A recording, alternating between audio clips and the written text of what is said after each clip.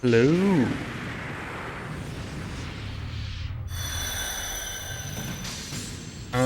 Sorry, I have to pull up one more. Alright. Hello. Welcome. I'm so excited. I showed off Evolution 2 earlier this marathon. Now we get to go backwards and do Evolution 1.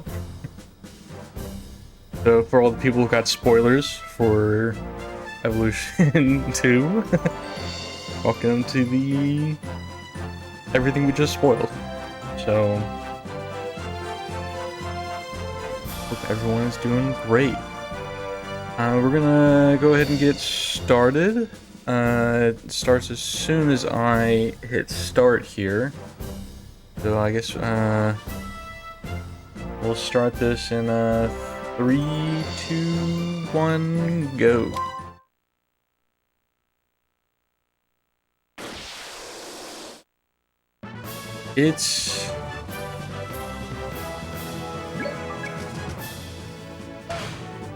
It's a pretty great game. If you like your randomized dungeon games, Evolution 1 is really good. But I guess I should explain a little bit of this game.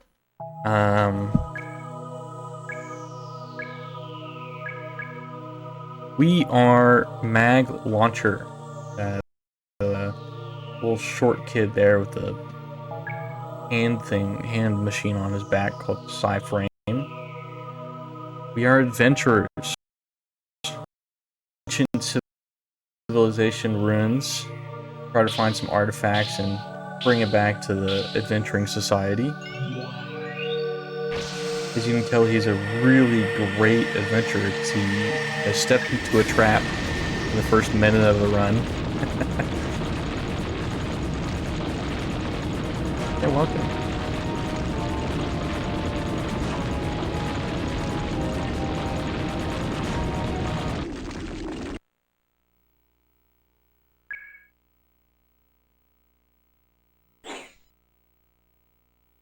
Got a lot of mashing ahead of me tonight.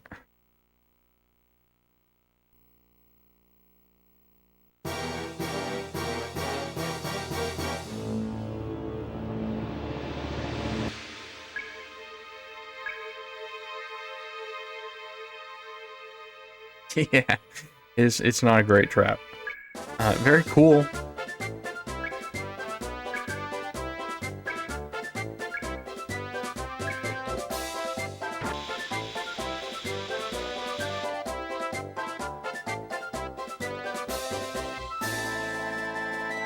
Anything I can do with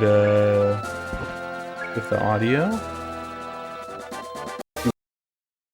Or whatnot.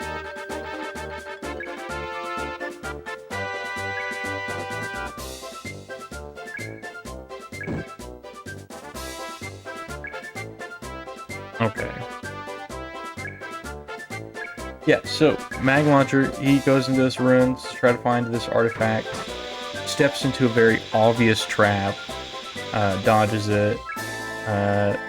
His rival Chain Gun, her name, comes in with her jetpack and sucked away, leaving us nothing. We leave this ruin empty-handed, have to return to the society, which is this building here, the Museum Society, Artifact Society. I'm not quite sure, it's just called the Society.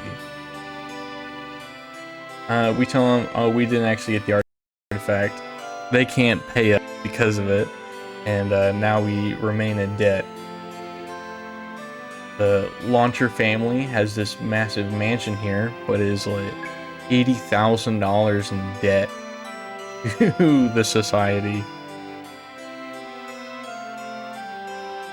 This game is really good. I love it.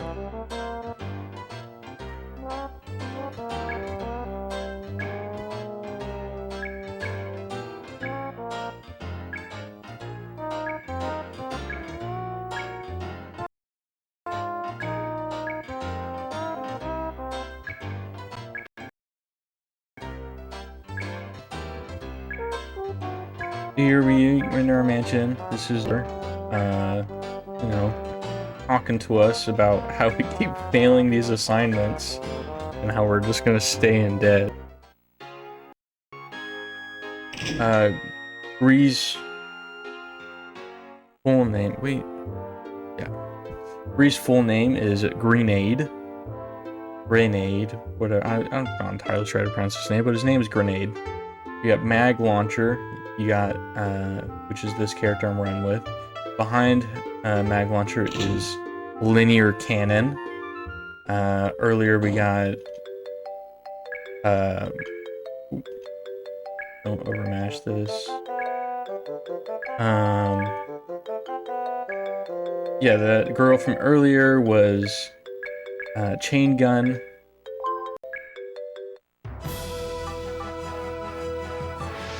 Which one? Shit.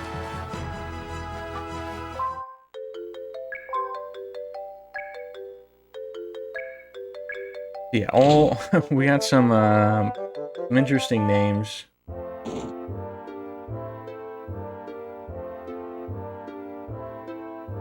So, we go to the society asking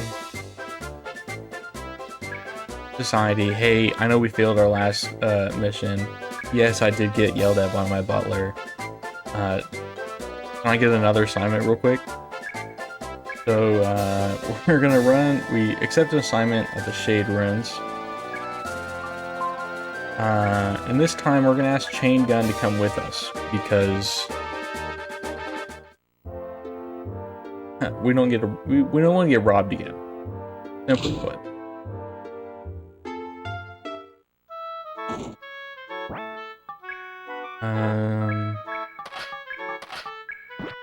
So we're gonna do something interesting here. We're actually gonna remove all of the equipment from Mag. So Mag, we're gonna make him naked a little bit here. Sell everything we just took off by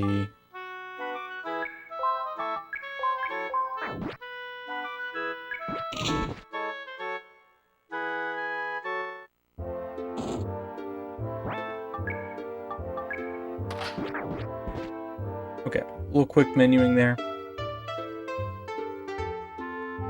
We have our party of 3.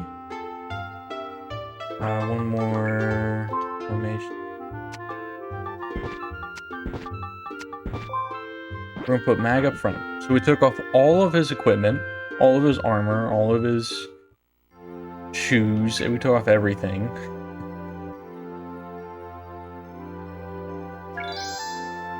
And then we put him in the front row. And we take off for the ruins. So right now, what we really want to find is a trap on the floor. Yeah, a fire trap on the floor. So we're going to be running in the center of these hallways, hoping and praying that we come across something, but we did not. We're going to lose a bit of time here, running backwards. Yeah, we need to find a enemy, a fire trap, something to damage our party, and we're gonna kill off Mag, the lead member of our party. We're just gonna sacrifice him for the greater good. That is. There were no enemies on floor 1. Are you kidding me? That's crazy. What is that RNG? I see we're off to some great marathon luck already. No, that's no enemies on floor 1 is crazy. Okay. Yeah, so all of these dungeons are completely random. There's no set fate. The only things that are similar are like there's kind of like similar room shapes. Okay, what is happening? Is this identical? Ooh. Oh, fire trap, beautiful.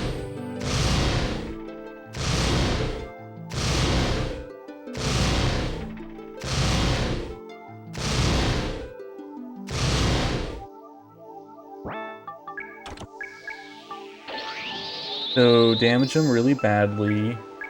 Use healing on linear and chain. Kill off Mag there.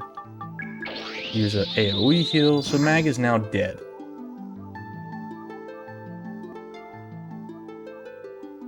I really need some encounters. Holy crap. 2 floors and no encounters? What the hell is happening, dude? Come on, game. Come on.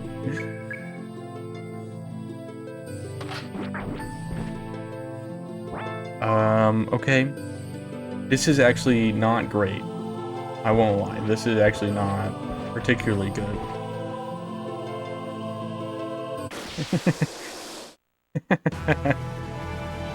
Okay, okay.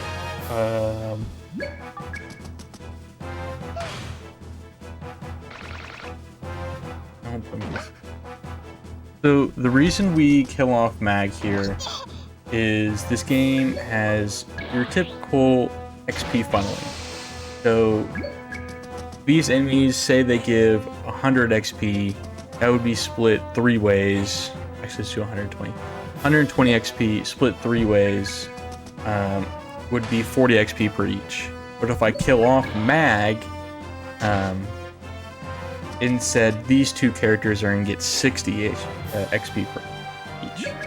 So just a nice XP funneling, typical in your RPG in this area. Obviously, I'm not getting 120 XP yet. The reason this is kind of... it's like extra powerful in this version, in this game. What is happening? What is happening? Game? What was that? Okay, I don't know what just happened there. That was not right.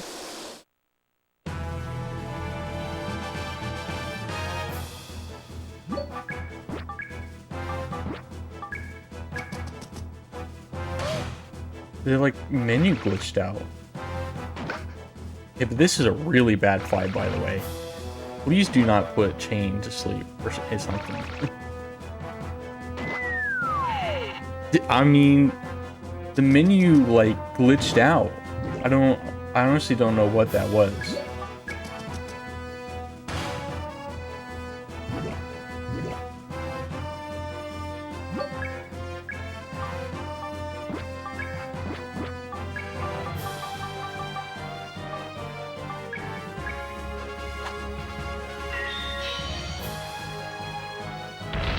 Yeah, so Mag's gonna be laying face down this whole entire run. So get used to that sight.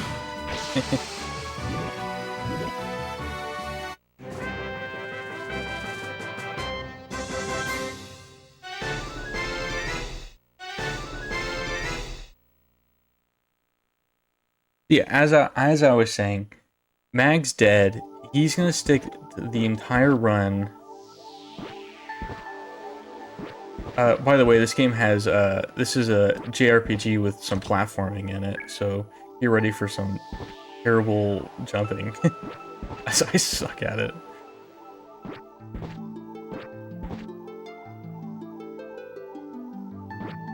There we go.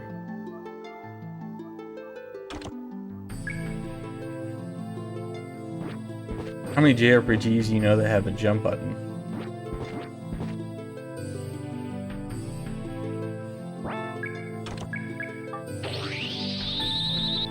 Yeah, so Mag's level 1, and for this game that kind of compounds itself. I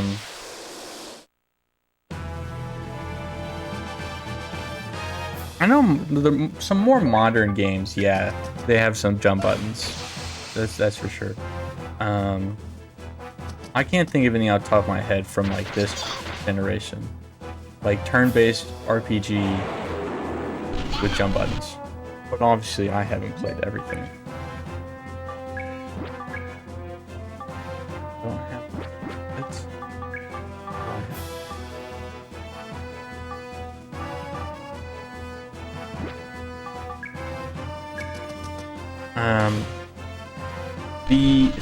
So Mag's level 1. This game, words are failing me. Scales everything off of Mag's level. So this game really messed up by doing this. Because Mag is staying level 1 the entire run, that means every dungeon is scaled to level 1, but our characters, Chain, Linear, or any of the other party members we come across are not level 1. It really minimizes the amount of leveling that I have to do. And to kind of put it a little bit in perspective, the speed run that I did of this, the very first one I did, that had no XP funneling, Mag was leveled throughout the run, was about 8 hours long. Over 8 hours.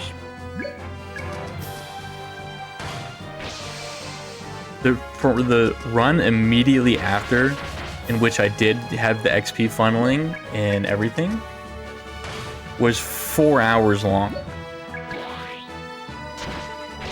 So I shaved the whole run in half.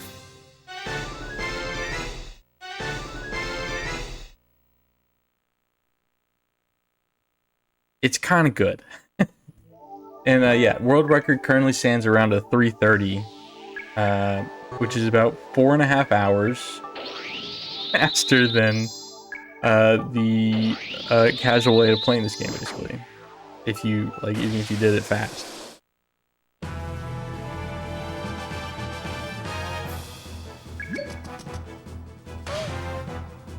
So like, I mean, it really is crazy. It's not only are your characters gaining levels faster because the XP is not being split, so your XP funneling, but the runes are scaled to the character you're keeping dead. So it's just crazy how broken it is, and that you can just be so OP so quickly.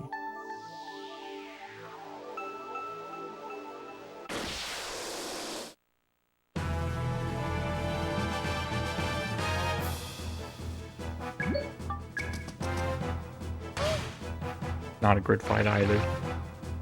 These sleep-inducing enemies are really annoying.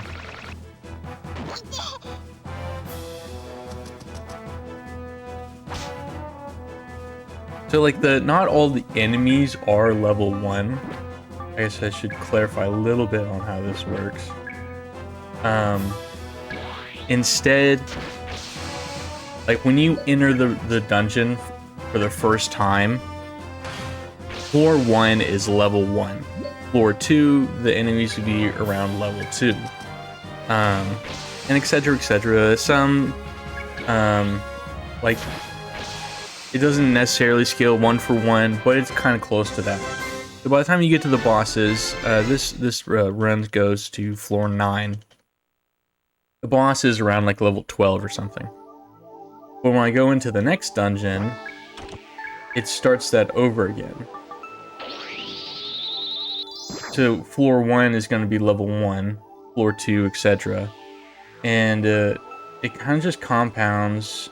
Like, you're still getting OP, everything else is still scaled kind of to level 1.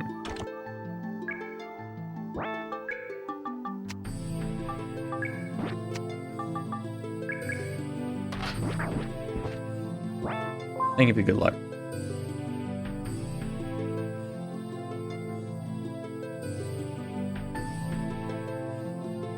In my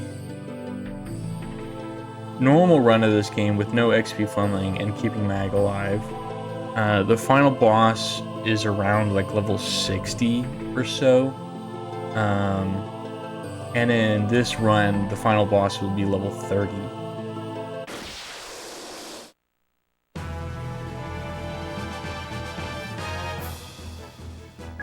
very excited to show the final boss too, because the final boss is really difficult normally. But we become so strong that you basically 3-shot the final boss. Can't one-shot it, sadly, but almost.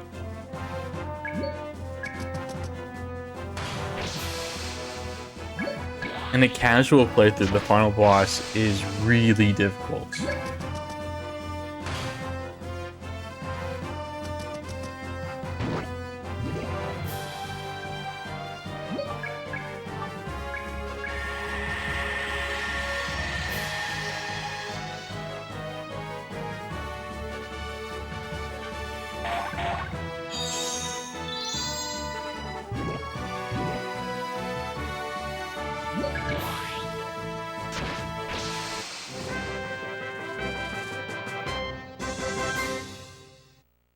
Basically, it's kind of already starting. I'm already kind of beating most of the enemies pretty quickly. So I'll get at the end of this runs. I'll be around a level, maybe level. I think I'm supposed to like 11 to 13. I'll probably do 12. Play it safe, not do too much. So you're like level 12. Focus on this. Gonna be level 12. The next ruins I go to, the enemies are gonna start at level 1, but my characters are level 12.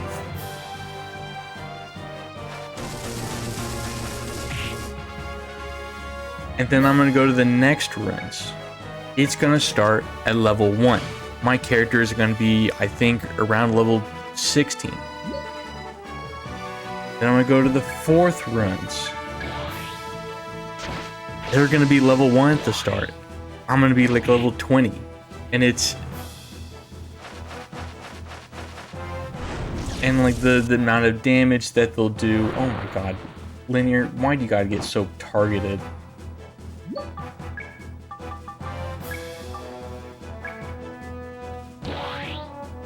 So yeah, amount of damage the enemies have, the amount of like health they have, how much damage they do, how much defense they have.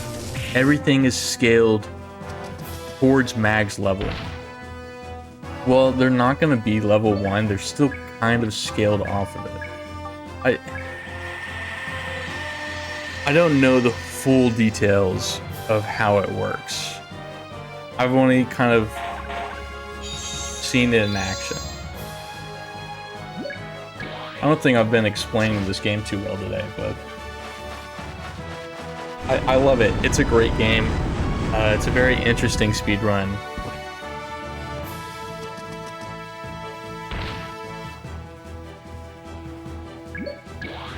Yeah, I guess I called it too soon about starting to get kind of strong. These enemies that I've walked into here are pretty strong themselves.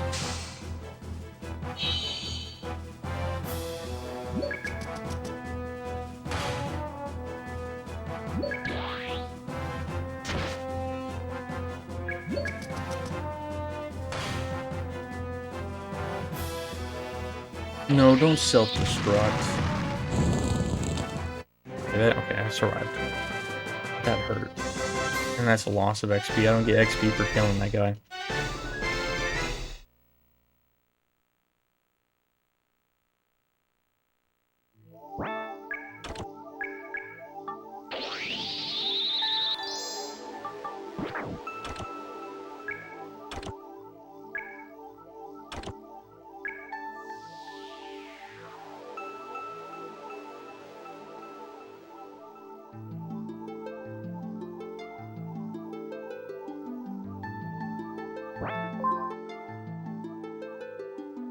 I need to do a better job of like preparing a script for what to say when I do these marathons.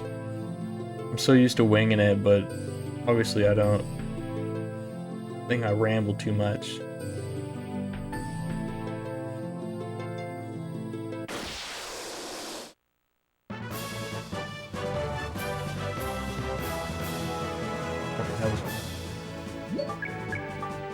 Still don't have it.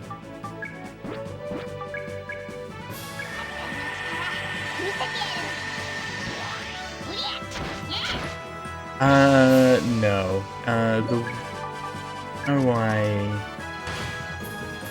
So, the only way to restore... in this game is called FP. It's your fight points. I think. Only way to restore it is to hit an enemy, to defend. It's basically, you have to take a turn.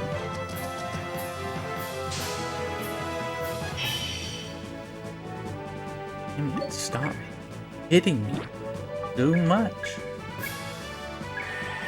And too many crits, too many focusing. Oh, game's being mean.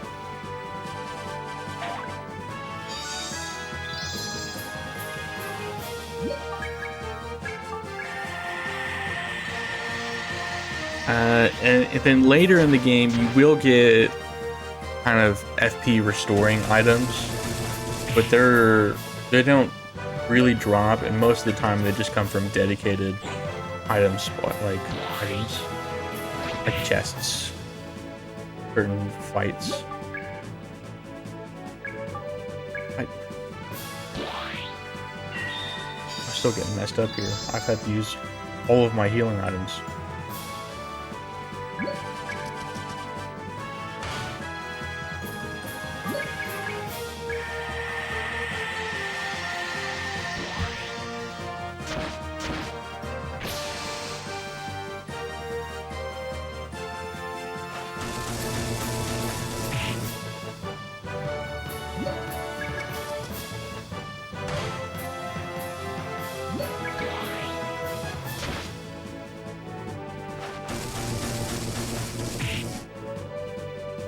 Get messed up.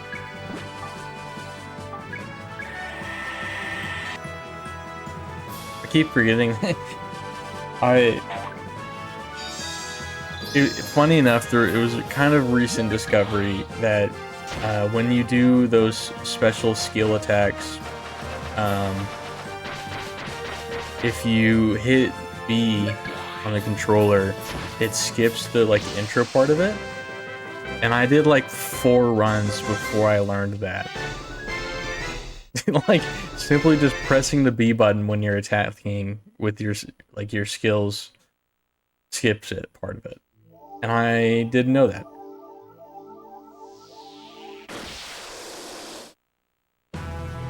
Shout out to Sammy for telling me that.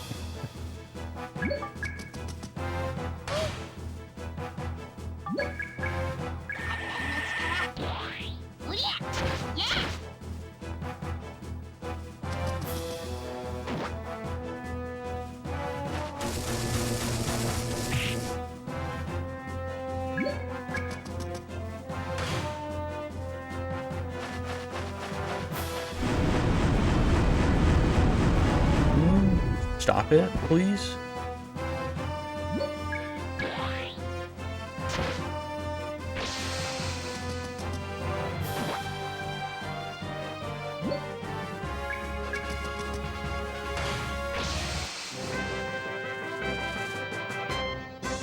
So we use Chain for now. The party member of choice for later game is Pepper. Sadly, Pepper is not available from the start, and only becomes an optional or a party member after you finish the first runs.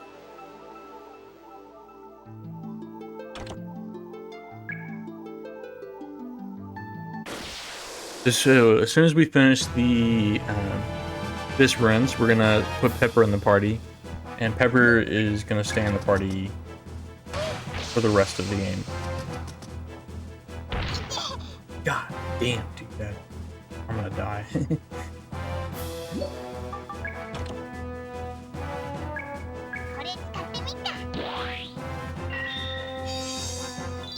I should have brought an extra revive item just in case.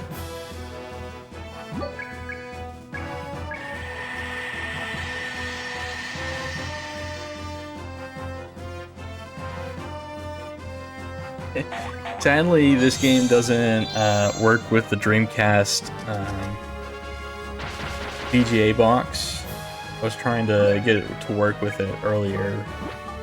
Sadly, it doesn't. It would look even better. This game does look good. I like it. I like the look, the whole visuals of it.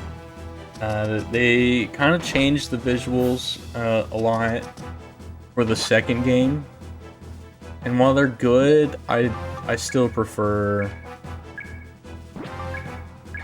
the first game with how it looks. There's a GameCube port where they combined Evolution 1 and Evolution 2 into a single disc.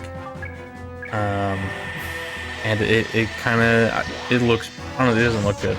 I think they had to like dumb down a lot of the graphics and like background images, whatnot, to kind of make it all fit on a single GameCube disc.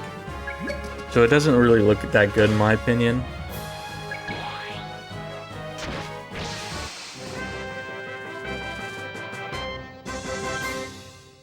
And not to include the fact to fit all of it onto a GameCube disc, they had to remove like 70 to 80% of the content from Evolution 1.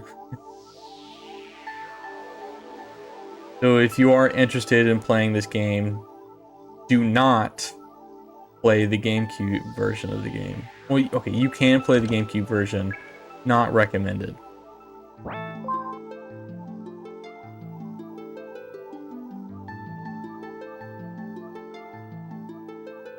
You should play the Dreamcast version, so Evolution 1 and 2 are their own games.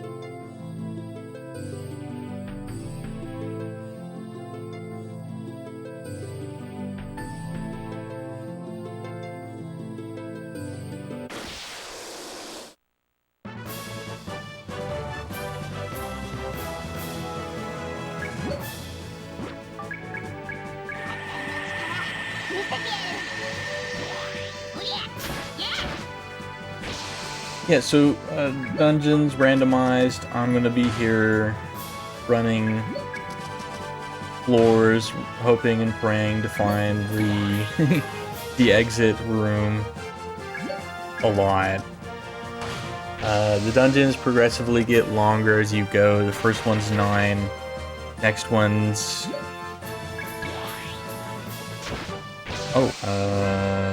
12. I think the next one's 16, and the next one's 20. I'm on blank on it, my bad.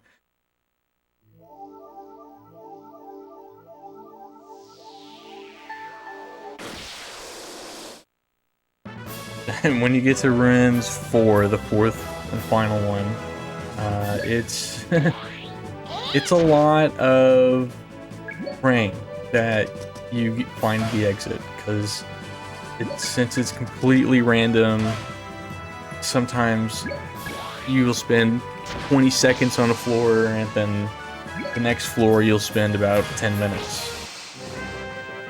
You gotta love RNG.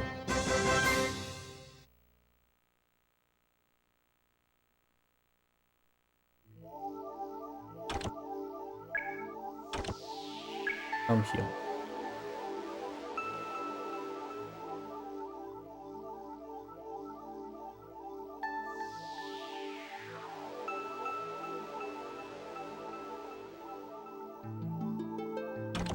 A lot of chests, that's for sure.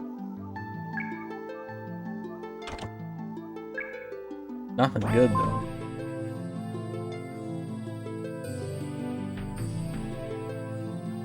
More platforming time.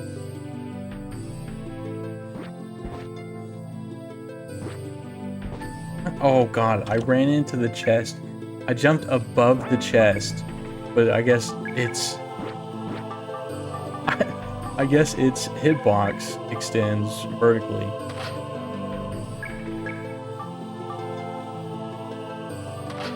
Okay, let's put that on actually. Prevents paralysis is pretty good. Did not know the hitboxes of the chest extended vertically like that. That's funny.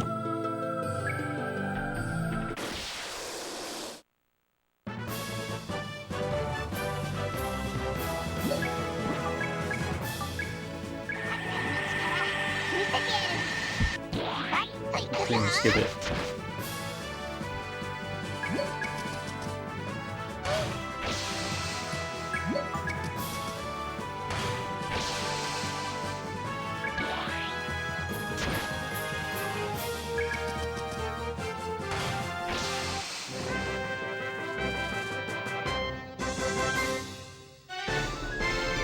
For level 8, yeah, I'll say it again. We're trying to get to around level 12.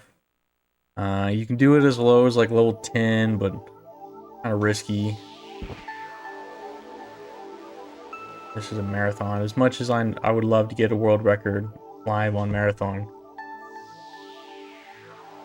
I should probably play it safe. So, you can see right here, there's kind of an off-color tile there. That's a trap.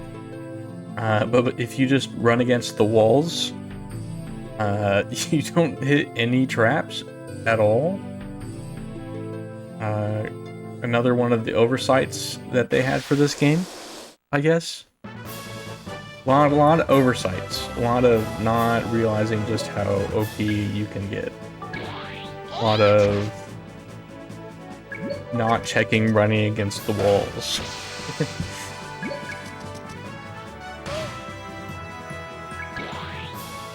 Yo, Sonic, what's up?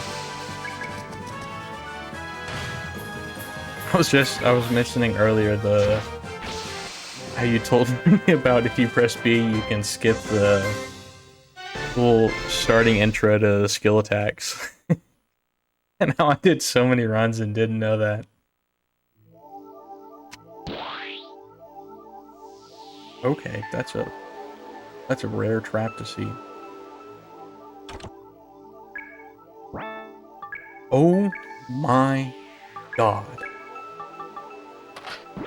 Beautiful. Attack booster plus 27. Those are so hard to find, and that it's so high this early is really good.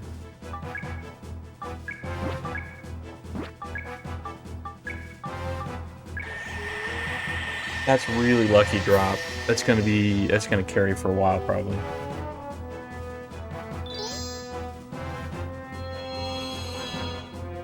So yeah, that item is just a straight plus.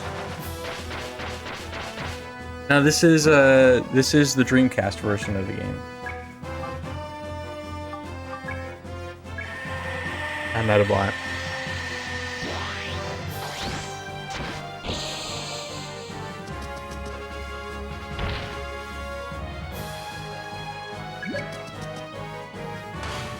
Yeah, I've never played the GameCube version all the way through.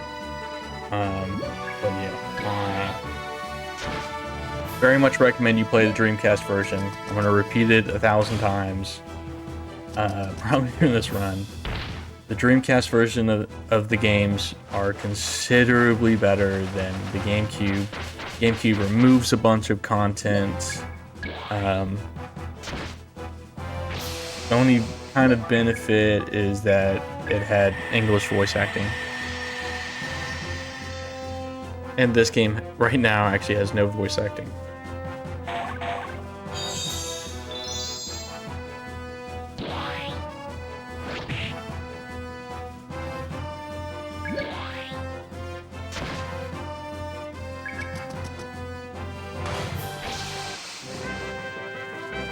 Good fight. 150 XP there, really good. What floor are we on again? 7. Okay, so we're nearing the end here.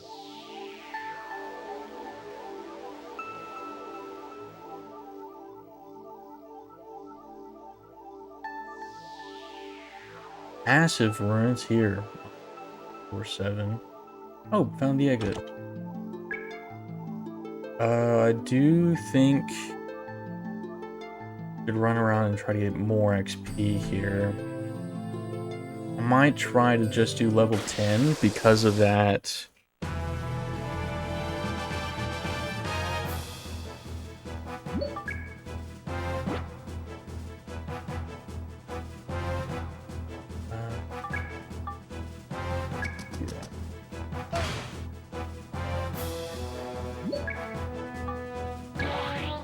Actually, she doesn't have a single target heal yet.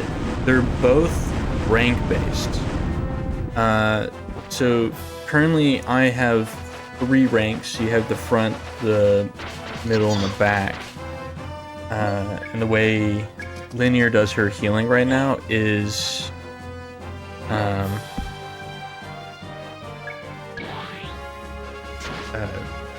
it's based on the ranks, the rows. He later gets a single target, and that one is a full heal of whatever enemy.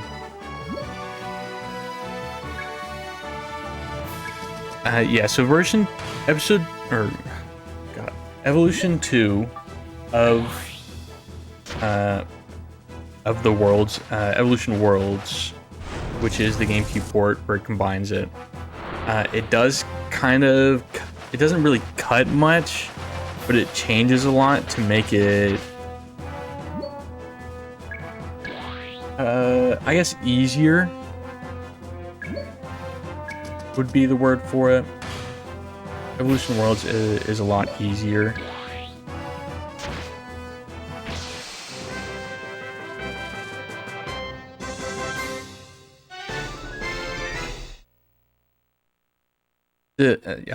This is how I've been putting into perspective when I did my Evolution 2 run earlier this marathon. Evolution 1 speed run is 4 hours long. 3 hours 30 minutes by world record. And that includes a lot of abusing of the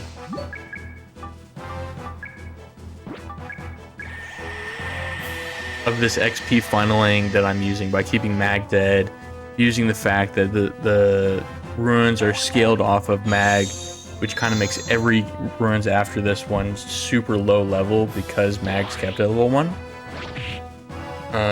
So it's 3.5 hours. If I didn't do that, it's 8 hours long. Evolution 2 speedrun is also 8 hours long. So if you were to do Evolution 1 and 2 back to back as a speed run, it takes 16 hours. The Evolution Worlds speed run is 6 hours long. So the fact that the combined speed run is 16, but the GameCube port is only 6, is to emphasize just how much content was removed and kind of how much easier they made it.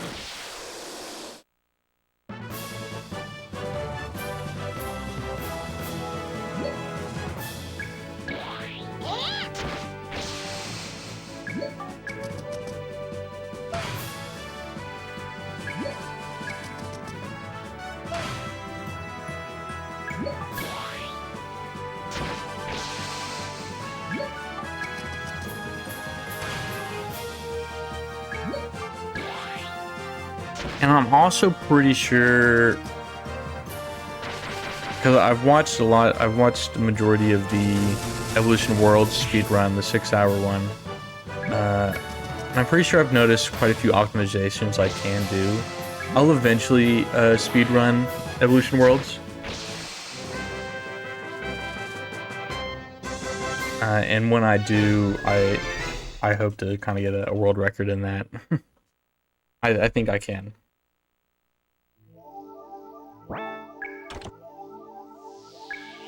Yeah, I hope the way I explained it with how much shorter it is as a speedrun kind of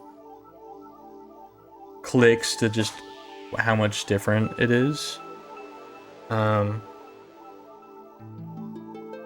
a lot of that cut content is from Evolution 1. Evolution 1, 8 hours in your typical way. And they removed so much content from that portion that what took me 8 hours to do, the speedrun for Worlds finishes that portion in an hour.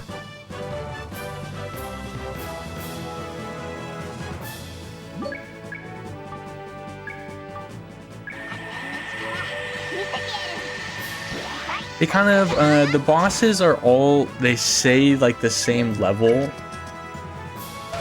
but they do considerably less damage. They take more damage. And just all of that. The bosses and all the enemies really, they'll say they're the same level as what they were in Evolution 1 or 2. Actually, not Evolution 1, but Evolution 2, not the 1. But you don't need the level as much. So in the Evolution 2 speed runs,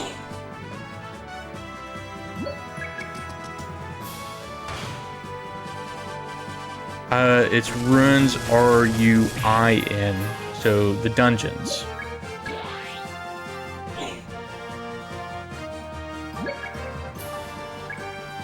I'm just using a different. The game calls them ruins, but they're dungeons, basically.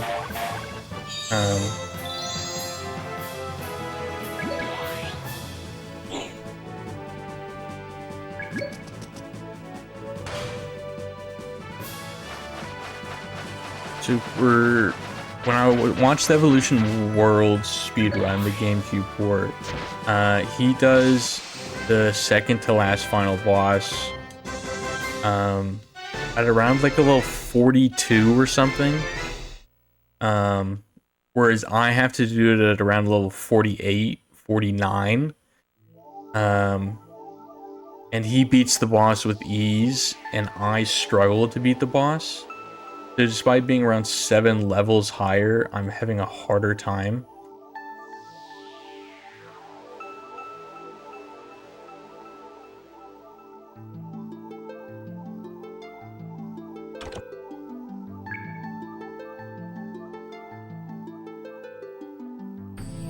Damn, of course I went the other way. I tried going right. Exit was to the left. Or to the... I tried going left, and the exit to the right.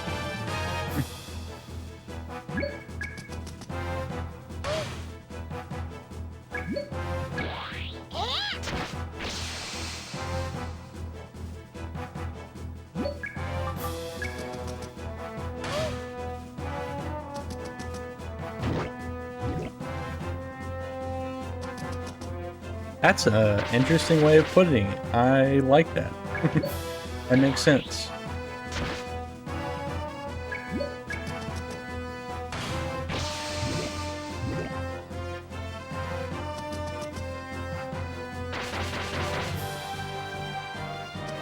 We are evolving again.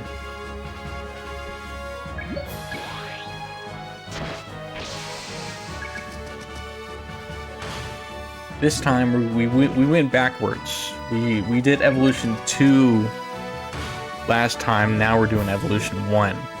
So we're kind of devolving a little bit.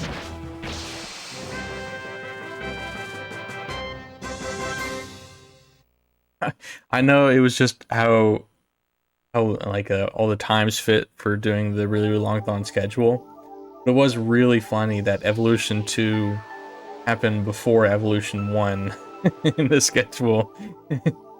and kind of just, I had to spoil a lot of the run.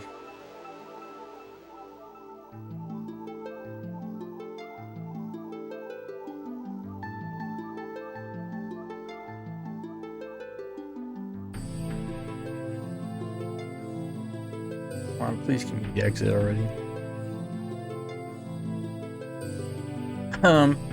Yeah, I'll explain it here in a sec. Please be exit. Oh my god. This is a nightmare floor. I used the chameleon color to go invisible. Jesus, I walked right into it. Yeah, so as Rocket says,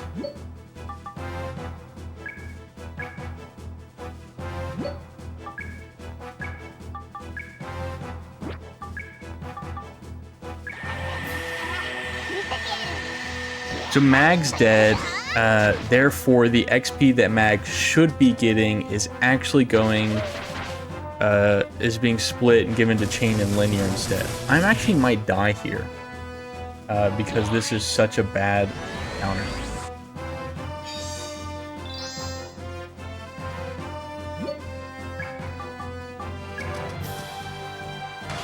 Yeah, so chain linear are going to be a higher level than before.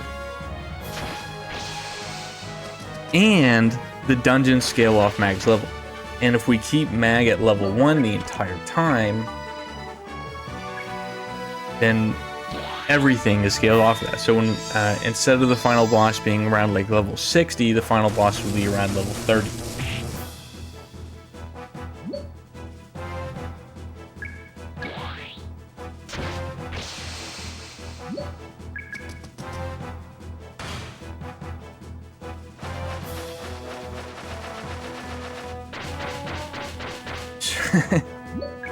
So we've been in this dungeon for 50 minutes.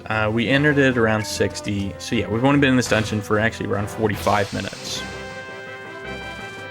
And Ruins 2 will take me 40 minutes. Ruins 3 will take me 30 minutes. Ruins 4, I lost a bunch of time in, but it took me 40 minutes. So as the run is progressing and the dungeons are getting longer and longer, it's actually taking me less time to beat the dungeons. That's kind of how it's going.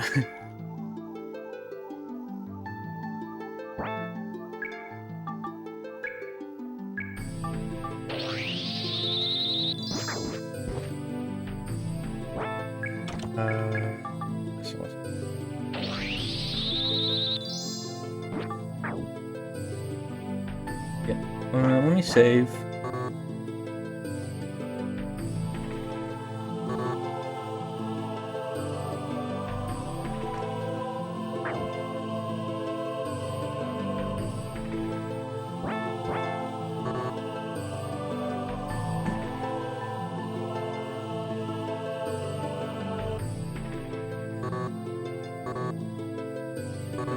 What do you mean no memory card inserted? What?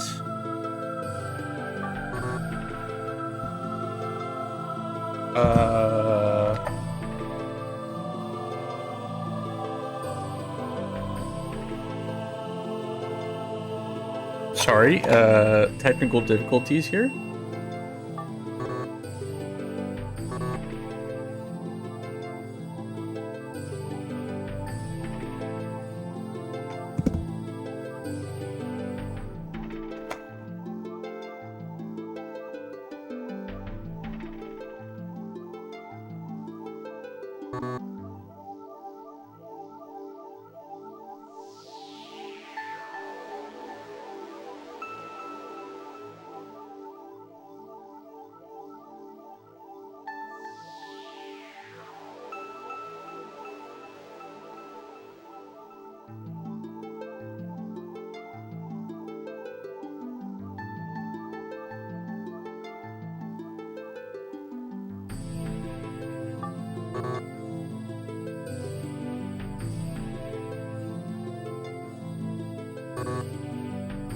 Okay.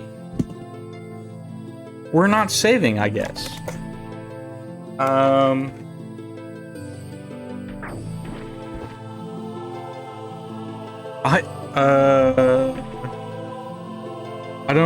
don't know what's happening.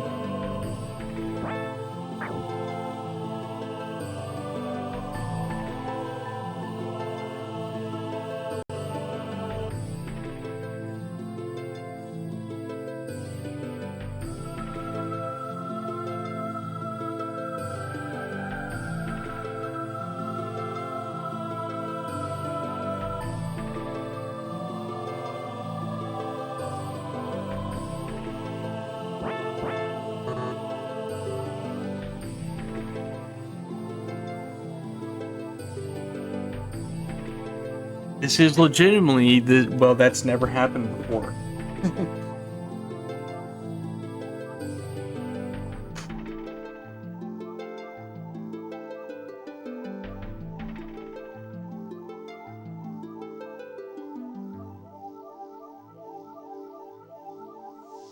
Uh...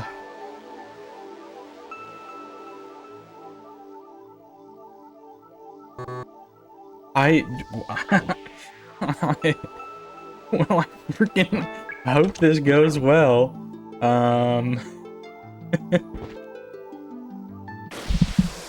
Yeah, hardcore run activated.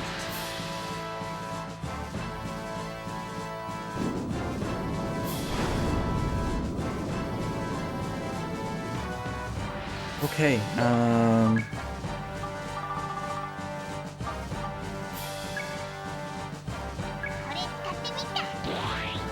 yeah, boss fight time. Let me reactivate my brain here. We're gonna use a strength spell.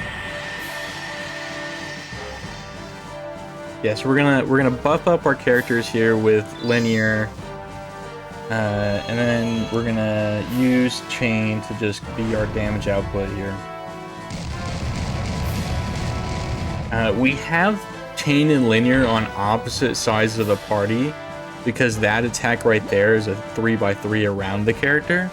So by having it separate like that, or them separate on other sides of the party, that only actually hits one member instead of the two. Just go ahead and attack.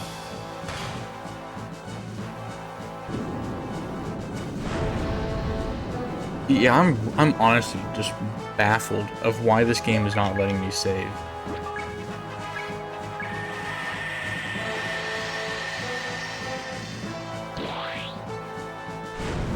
I tried I had 4 different VMUs. I tried a different controller. The only other thing I can do is reset the console and maybe try that, but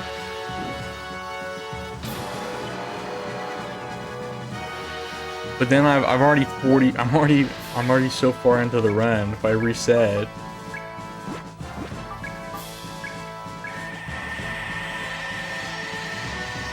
yep, I'm my bad. I keep forgetting that.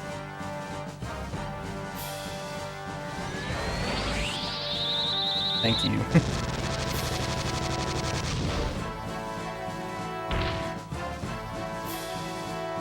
There is a little button to skip it.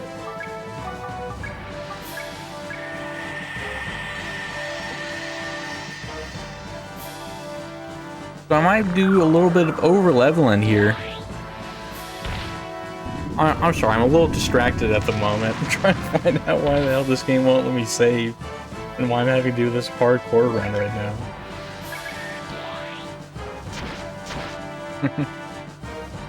I'm so confused. That's so weird.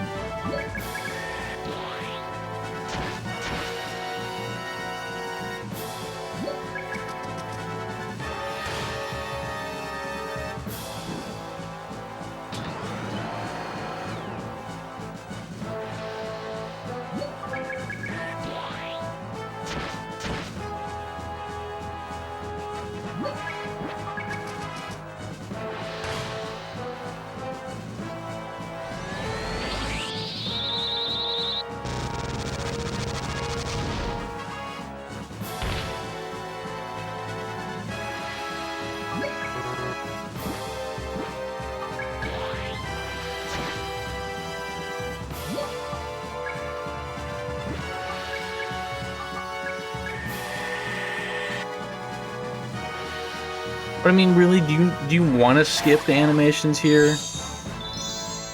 Like, they look so good. Why would you want to skip them?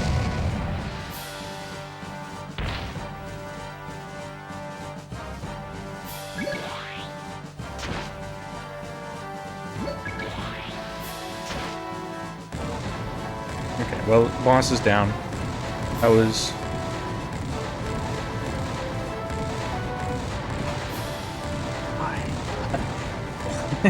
What happened to the save? I'm honestly so lost in what happened. Like, I can see the VMU is on. The controller is working.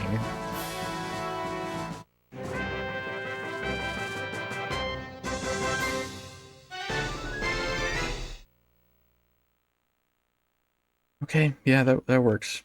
That works. So first runs is down.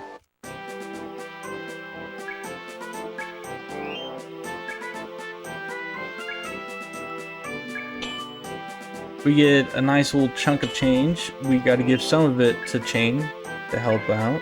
And then most of our money end up going to pay the $80,000 of debt that we have. Because even in video games, you can't escape your debt.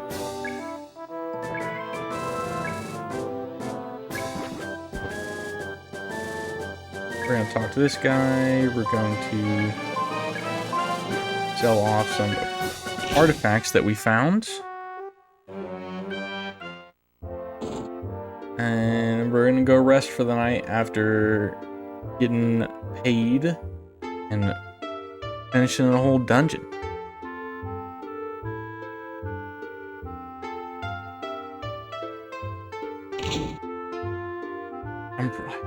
I'm trying to...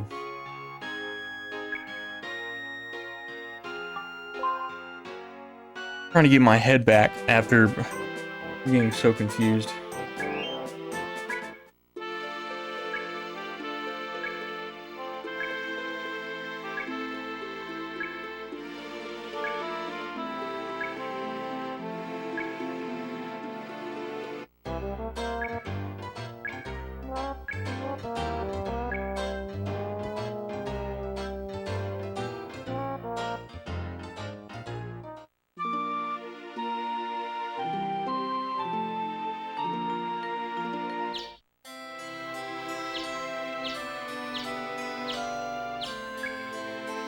We get our nice rest of sleep. We come downstairs, find out that we received a message early in the morning. But Mag's a teenager, so he did not wake up in the morning. And we got someone came by from the 8th Imperial Army. They already sound like bad people, I know. But apparently the Launcher family is well known for being the head knowledge of this rare psi-frame called Evolutia. This legendary psi-frame. And the 8th Imperial Army would very much like to find this legendary psi-frame. So they're going to go talk to the head of the Launcher family. They do not realize that the head of the Launcher family is a 14, 15-year-old kid.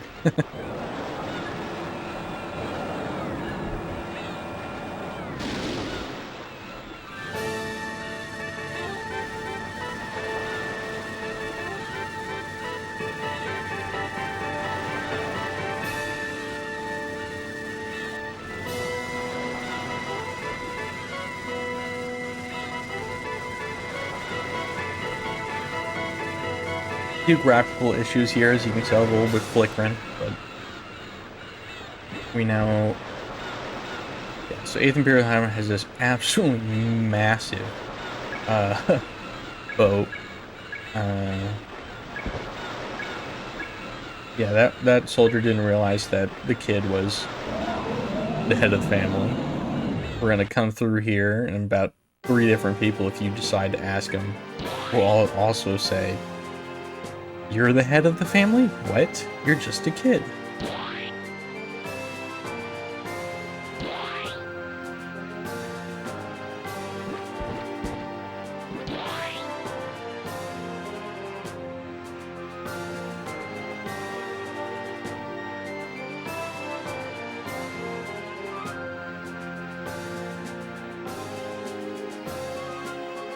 This guy doesn't believe us. Thinks that we're just little kids running around.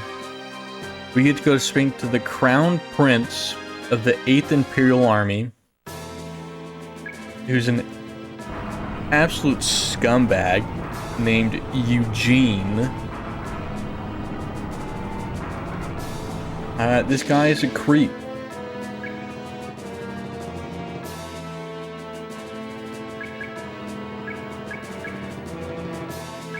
And this is how we know he's a creep. He sees this girl We don't know how old this girl is. The game doesn't actually tell us until much later. But we at this point we're supposed to assume that she's the same age as Mag, which makes her a teenager. And he's creeping. He's creeping. He's a real creep.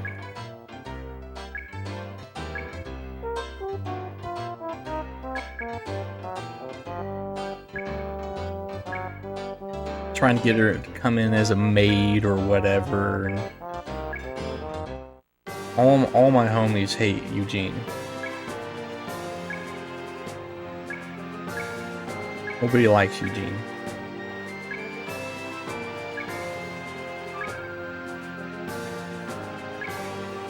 Yeah, so it gets more serious.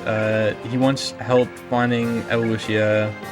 We let him know that our father was the one that was the expert. He's been gone for a couple years. We have no, like, he doesn't actually know. And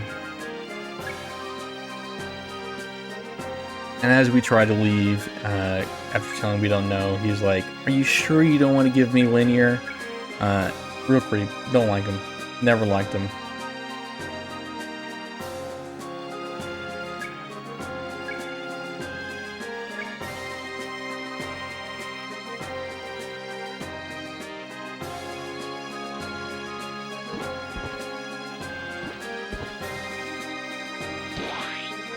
Yeah, that was it.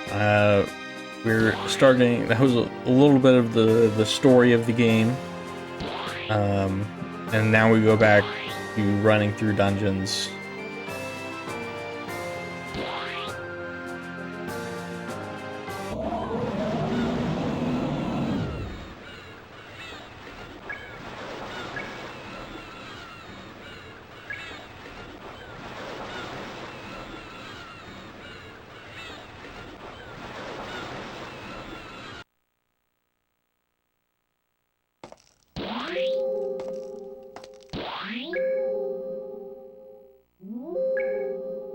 Oh, yeah. Mm-hmm. You understand.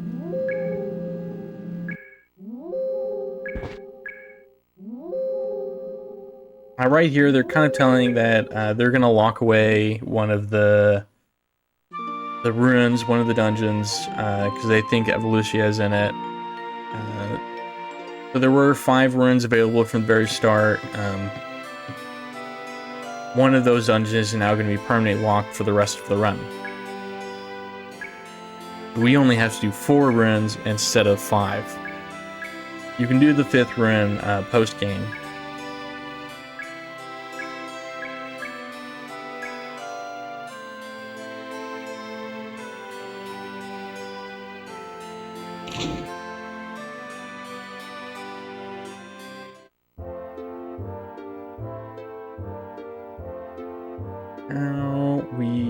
So now we're gonna go do the ruins again. And in order to do that, we gotta go talk to the society, get another assignment, one of the other ruins,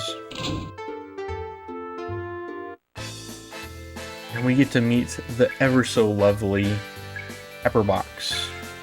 She's an absolute. She is best girl in Evolution. She is so strong in this game, and saves so much time. So she's gonna become our main character, basically. Mag's dead the whole run. She's now our main character. And funny enough, she's also like the main damage dealer for, or like, man, maybe like tied for like main damage dealer in Evolution 2. So she's just really good. Evolution 1 and 2.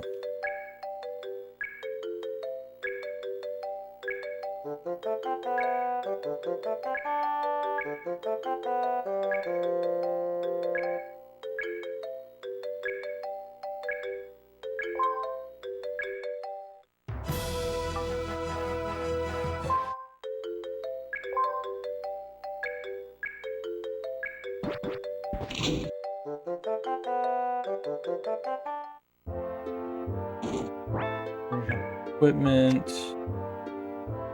We're going. Let me get Pepper in the party real quick. Pepper hangs out in the bar. And invite her to a party. So chain was useful at first runs. Now we got best girl. Equipped. Remove weapon. Then weapon. Actually, you know what? I actually need to get rid of Pepper real quick. I forgot. I actually need to put Chain back in the party so that I can remove some equipment that she's holding.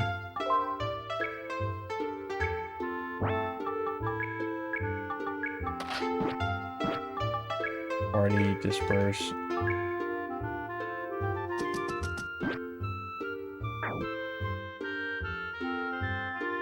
It's just so rare that I get the attack booster that I kind of forgot the two that I needed to do that. Whoops, overmashed.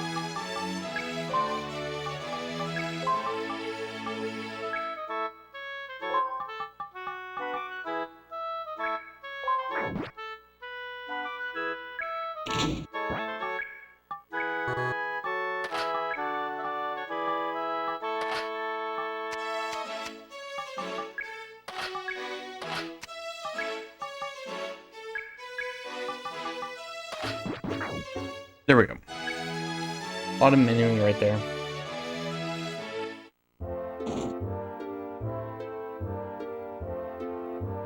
Actually, I think I have money left over.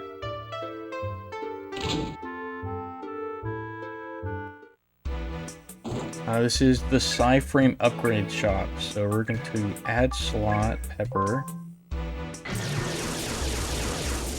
See if I have some extra money still. I have enough.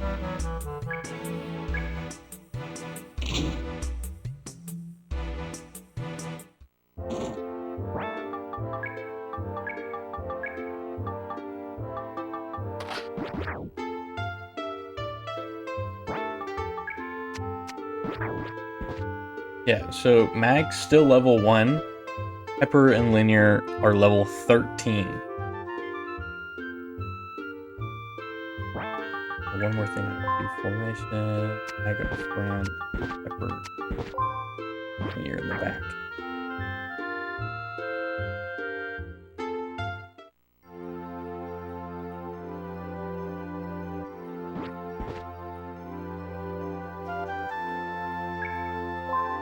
The last runes right there that we did took me roughly 55 minutes or so. Or not 55. Yeah, no, around 55 minutes. This rune's right here, my gold split. I finished the runes in 25 minutes. This runes is longer than the previous one. It is quite a few floors deeper or taller. So which one is this one? This one's taller. So it's this one I think is 13 floors. So it's 4 floors taller, but it takes me half the time. That just kind of shows you how crazy this XP leveling thing is. This XP funneling.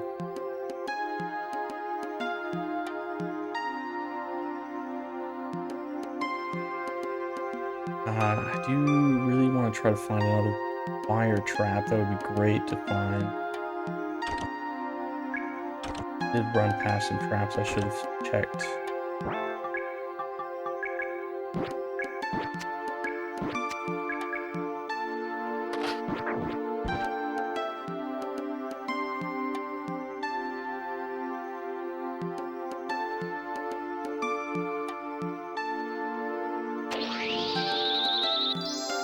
Healing trap, okay.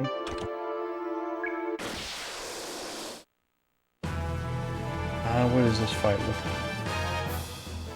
like?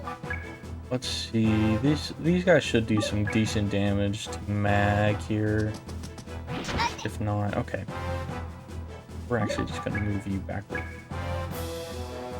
So you cannot run away from a fight unless all your party members are on the back row.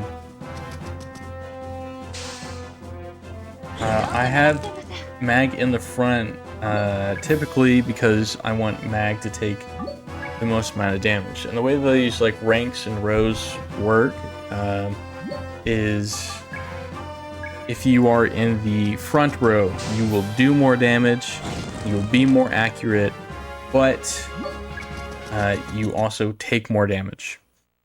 Back row, complete opposite. You do less damage, you take less damage. All around, you're more defensive position. And then the middle row is a mix.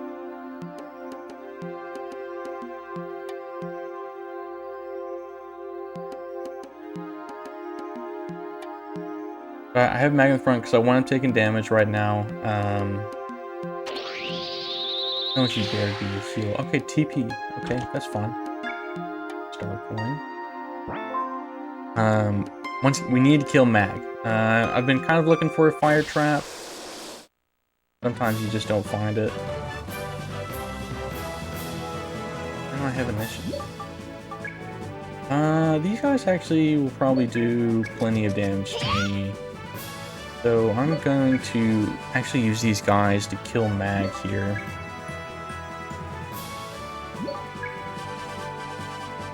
Kind of annoying I got the initiative.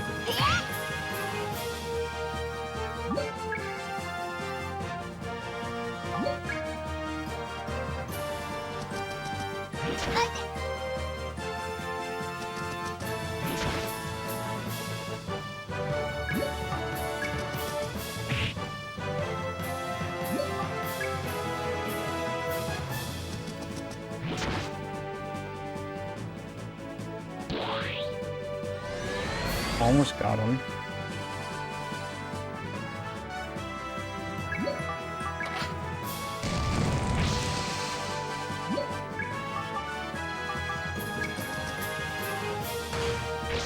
Okay, I'm accidentally killing them. I still need them to kill Mag here. I kind of forgot just how much damage I would be doing with those. Come on. Just need you to poke him a little bit. There we go. Hey guys, collapse to the floor where he'll spend the next 20 minutes.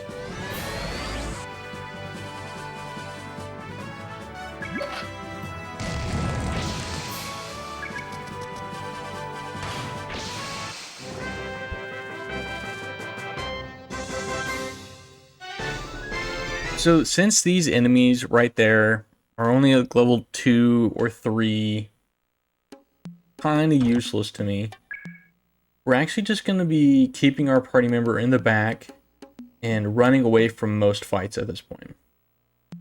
They don't give enough XP to really matter, and we only need to get to level 16 for this next boss. We don't really need to do much. That was kind of an unfortunate circle I did there.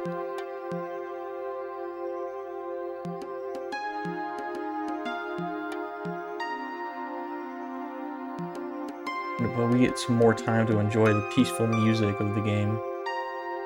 This is one of my favorite just calm music playing.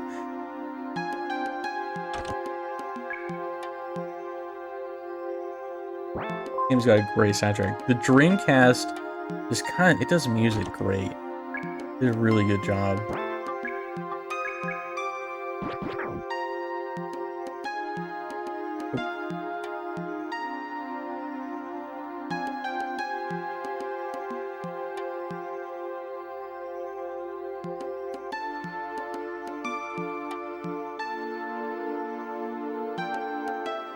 There.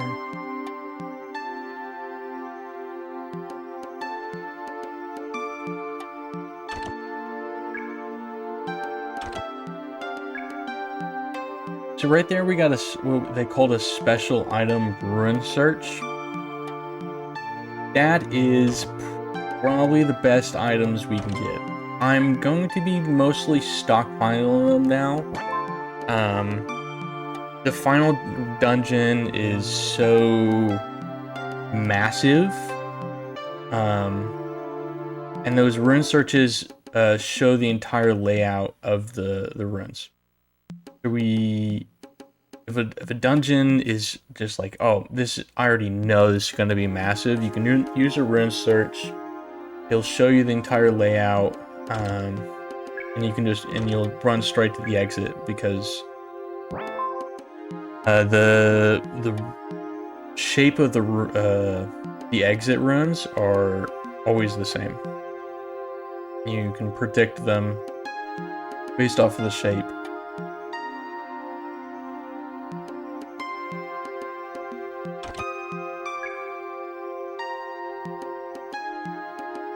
Like on that previous floor, you enter from the left side of the room, and the exit's at the bottom there. If I were to use a rune search and see that kind of shaped room, I would know instantly that that's the exit. This one you enter from the top, kind of has this weird shape to it, and I would instantly know that's the exit. And I was unlucky to get that as the very last room I found. Okay, let's do a little bit of leveling here. We might have skipped a few too many.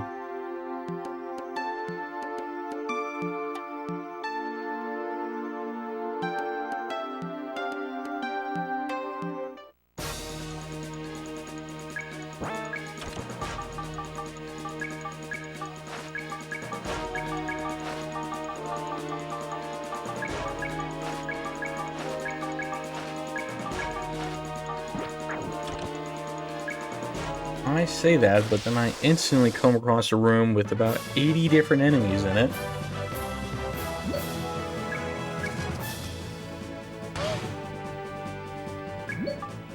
Wow, that was so strong.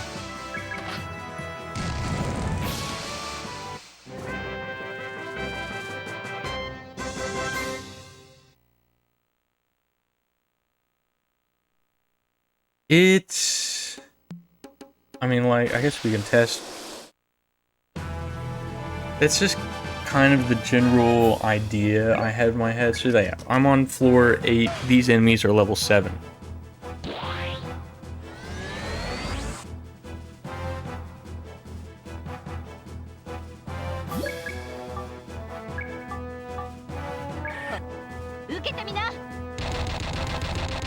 So they kind of still suck XP wise, because I'm level 13. But I don't have a better choice. I still need to hit around level 16 to comfortably beat this boss and get a kind of a head start on the next boss.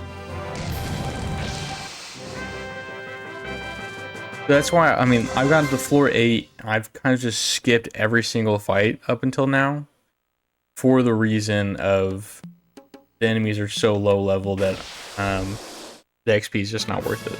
I got 38 from that one, and that's just so little.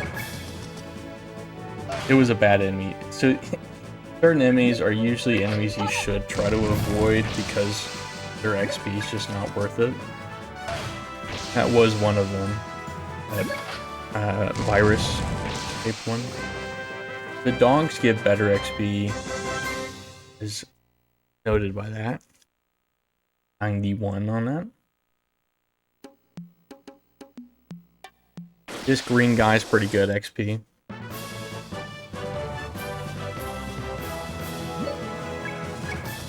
And also, I'm sure people have noticed, I'm trying to run into the back of enemies.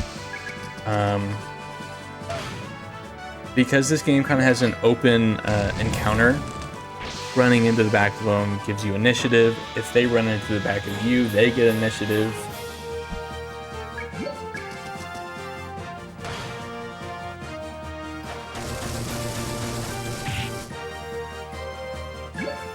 And obviously, just going first is gonna save you time every time.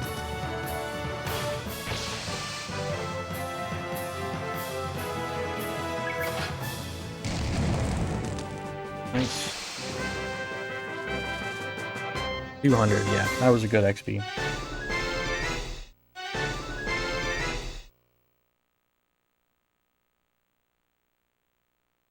These other enemies, I don't think any... Because I can only see one of them. So, like, I knew there was going to be the green enemy in that fight. But I only saw that one. There was so many other enemies in that room, in that fight, that I never saw. So I could kind of gamble and go into those other fights and hope that they had some better enemies within them. But knowing that it had like the virus in them, because that's the enemy that's running around, typically I would avoid it. Just not really worth it. Knowing that they're typically just not good XP. Same with these spiders right here.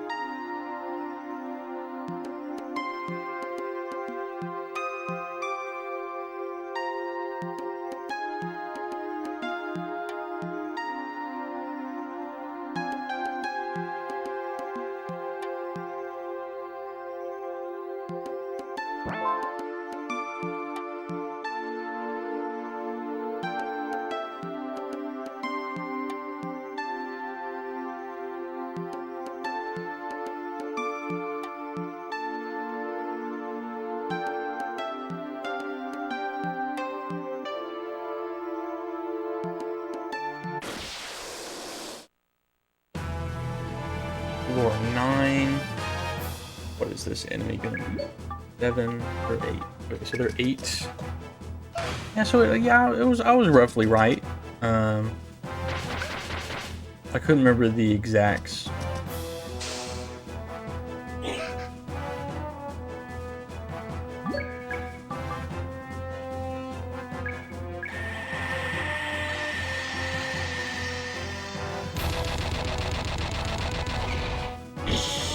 I didn't skip that one on purpose. I wanted to take a drink of water.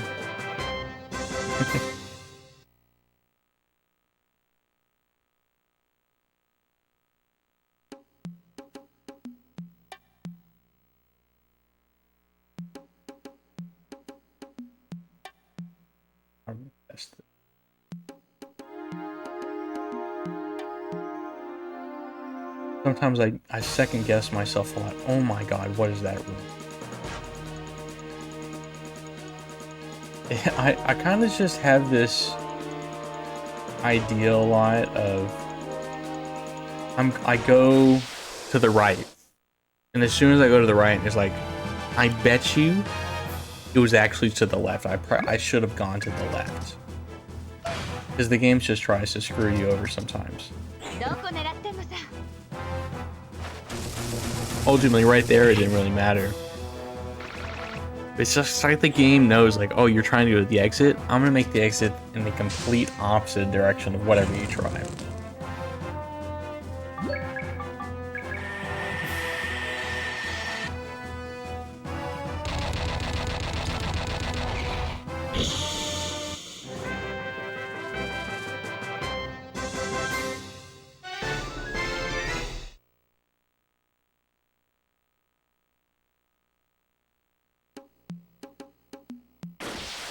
Oh, that was a back attack on me. I saw that. Oh, it wasn't. Bye-bye. There was a quality of life upgrade kind of done for Evolution 2, which was when you run away from a fight, the enemy disappears. So in Evolution 1, when you run away from a fight, that enemy is still there and is directly where it just touched you. Which means you can kind of get trapped in a loop of getting an encounter with the same enemy, because it'll dash towards you.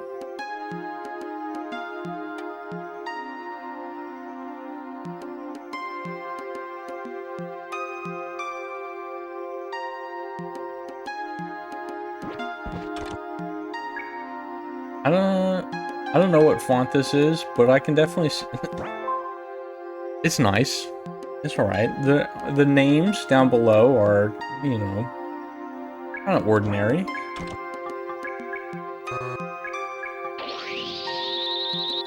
The rest of it's kind of nice.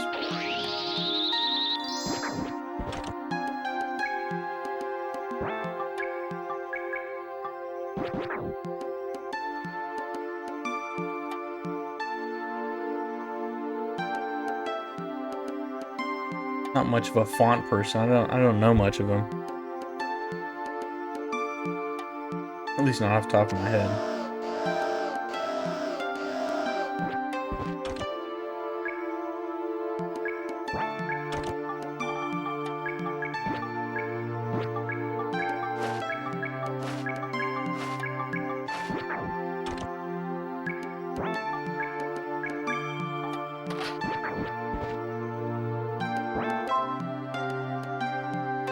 Is it? Yep, did know that.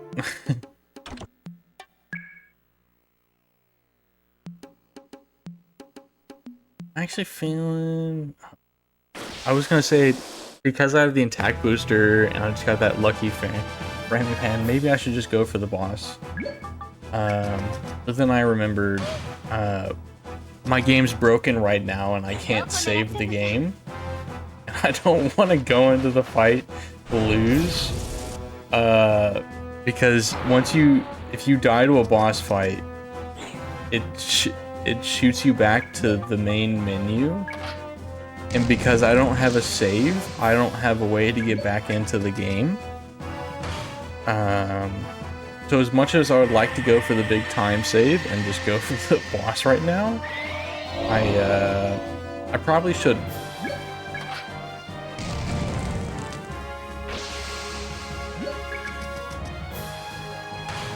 Because for some reason for some reason the game didn't want to work today and I can't save.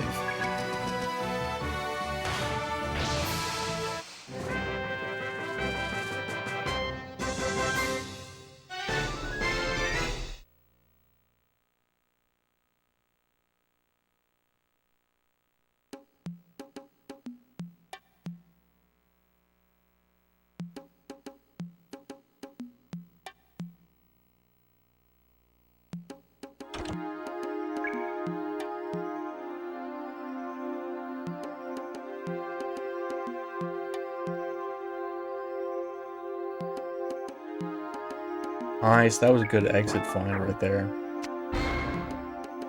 Well, I walked into a trap, so whoops.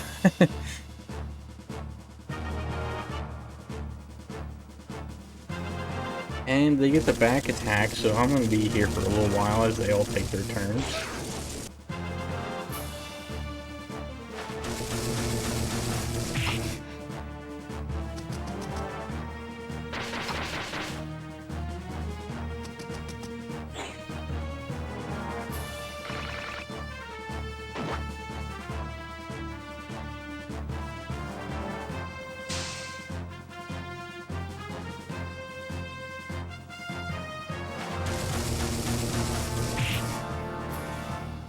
Bonus experience. Yeah, good way to look at it. You know, maintain a positive outlook.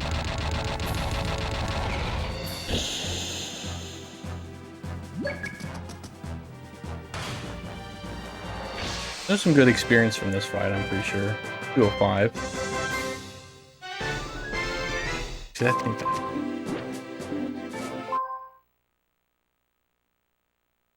I'm mashing without looking at the game sometimes. This should be final floor.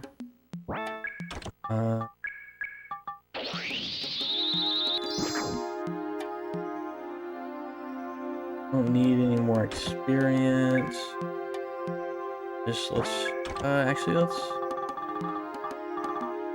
use a trap search. Item search. Sometimes you don't miss. Oh my god, this one's massive. We're using a rune search. Okay, yeah. I needed to use that right there. This would have been a miserable floor to do without a rune search. Oh my goodness. Look how much. Look at that off to the right, that just tunnel that just goes forever. That would have been miserable. But we can skip that because we have a rune search.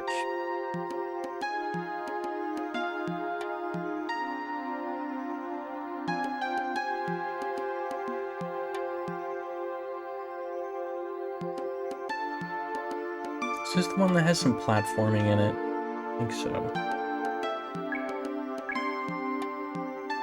Let's try to save again. Nope, still can't save.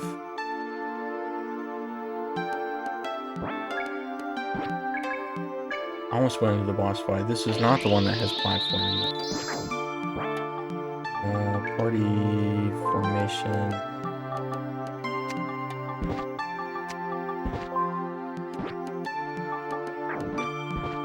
Okay, boss fight.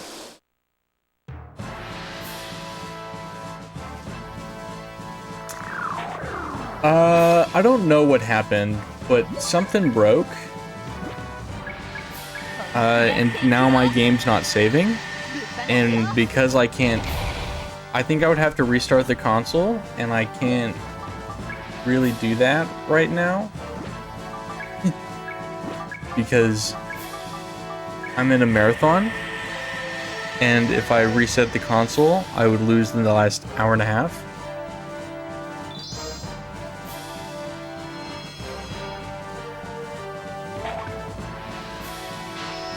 I don't know what's happening. I did one of those classic, oh, this has never happened before, marathon things.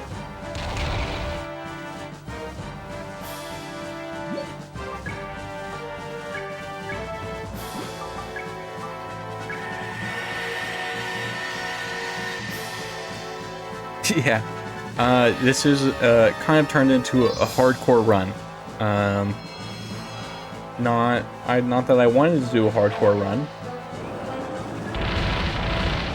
That's what it is now.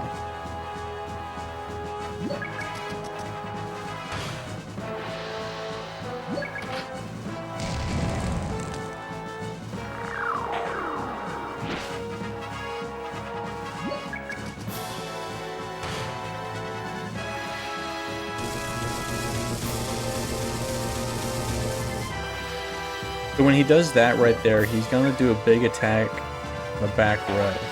So, actually, I'm pretty sure that's what. But since I moved forward and there's no one on the back row, he'll no longer do that big attack.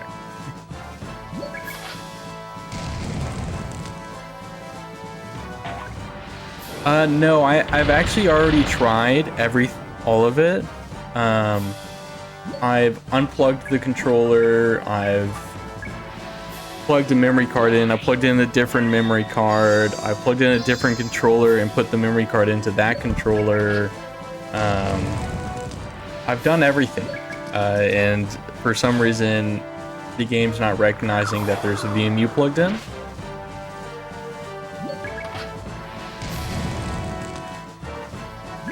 It's never happened before. I've never seen it happen in any other game ever.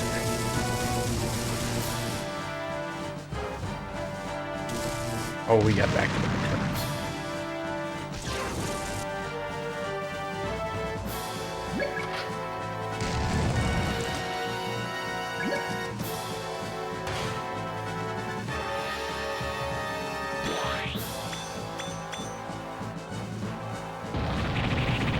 It is also highly recommended to not unplug a VMU while you're playing a game, and especially not unplug a controller while you're playing a game on Dreamcast.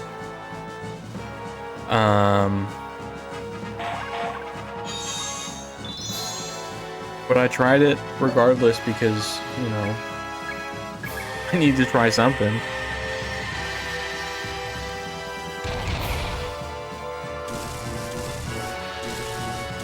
Yeah, this is a Dreamcast game, so I can kind of understand it on like some PC game or something, but it shouldn't happen on Dreamcast.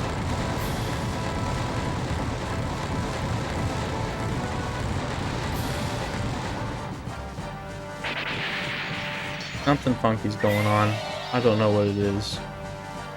This is a speed run, so saving is kind of time loss, but I was doing it to be marathon safe. I guess we're just no longer being marathon safe, though.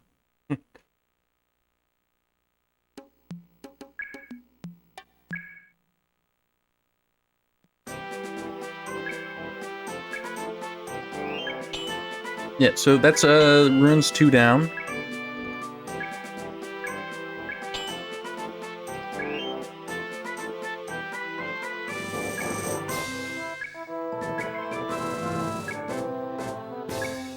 We're gonna get our pay, and then we're gonna sell off all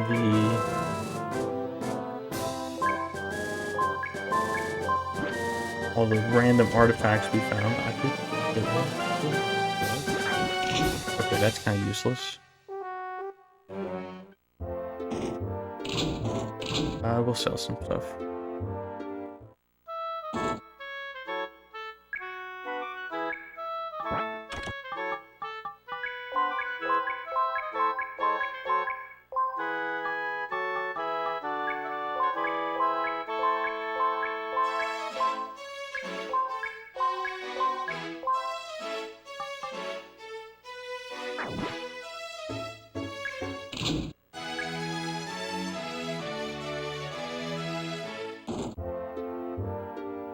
So we're gonna do the same thing we did last time. After we finished a run, we're gonna head to the house.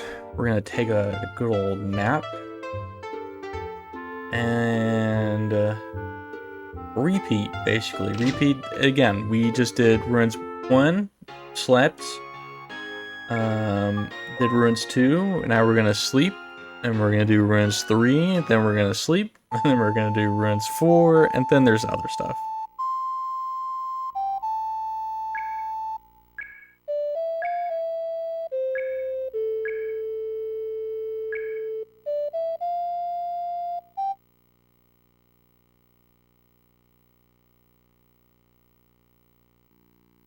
This is a kind of weird part. It's never really explained until later, until well, like the very end of the game. As you can see here, Linear, our female companion, is using magic. All right, restoring his plant to life. No other character in the entire game has magic. Nobody. But that's not brought up. No one questions it. No one says anything. It's just, oh, she has magic. Okay, that makes sense. No, it doesn't. It doesn't ask questions.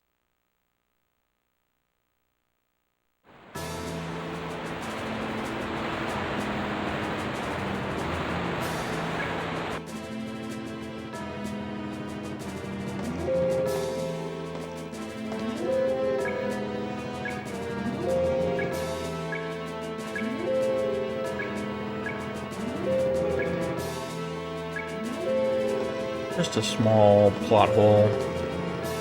It's fine. Too much mashing.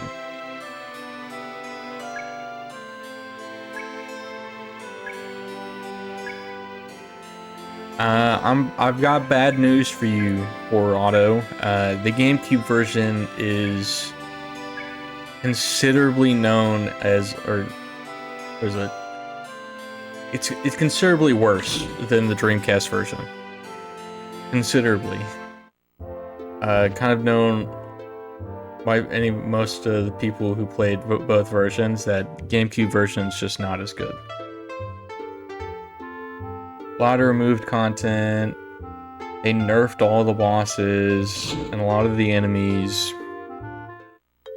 Yeah, but they just removed a lot of content.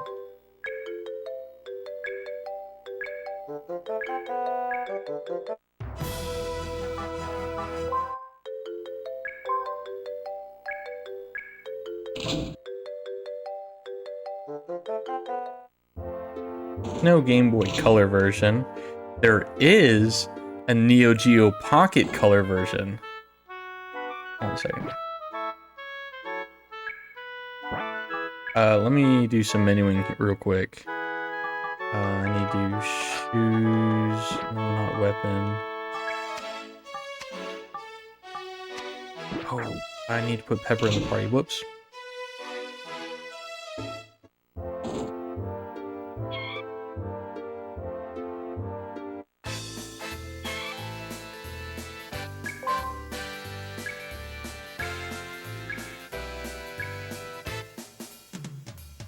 Keep over mashing.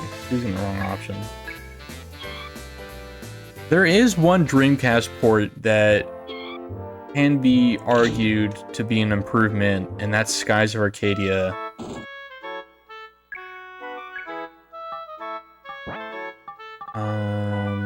We're buying Heavy Coat, 2 Premium.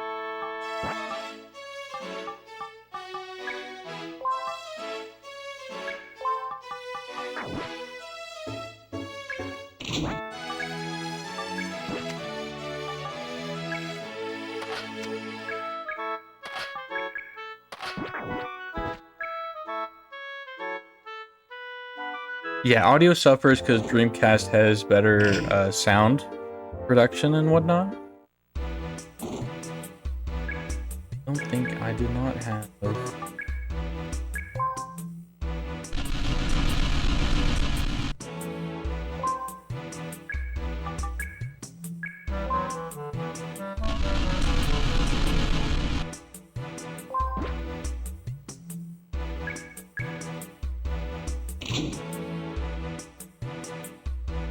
Okay, yeah.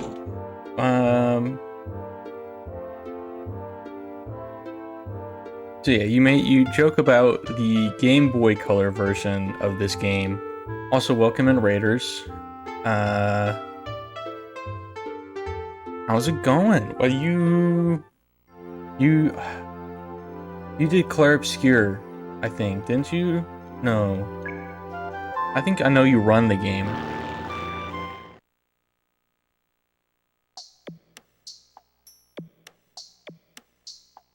I've watched you on and off for a while. And yeah, I couldn't remember exactly which stuff you did at this marathon. I know you did do stuff for this one. Yeah, so this is quite a bit older of a game. This is Evolution. This is a classic Dreamcast JRPG. Highly recommend it. Anybody would love it. If you like your JRPGs, if you like your randomized dungeons.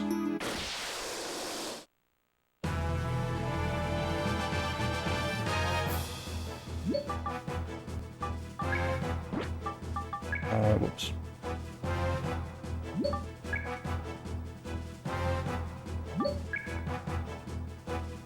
Welcome in. We are trying to abuse the game here.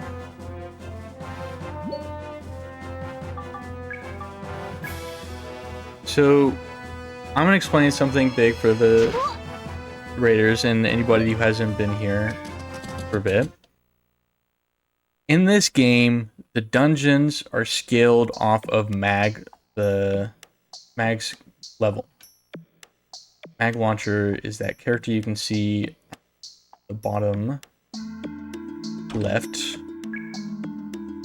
All right, think about directions. To the bottom left, you see he's currently level 1 because we've done 2 dungeons so far, and in both those dungeons we kill off Mag before we kill anybody. So he stays level 1 the entire run. And because he's level 1, we entered this dungeon, and this enemy right here is level 1. But our other party members, Linear and Pepper in this circumstance, are level 17. So we're very strong right now.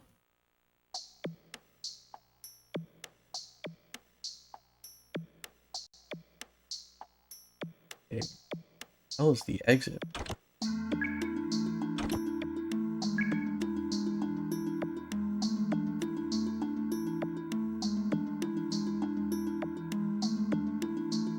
Yeah, we started quite a bit earlier. Oh, I can't believe I ran right past the exit, unfortunately.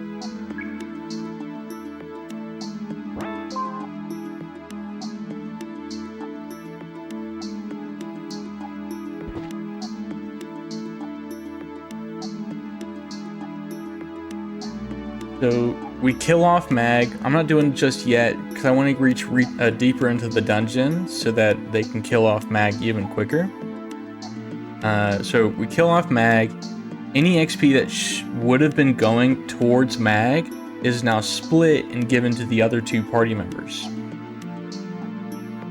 And then that compounds with the fact that the ruins are scaled off of Mag.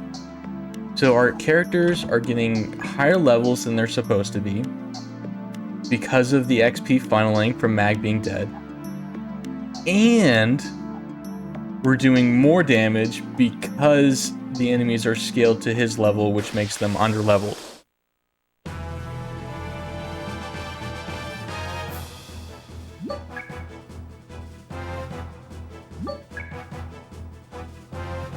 Yeah, Metabot. So about a year and some change after this game came out, the Neo Geo Pocket Color version came out. And it's what we would nowadays call a demake. Basically, they turned this 3D randomized dungeon explorer into a 2D version. It's actually super interesting and like really well done, except for the fact that it's 2D, it had a terrible English translation, and is so freaking rare that you won't find this game for under like $900. So it is like one of the most expensive games on the Neo Geo Pocket Color. And it really sucks. I love the Neo Geo Pocket Color and I love Evolution. I can't afford that. I'm not spending $900 on a video game. Especially one that came out 25 years ago.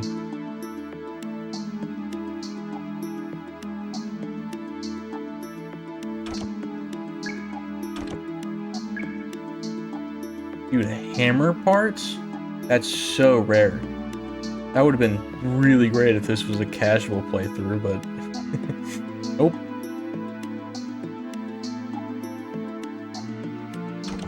Nice, found the exit.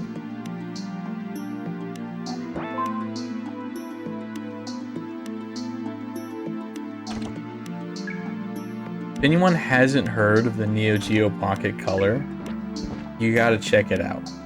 It might not be like the greatest thing ever, but you could argue that. It's got such cool... It's just so cool. And it has a lot of great games. If you like puzzle games, there's a game called Delta Ruin. One of the best puzzle games, one of my favorite games of like all time. You should play it. I would have loved to submit it for this marathon, but it's like an hour long, so it doesn't quite fit the really, really long.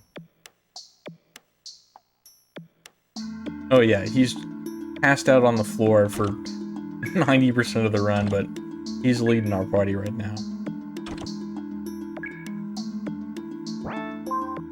Card Fighters is a good game. Yeah, but you should check out Delta Warp. Delta Warp is so good. Warp, not Delta Rune, Delta Warp. So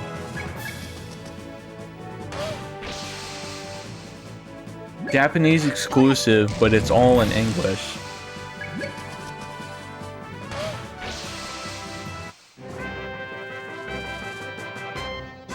So good. I love it. And then also on the Neo Geo Pocket Color is a strategy RPG called Phasely. Phasely, beautiful.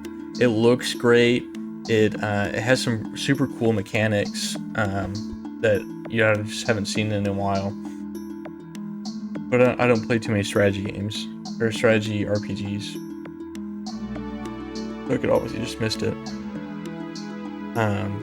Yeah, check it out. There's some great games on that console.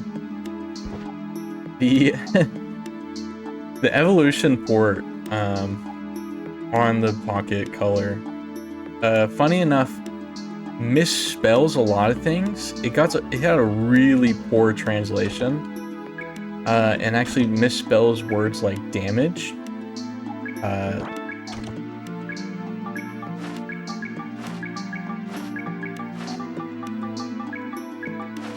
So a simple word like that got misspelled.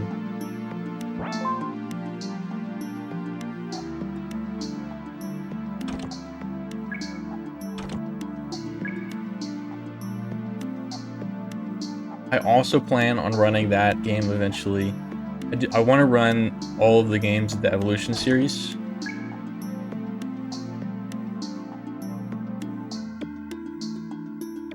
There's actually only like 2 games in the series, is the funny thing. Like,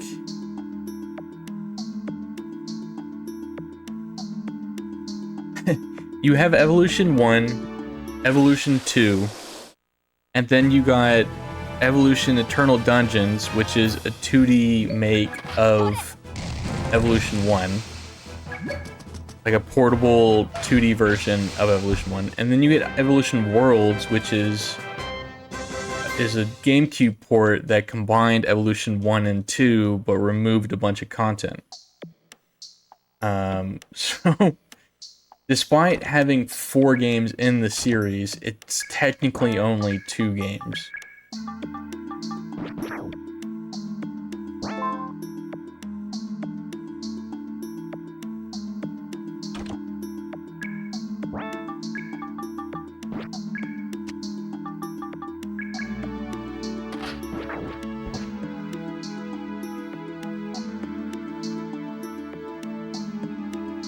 We've reached the halfway point of this particular dungeon, which means a change in aesthetics.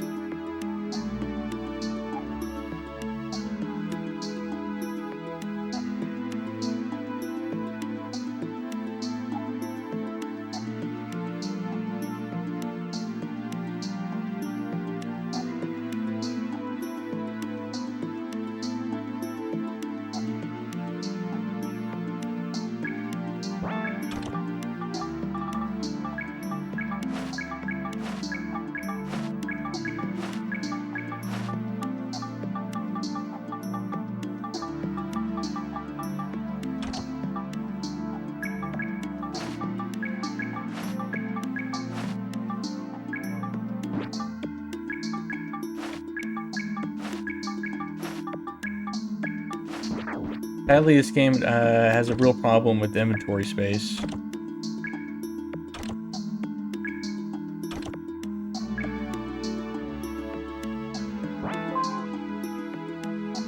Evolution 2 tries to fix that and does a really good job. In this version, when you find appraisal items, so this cockroach, this portrait, etc., they're all they all go into your typical your inventory in this game. In Evolution 2, there's a separate inventory specifically for the appraisal items.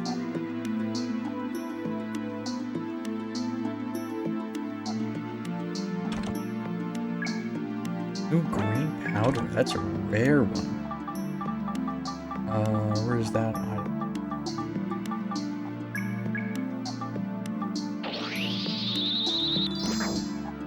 Powders in this game, which are permanent buffs to your characters, very rare. Almost never see them.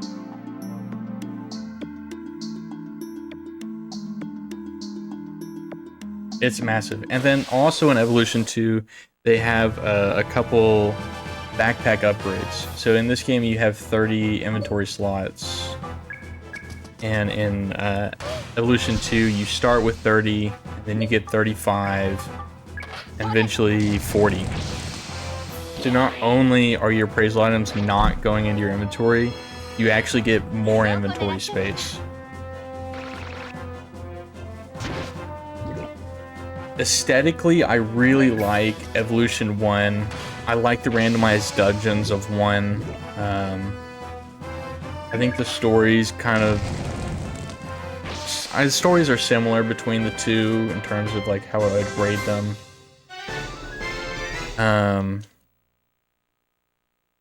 But Evolution 2 really nails the quality of lives. It adds a lot of them, and they're actually good. But aesthetically, I'm not the biggest fan of how they made Evolution 2 look.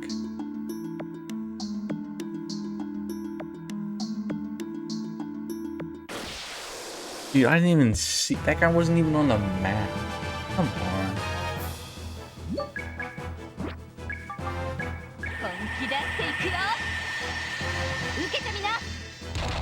Well, this game doesn't really have weapons.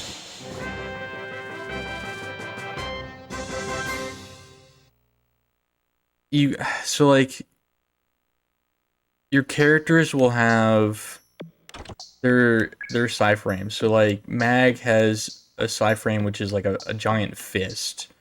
Peppers is her gun that she has at her hip. Chain has the blade on her back and whatnot. And then it's kind of like attachments you can add to it. It's kind of weapons, but not quite. It's, yeah, a little complicated maybe. Maybe I'm explaining it bad.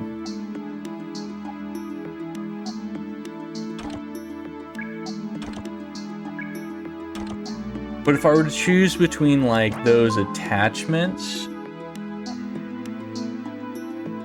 I don't know if I've ever really thought about it.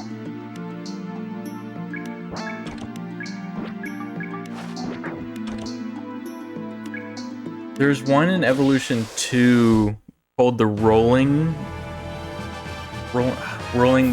something. I can't remember exactly what it's called. But basically, you just roll massive boulders at your enemies, and it's kind of like you're just bowling this boulder the size of, I don't know, the boulder's got to be like 10 tons or something, and you just kind of roll it at them. That one's pretty good.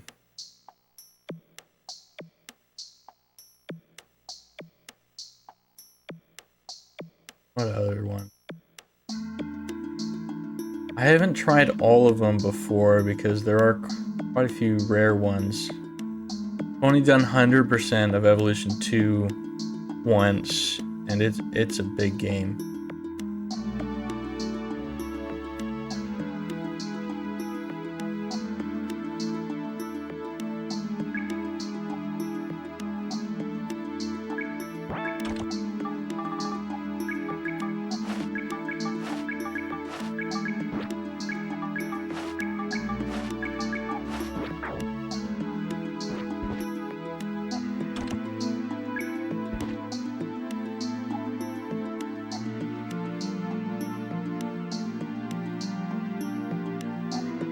He was definitely okay.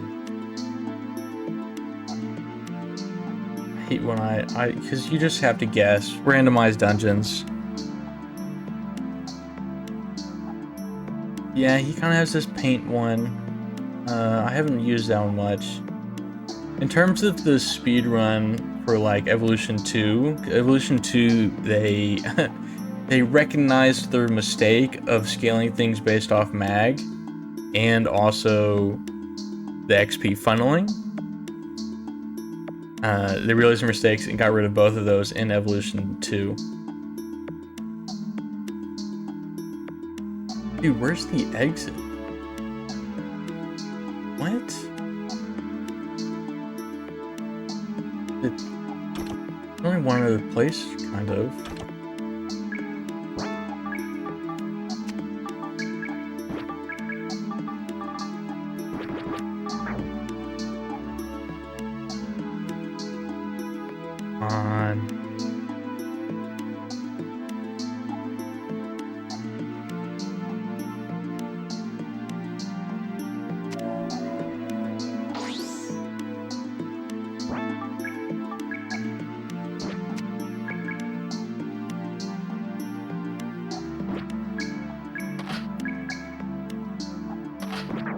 Keep that on. I don't really care about the defense. I should keep a gas mask on me. I gotta make sure I don't accidentally sell that.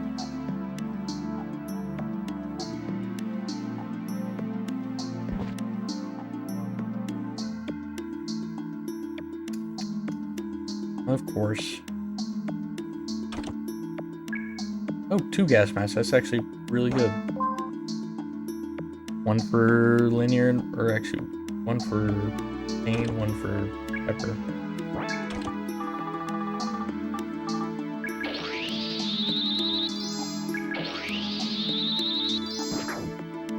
The final boss has a really annoying AoE that poisons you. So the gas mask should prevent that.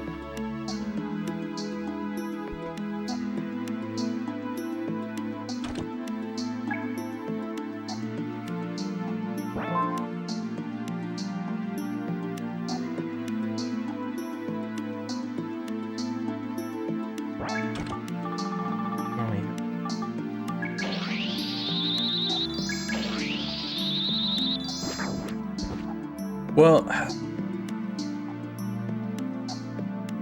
so when I did the Evolution 2 run about 2 weeks ago on Dreamcast, I was using VGA box, which is instead of using like AV cables, Dreamcast had the option to use VGA, but only certain games supported it.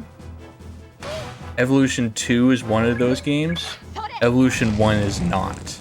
So this one's being run off AV cables, whereas when I did Evolution 2, that was off VGA. So aesthetically, 2 is going to look a lot cleaner because I was using VGA. But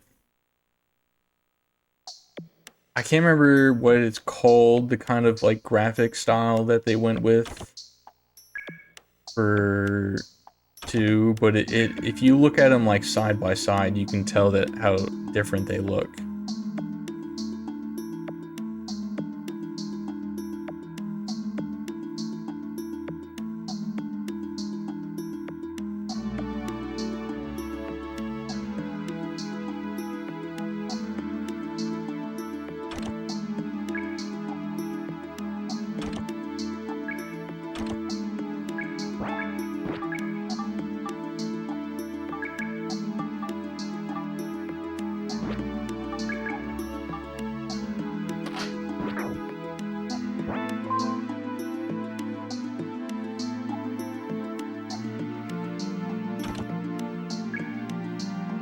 Nice royal.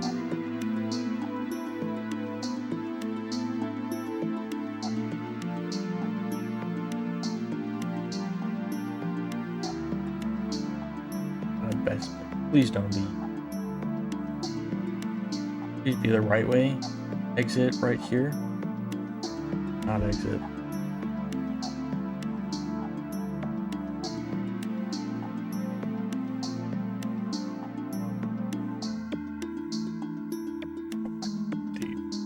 This is a massive floor. Oh, thank God, here's the exit.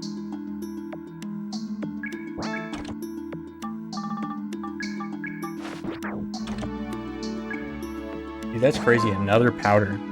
Really lucky there. Speed's probably the best one, plus speed to pepper.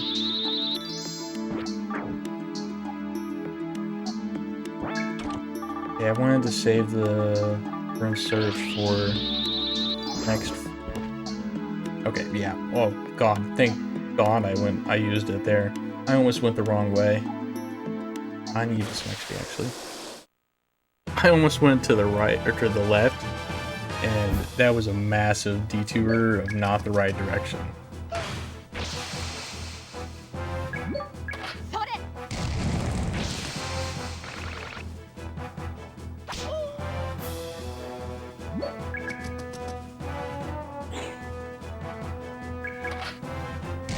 I wanted to save the ruin searches.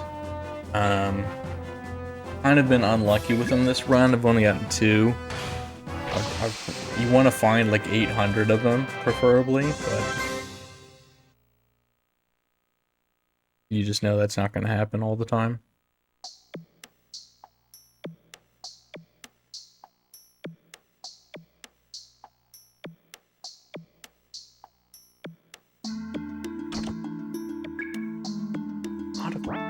Okay, boss fight.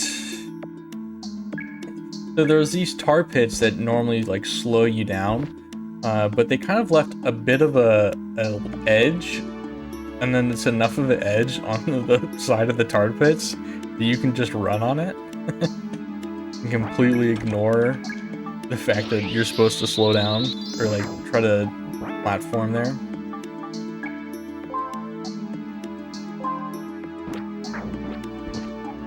Yep, boss fight.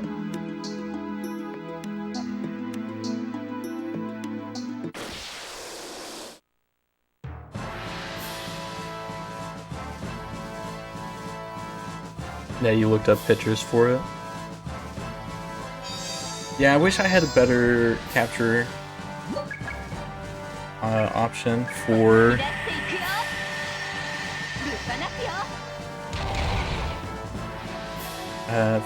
Evolution 1, but yeah, you can't use VGA on it, sadly. Why did I do that? I should have been used the... I'll put it there. For the... What is it called? Strength spell.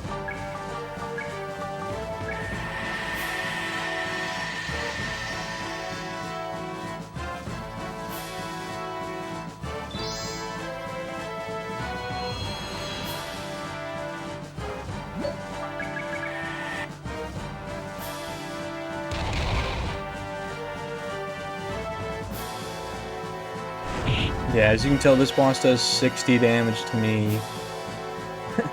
I do almost 500 with my weakest, like, skill attack.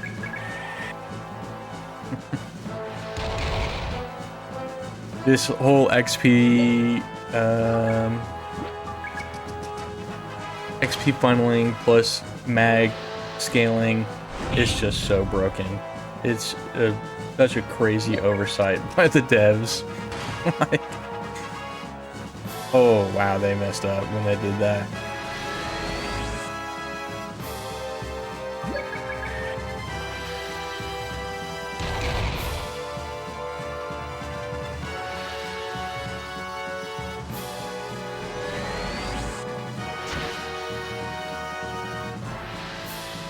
And it only gets worse.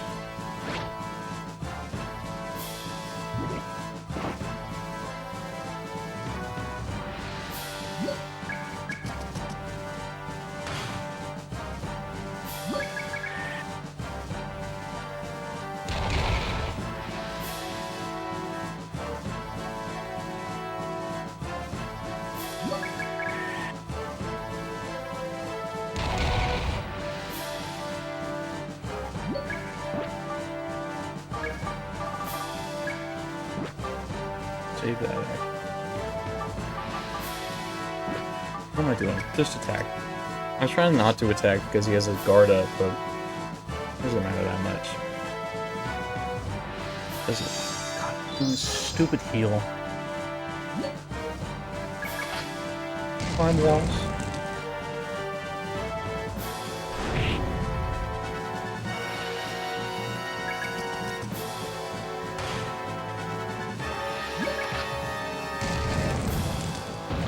There we go. Oh, he was so close to dying before he did his heal.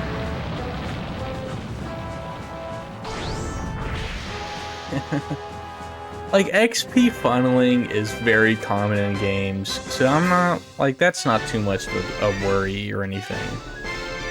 But scaling the dungeons off of a single character is quite the oversight.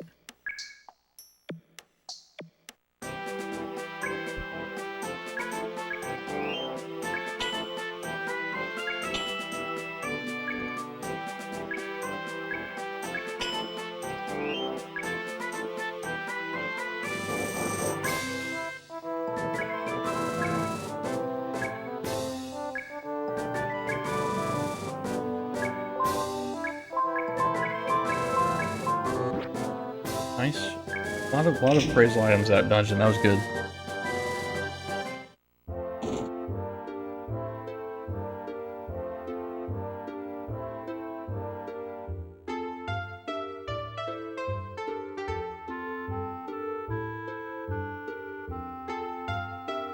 Yeah, the main character who you cannot take out of your party.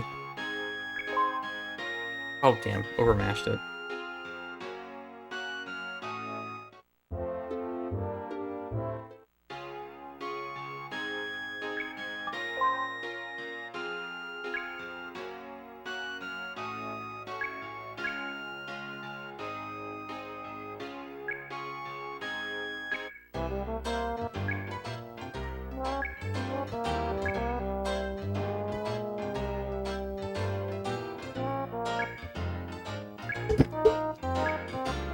Did FF8 have a scale the game off of one character?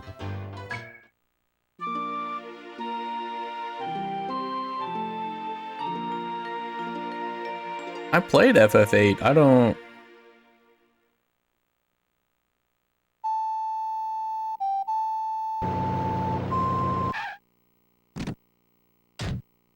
Oh, God.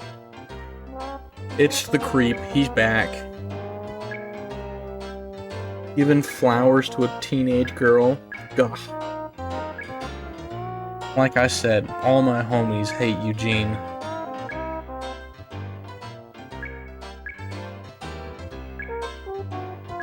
It was the whole party that informed the scaling. I mean, that kind of makes sense. This game really messed up from the fact that you can still level other characters and not mag. So if it was the whole party, then this speedrun would be 8 hours long.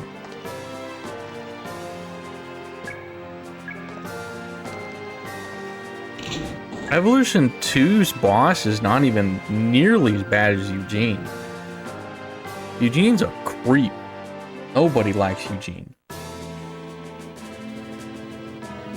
Evolution 2 boss, like, there's, like, story behind why he's bad, and, like, you understand his reasoning more than Eugene just being a money-hungry asshole and Herbert.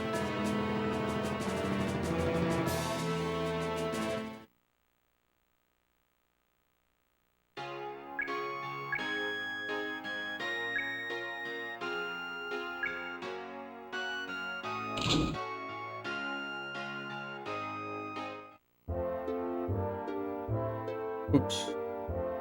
I'm stuck.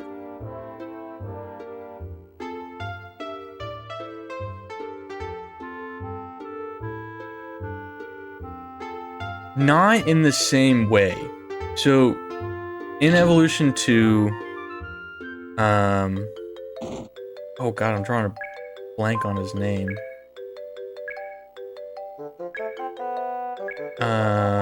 Yurka.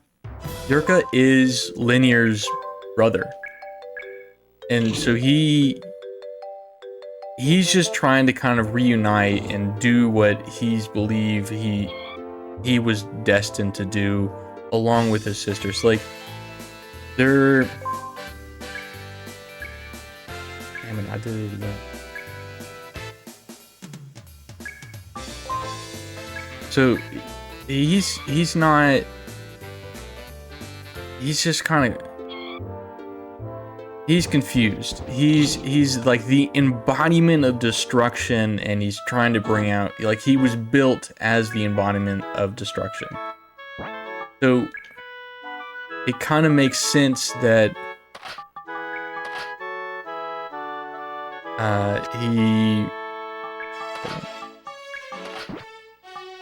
he's trying to destroy things. Like, whereas at the moment, the sole reason Eugene wants Linear is because he's just kind of a creep. There's no other logic behind why he's doing what he's doing. At the moment, at least. It changes later. That's a bit spoilers.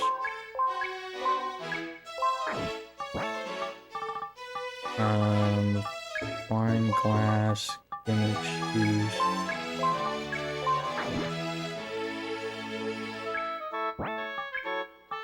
I hope I explained that well enough to kind of help you understand why I hate Eugene, but not Yurka as much. He does pull the same shit of, you know... It is a very similar kind of progression. It's just the reason behind what they're doing is very different.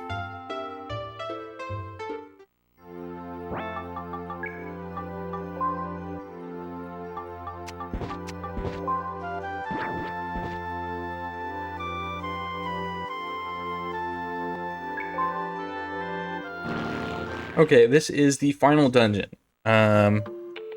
There is a lot of time to save in this as compared to my PB. I got really unlucky with the maps, and I lost about 11 minutes towards my gold split.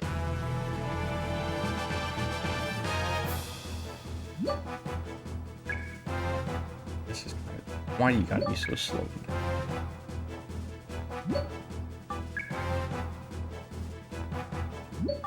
The final dungeon of the run. There is a 5th and final dungeon that unlocks after you beat the game.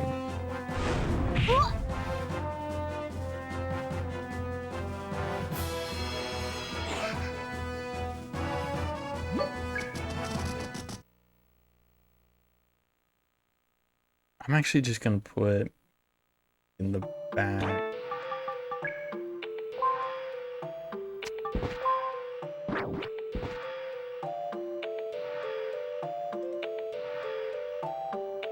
The exit for this one. Okay.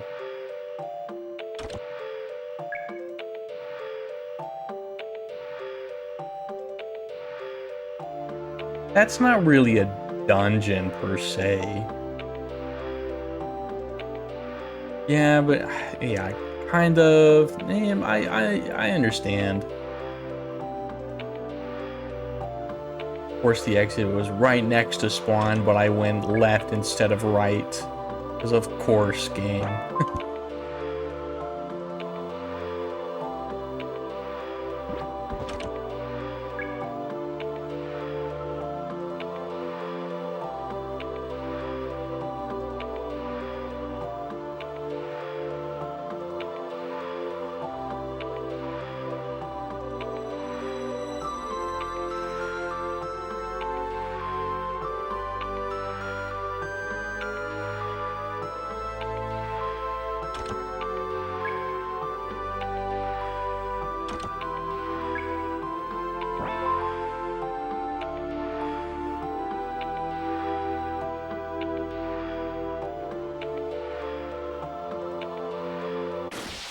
Oh, come on.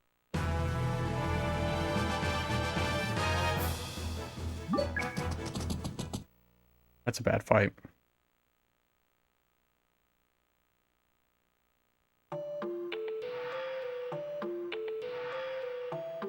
Um, I've played this game a lot, and I've never... There's no pattern to it.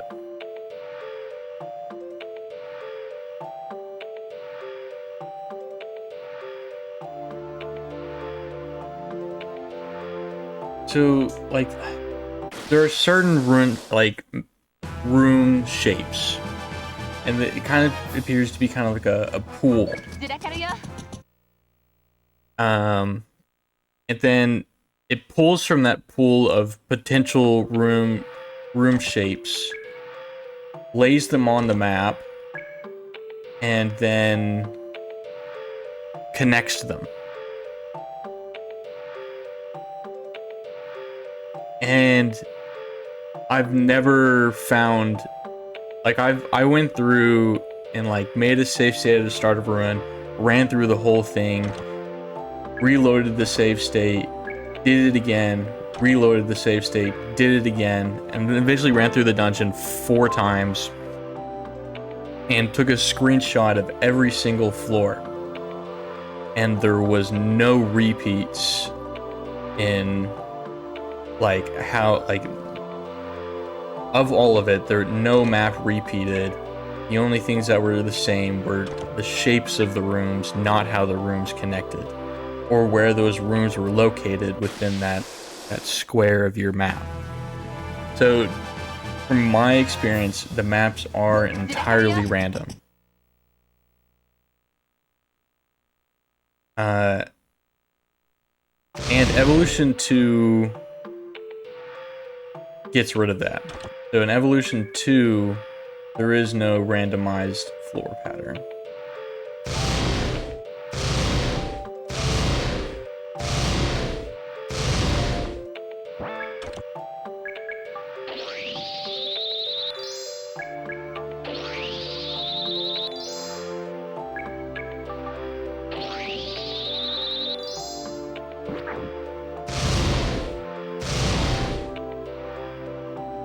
Even if you had the pool of all the possible room shapes, that doesn't give you any kind of information on where the exit will be. Kind of. So, since there's a pool of rooms, one of those rooms is the exit room. And that exit room is the same shape every time. Depending on what room you're in and what floor you're in. It changes based on those. Or what floor you're on. So you know... So, like, I know for this particular ruins, the entrance is always from... Oh, God. Is always from the left side. So I know if I'm entering a room and... Please kill. Yeah, okay. If I'm entering a room from the top, I know it's not the exit. If I'm entering from the left, I know there's a chance that it is.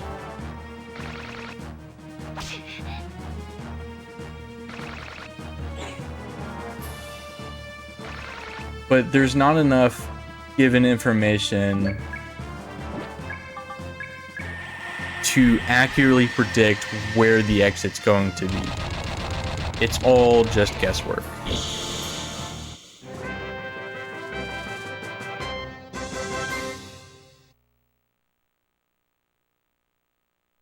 You could dig through and, as you say, dig through the guts and find...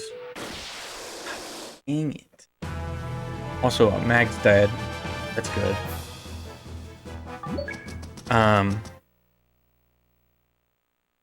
Find the pool. Yeah, but what would you do with that pool that would be useful? Is kind of the question. There's not much you can do with it once you had it.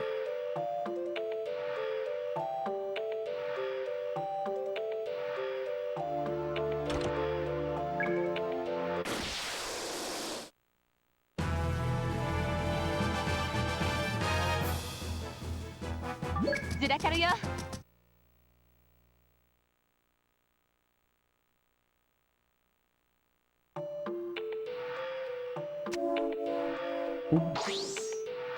Oh. Oh, come on. Where was the red dot on the map? Losing time here. ずらかるよ。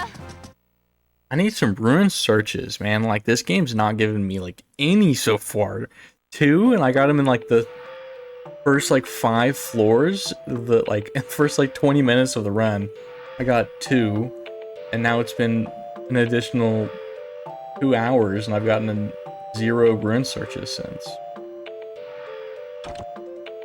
Please, game. Item search is not what I said. I said ruin search.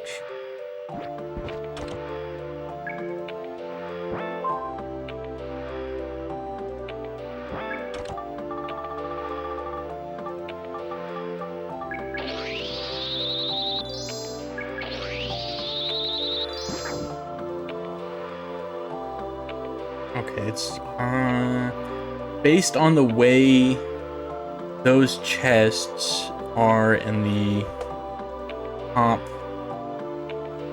right.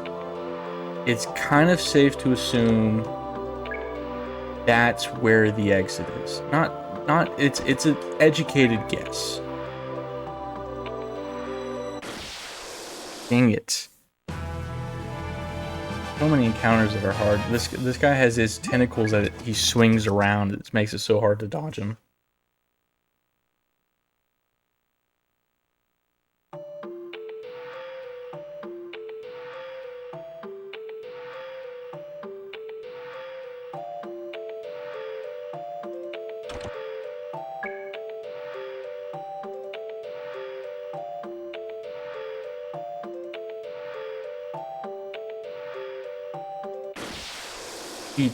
This yellow bug is like the hardest thing to dodge.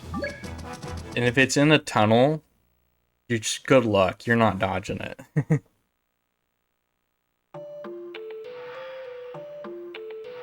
I was right.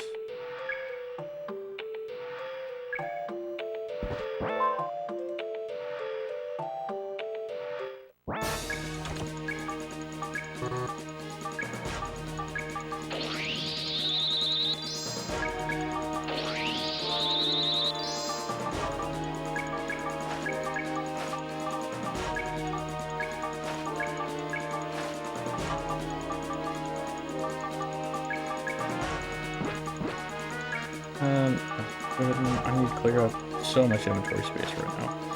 I'm using peeling color, which makes me invisible to the enemies, because there's so many enemies in this room right now.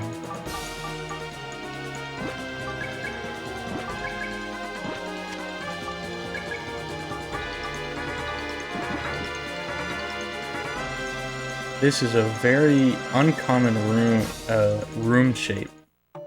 I don't see that one very often.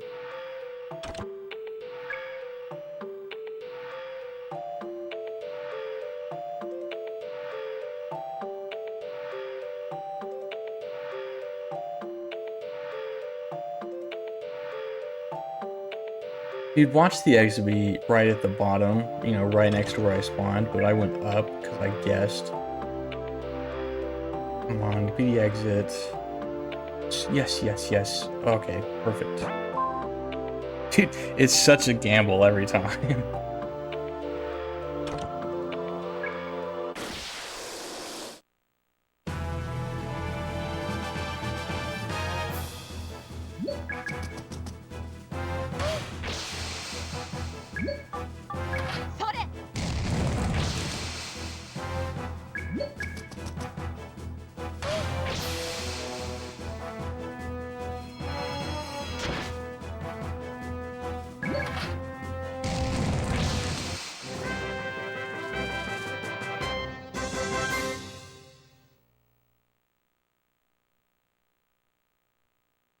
Whoops.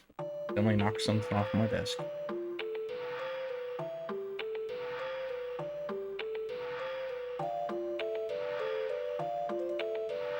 It was the other way.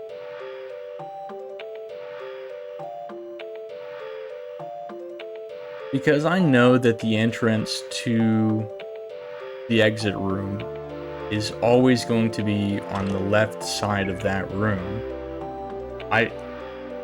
Quite often I'll decide to run to the left immediately.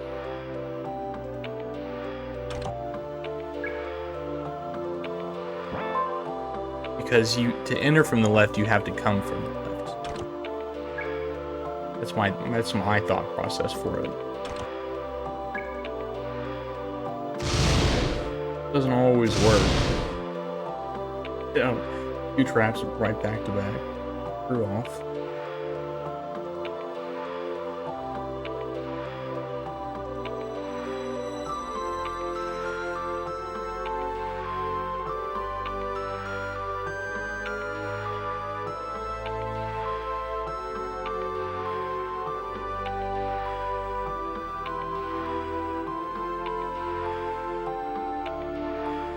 This is some great songs, dude. I really like this one.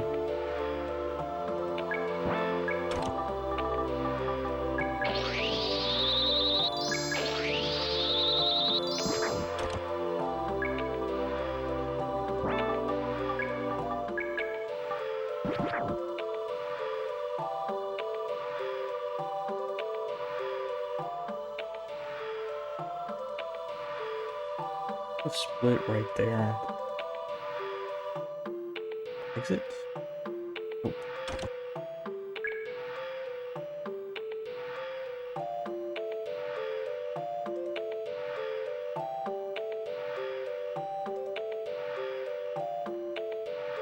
Double check this.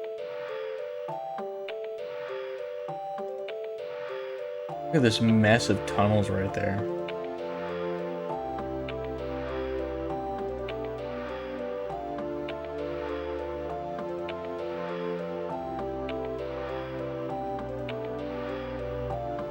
I really wish there was a way to predict. If you could know where the exit was every time, oh god, this run would go down so fast. Like, you could probably get it to, I don't know, like a 310, pretty easily, I think. Wouldn't be necessarily that hard to do that. The current world record's 3:32. Most of my time loss is this particular rooms that not this particular, but runes 4. Runes 4 is just so long that and some of the deeper floors get really windy, confusing, that I just lost so much time to bad map generation.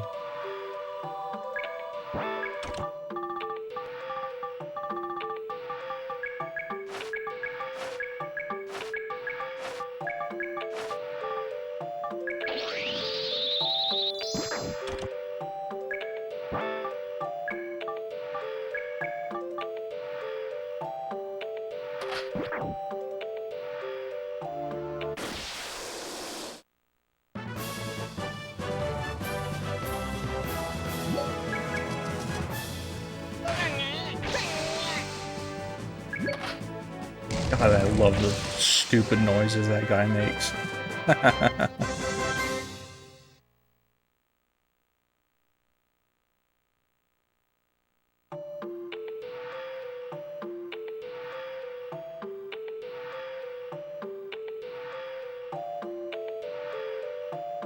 Yeah, I went the wrong way, for sure. He was up top, right where I spawned. So as you tell, like, once you reach the halfway point of a dungeon, the aesthetics change. Different floor, different room shapes, all that. And with it, the exit also changes into a different look.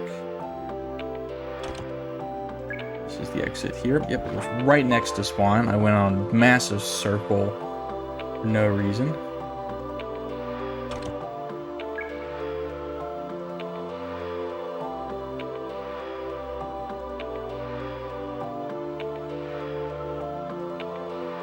I wish there was a way to predict. I'd make this run so much more consistent. I could actually make the estimate for this game somewhat close to world record and add 45 minutes slower.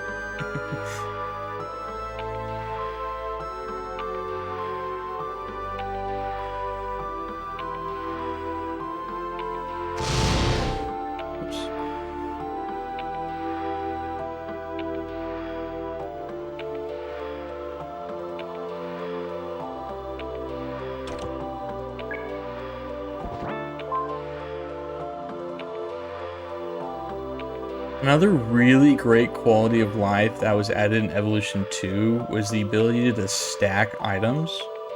So as you saw, I had like 5 nylon golds in my inventory. In Evolution Worlds, oh god, not Evolution Worlds, Evolution 2.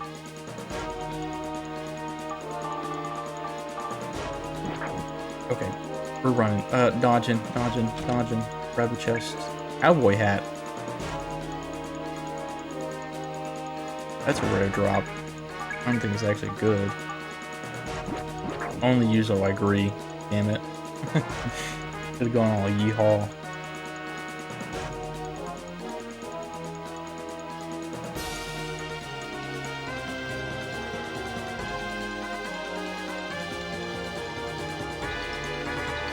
Oh, there it is.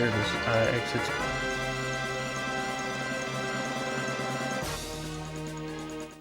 That was nice. I saw it from underneath.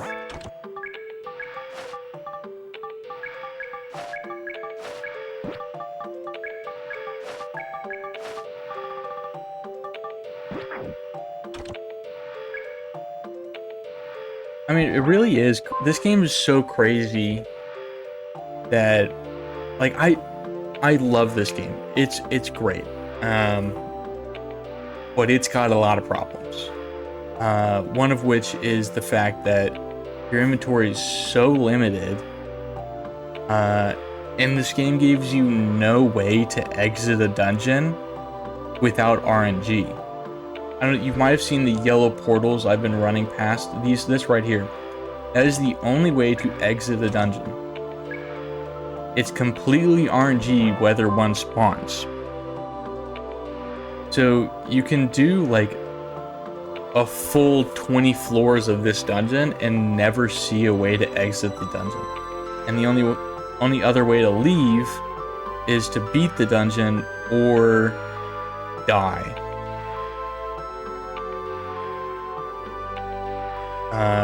And that's just so annoying.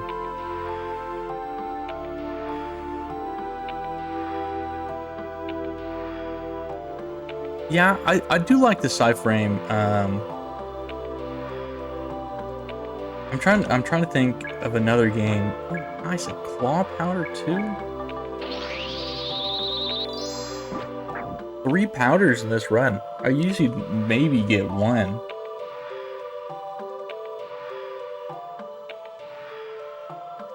That looks like an exit.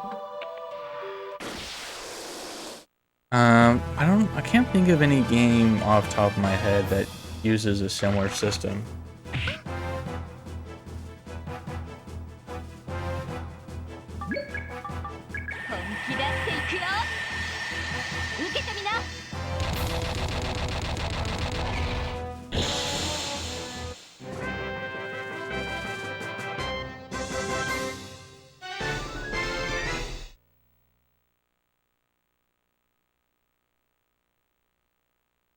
I need to check skill, pepper. I need trigger happy.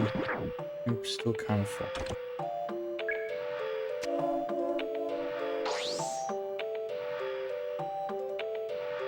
Okay, I thought it was the exit. It kind of had a similar top shape to it. It was not.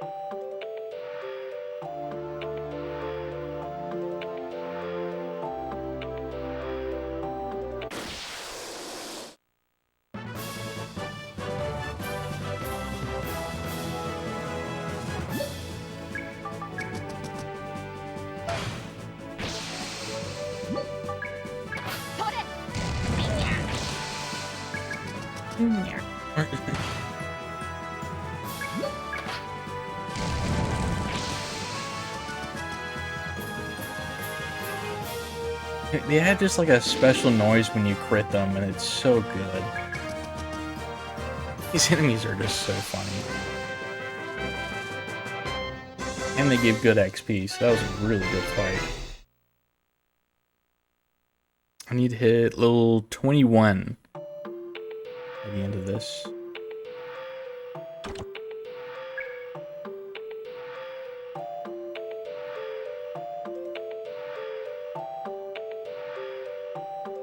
God, look how massive this is. Oh, where's the exit?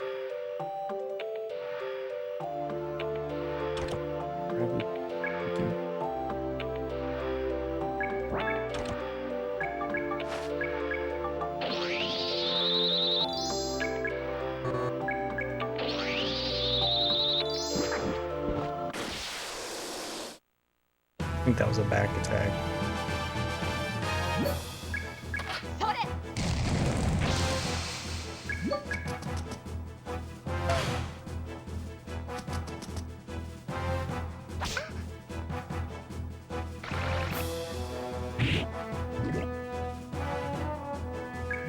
I haven't really been able to think of any games that use a sci-frame like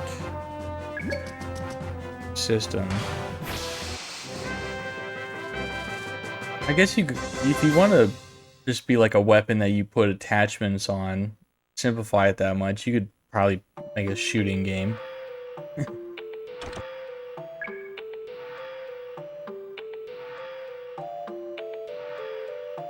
Nice exit. Good thing that could have been a miserable floor had I gone even farther out of the way.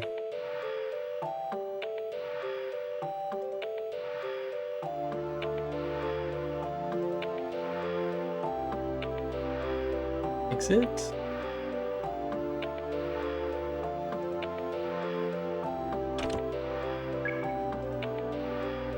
I don't think I've ever seen that item before. Ah. Oh.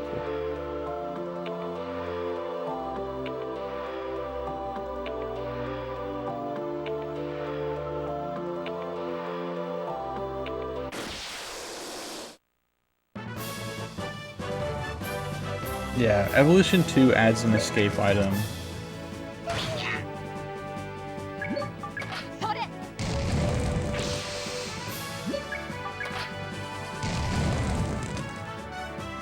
I think as a game, the quality of life makes Evolution 2 better. But part of me also just really likes 1. I can recognize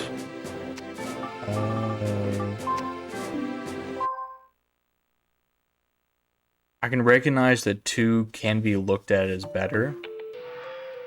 But I don't really like that they got rid of the randomized floor patterns.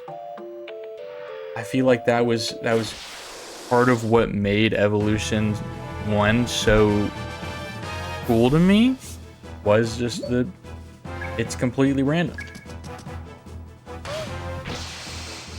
And I don't like that 2 completely scrapped it, basically. There's kind of a randomized dungeon, but it's entirely optional and not part of the story at all. So I'm not even talking about that one.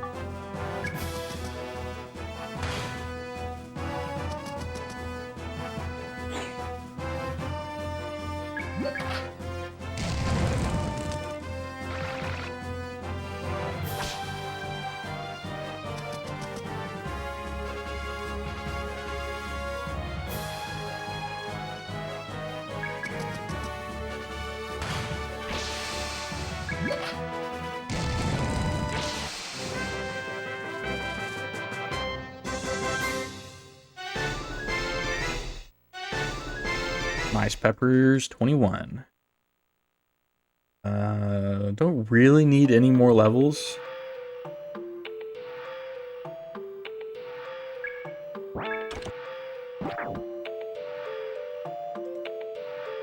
So we have about 4 floors to get to. 5 floors, my bad. 5 floors to get through.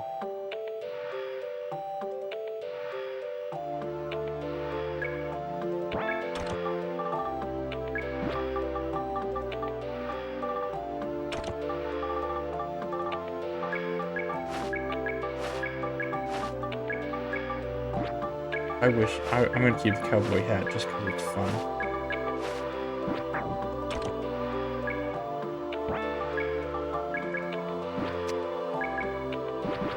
Oh, you can't even use it.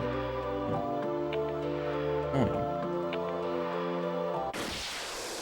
Ah, too many encounters. No exits.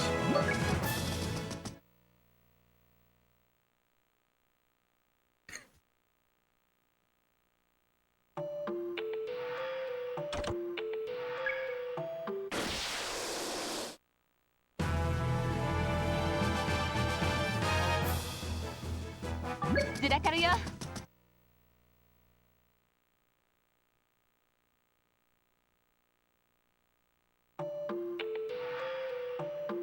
Of course. Oh man, of course the exhibit was right underneath where I started. Dude, it's 50-50. I could have gone up or down, and I went up, and of course it's fucking down. Dude, I swear, every time, it's the opposite direction of where I choose to go. And I could, like, start going one way and be like, I bet you they reversed it, and it's gonna trick me, and it's gonna be the way I originally thought. And it's every time.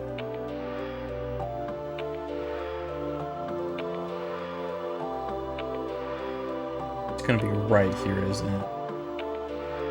Fucking of course it's right there. Right underneath where I started this floor. Dude, RNG, come on. It can't be that cruel. It can be, but it shouldn't be.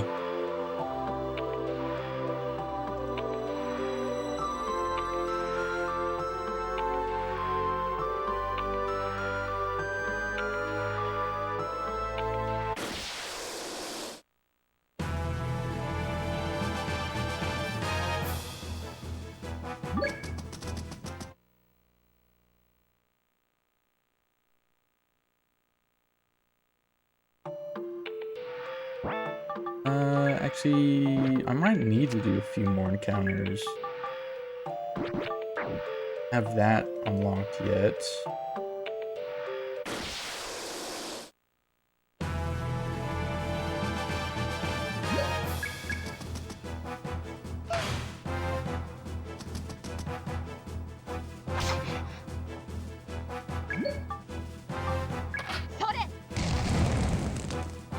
Oh, that doesn't even kill him. Yeah, so I need some more skill points so that I can unlock a very important skill needed. Kind of close. But just, you know what? There's a few encounters there. Actually, I should be good. I should be good, actually. So that'll be the last encounter I do. Other than the boss, obviously. Already started losing time in comparison to my gold. Oh, dude, I walked right into a trap. Of course. Okay, well, I said that would be my last encounter. I was wrong. It's this one.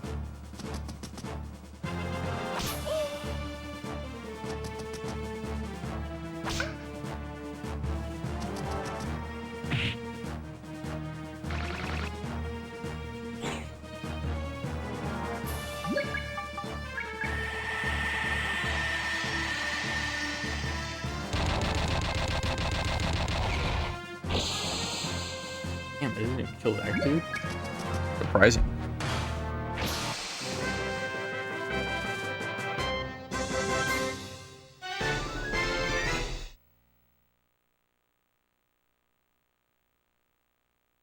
It's been crazy. I've gotten no rune searches like this entire time. Where's the orange? That's okay. Holy shit.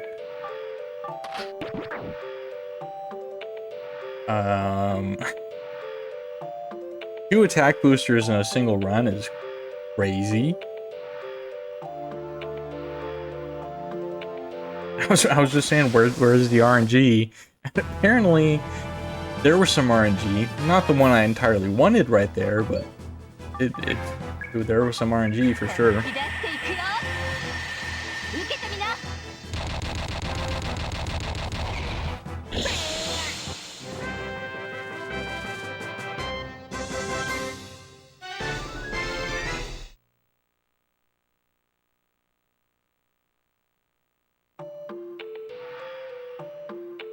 Exits, exits. I want exits.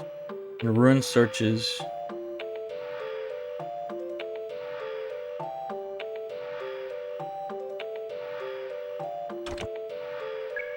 Not gravity bullet. It's not what I said. Rune searches.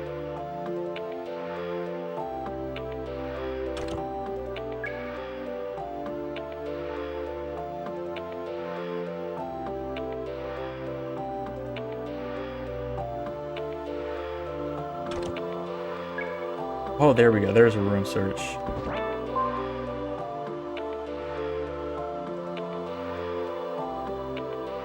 I kind of want to use it on this floor, but yeah, we'll use it. I bet you it's going to be a tiny-ass floor. Oh, no. Okay. I almost went the wrong way. Every time, I tell you, every time I choose the wrong direction somehow. I need somebody else with better luck than I to run this game. Oh, that would have been devastating. That would have been like a couple minutes of time loss.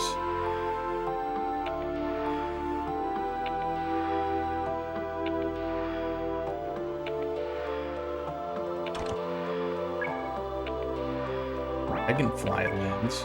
I'm getting a bunch of items I've never heard of.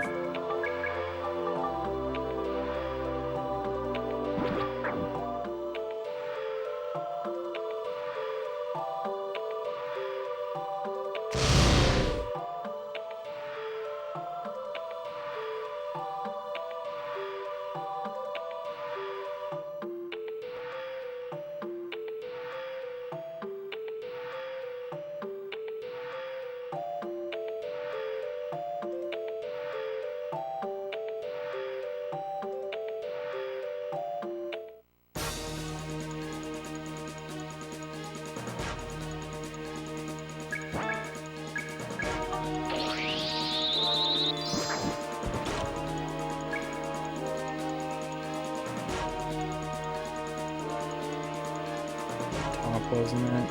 I second guessed myself.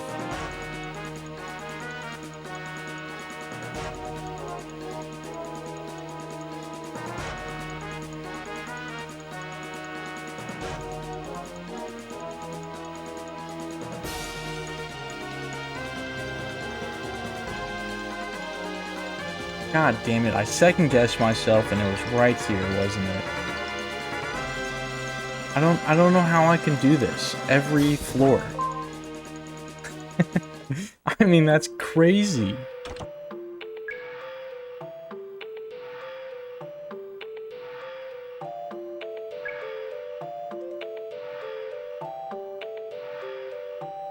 I had a 50-50 shot and I've failed it about 30 times now.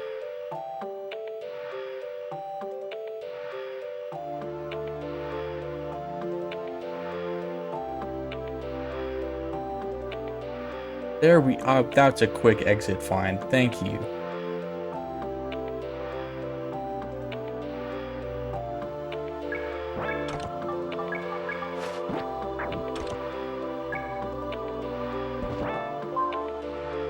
This is boss floor. Can't save. We gotta do a little bit of platforming before I can get to this boss. Platforming, not the easiest thing to do in this game, but I knock it out of the park. Nice.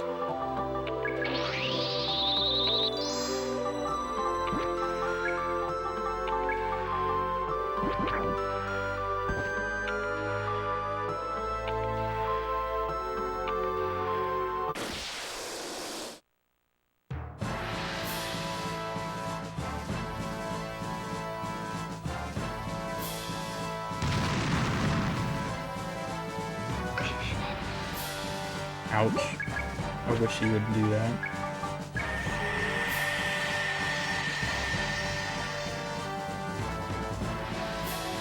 I forgot to skip the whole animation. You'd think after so much time playing this game that I would remember to do that more often.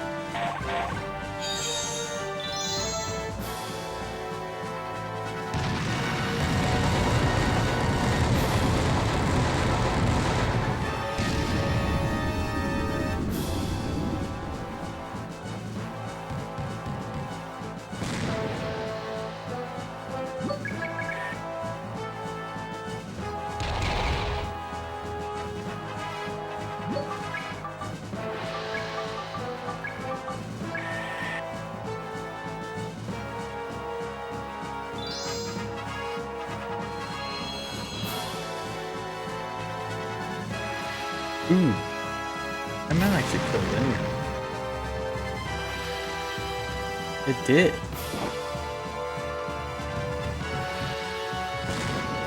Oh my god.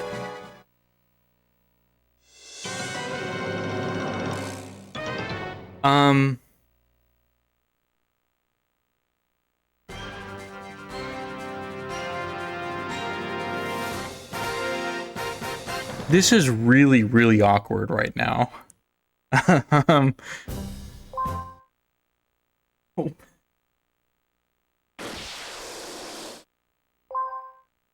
Whoops, I accidentally restarted that. That was crazy. So, let's see if maybe that fixed the save thing.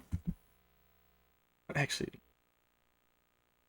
I need to find a memory card that potentially has an unfinished file on it.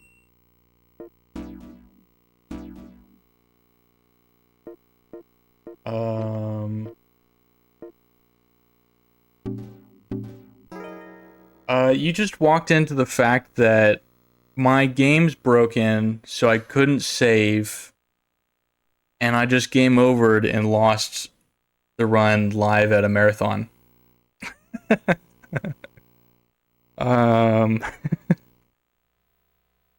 Yeah. I'm trying to think of what to do here.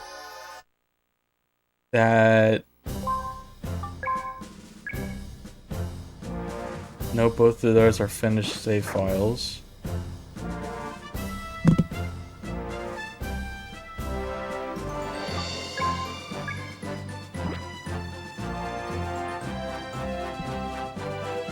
Got a lot of VMUs. One of these has to have something, right?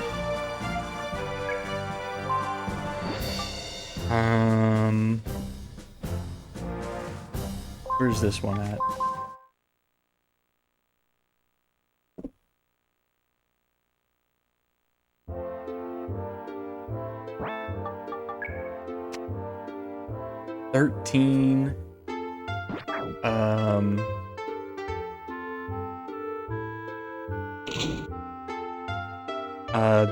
That's just after the first dungeon, I'm pretty sure.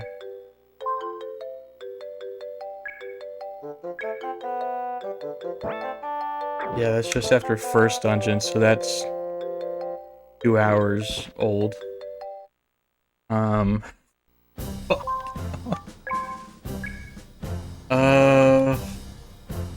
That's the start of the game.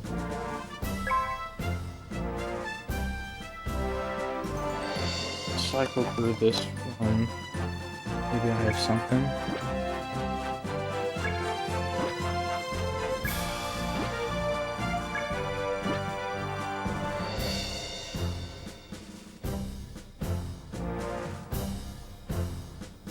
I honestly am baffled.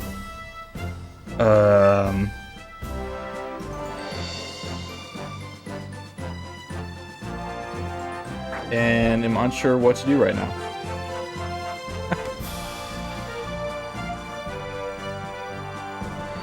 We're ahead of schedule a lot, so I mean, not me, but the marathon. Efficient. Which one had the...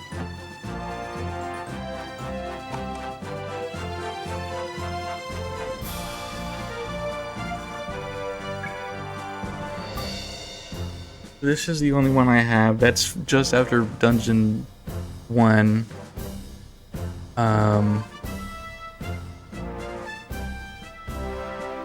Yeah, I would have to redo Ruins 2, 3, and 4 off of this one.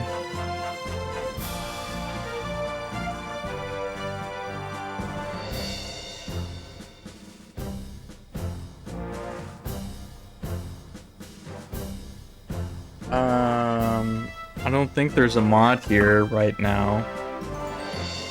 I don't think, I don't,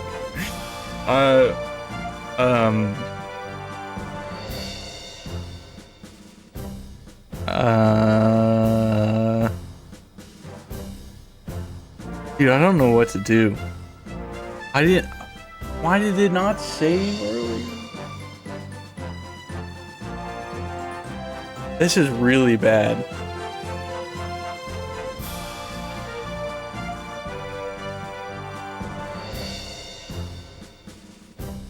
I don't know who's the mod right now.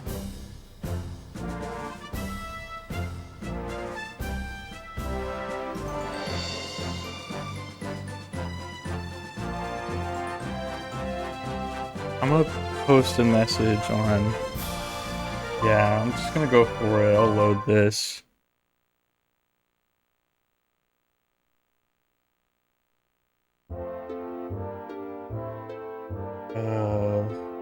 See exactly where I'm at.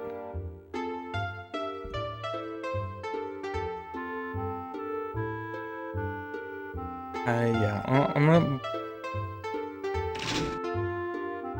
This should be right after Ruins 1.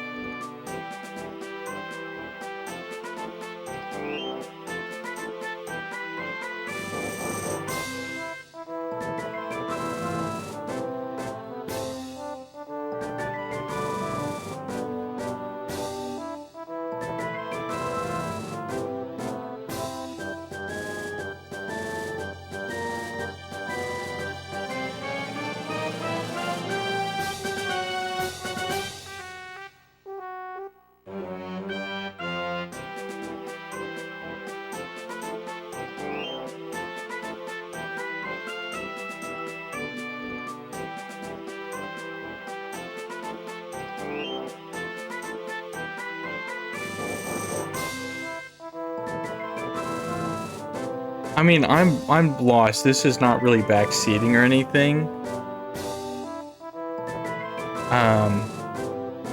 And I do also have ADHD and...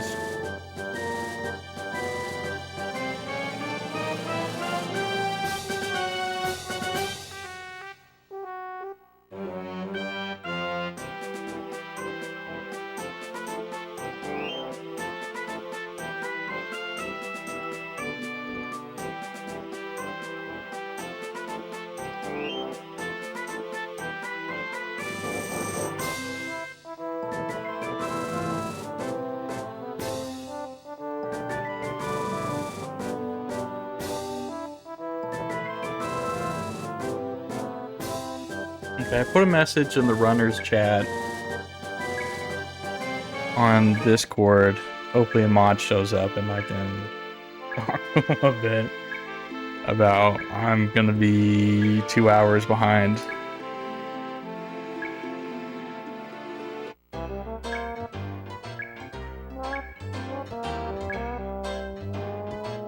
So you know that saving problems I had and how the run turned into a hardcore run, basically? Yeah, I died.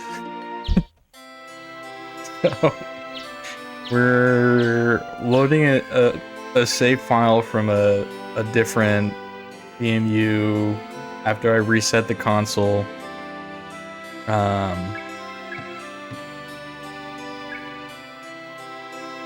And then I put a message to the mods asking for what the fuck to do.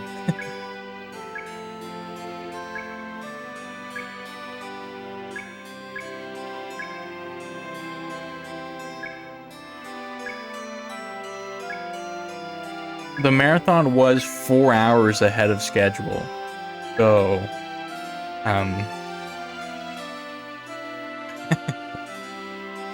maybe I'm just helping out.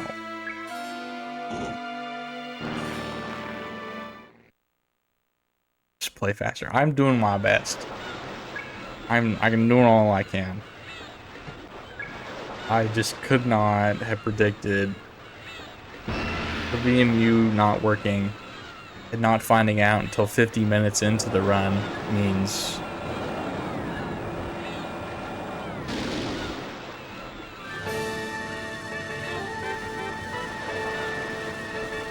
well, here's the thing. I don't know what they're gonna do. I would very much like to finish the run, except it's gonna probably be like 5.5 hours instead of the estimate of 4:15 or something. And the run's still gonna be wildly ahead of schedule. The marathon's gonna be still multiple hours ahead of estimate, or like the marathon.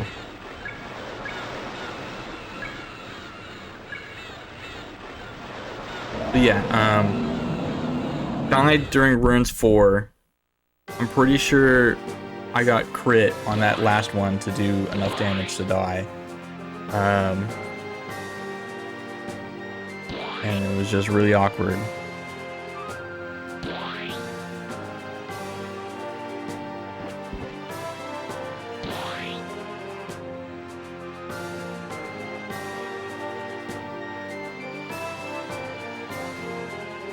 The problem's not the fact that we're ahead of schedule. The problem's the fact that I'm going an hour and a half or more over estimate.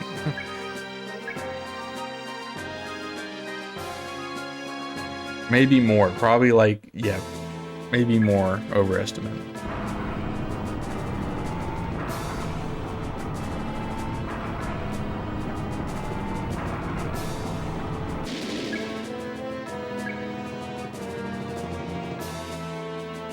Guess I'm gonna close my splits. They're kind of useless at this point.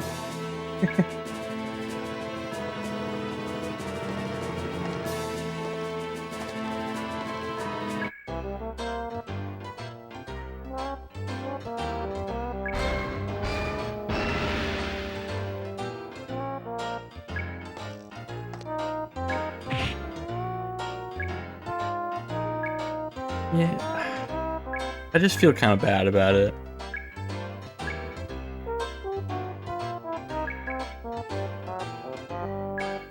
Two hours over estimate. Stupid mistake. Hopefully this time the game will save.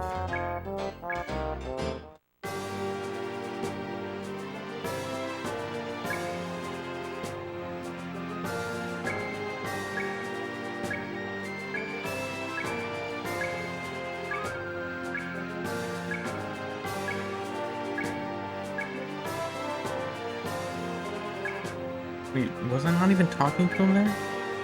Dude, I was talking to the stairs the whole time. Oh, whoops. Yeah, so, I died to the boss of Ruins 4. I had to load the save file that was after Ruins 1.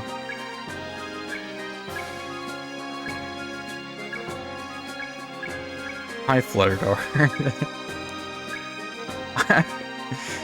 I might be a little overestimate, but I started ahead of schedule.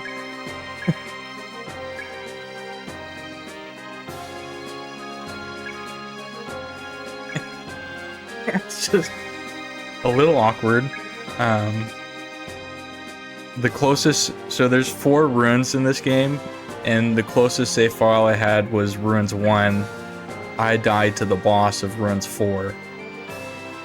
So I'm having to redo all of runes 2, 3, and 4.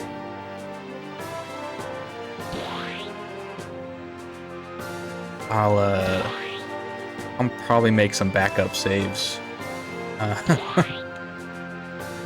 next time I do this at a marathon.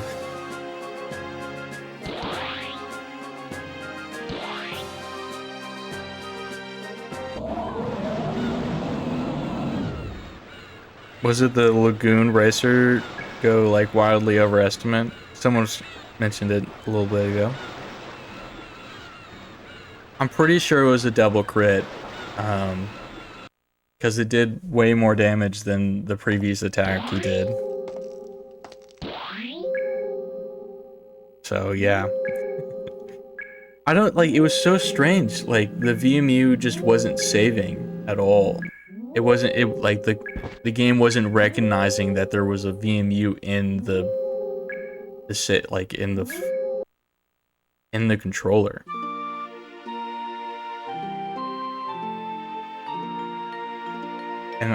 And like, I tried different controllers, I tried different VMUs, and it didn't work. So like, I did a console reset basically, and now the VMU's working, but I couldn't do that earlier because I was an hour into the speedrun, and I would have lost it. So I had never like died to the boss there before, so I didn't really know what to expect.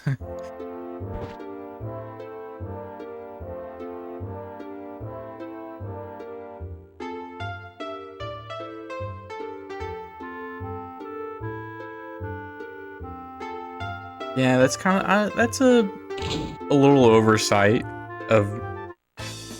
There's a difference between running on emulator as versus hardware.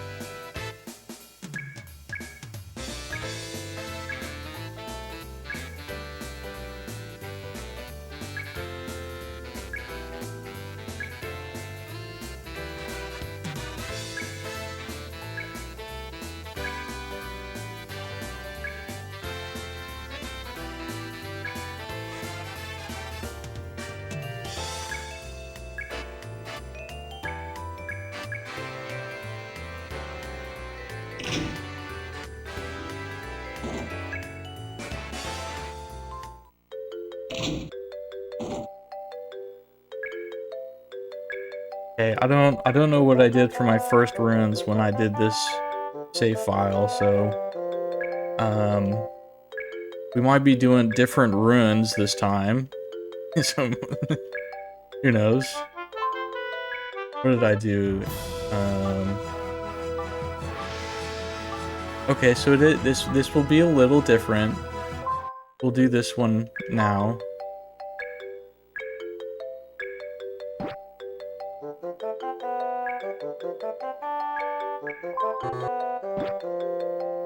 I have a little bit less money this time.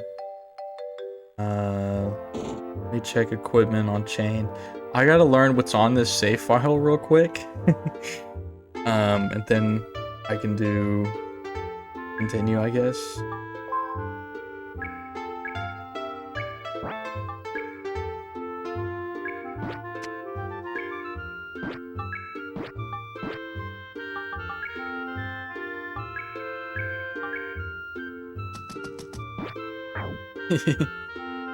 What did I do last time? What drops did I get last time?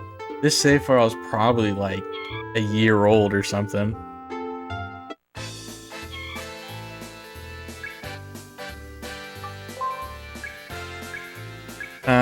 I don't, Winged, if you remember, and for some reason the game wouldn't let me save. It didn't recognize the VMU in the controller. So couldn't save, game overed.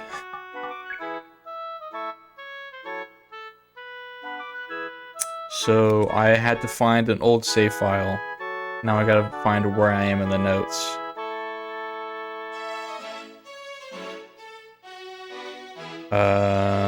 This is here. So that is cleaned and hunter jacket. Frying pan.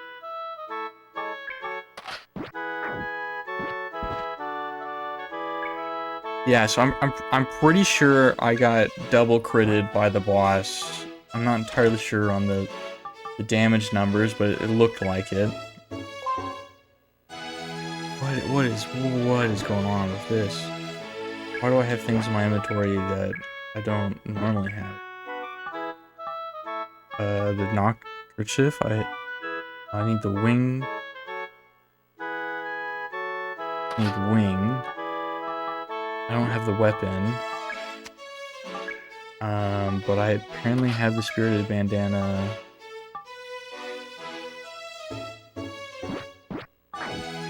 Dude, I have so many things in my inventory. Yeah, like 2 hours, 2:15, something like that. Dude, I have so many things in my inventory. I don't know why I have them, where they came from. Why do I have fang powder? Why would I? That's a really rare drop.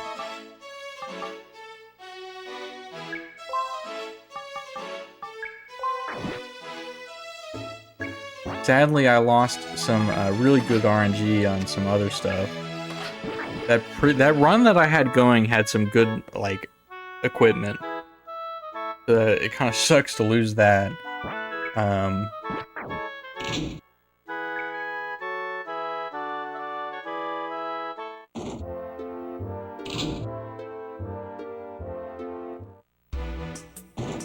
Yeah, so...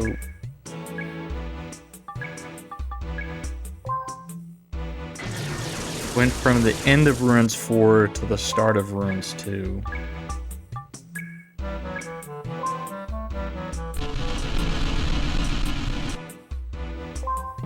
This is a nightmare, man. Ugh.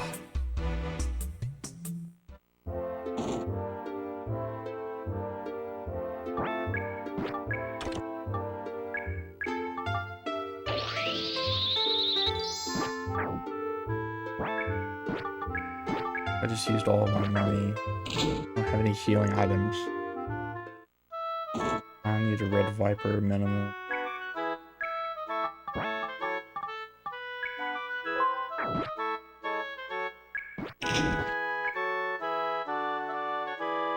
So, yeah, you're all stuck with me for another 2 hours.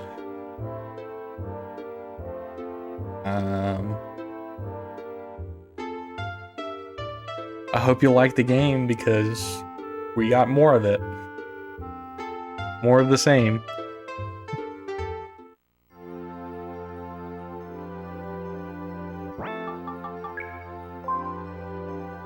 It's kind of similar what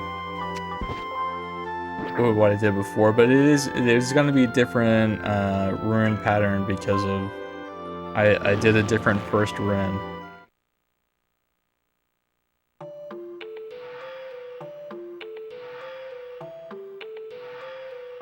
In the save file as compared to the one I was doing earlier.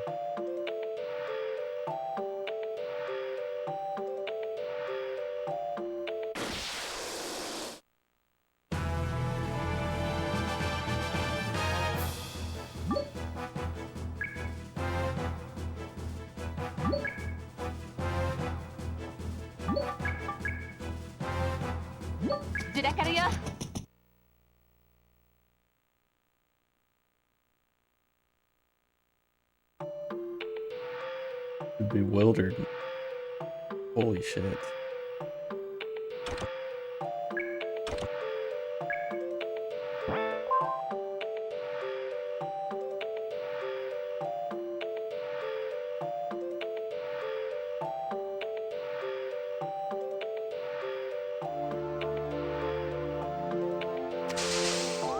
Oh. was confused trap. I was hoping it was a fire trap. I have no control over where I'm running right now.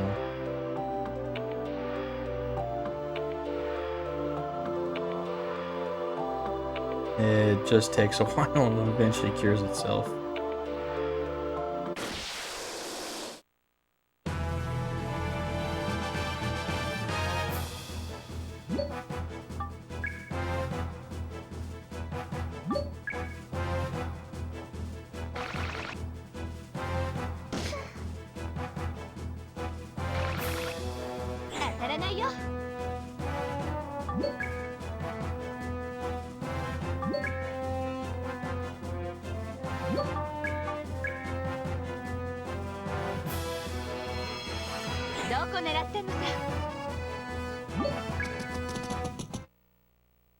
Well, happy New Year's Eve, everybody. End of 2025 coming up. Been an interesting year, that's for sure.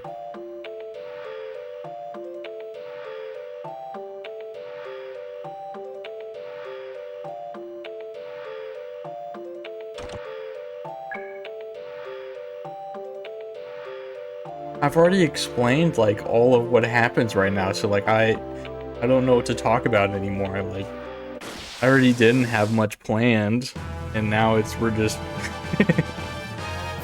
going back 2.5 hours.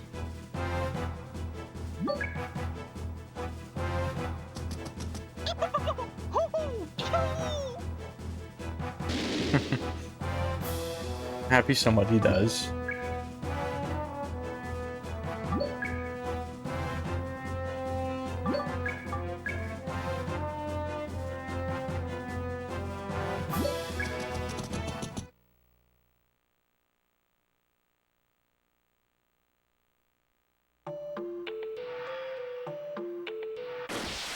Oh, come on. Stop putting things right in front of me like that. At least have them hit mag, please. Of course you don't.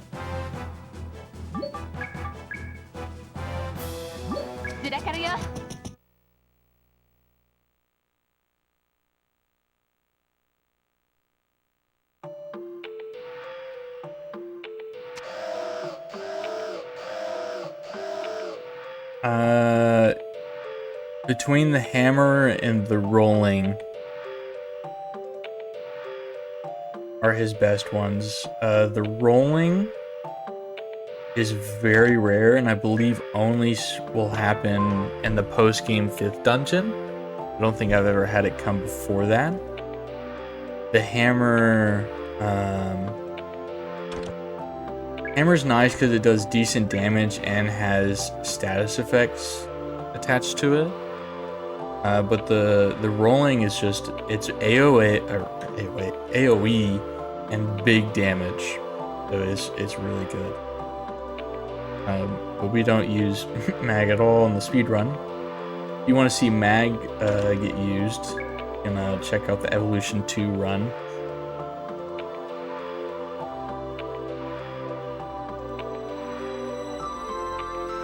They got rid of XP funneling, so no reason to keep anybody dead in that one.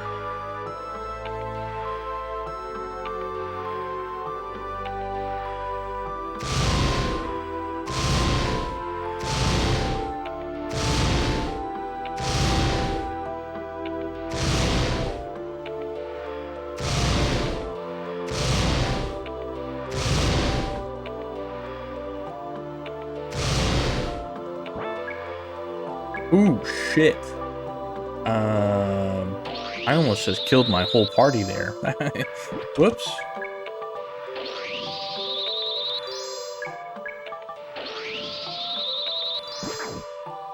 That would have been awkward. But Mag's dead. That's good.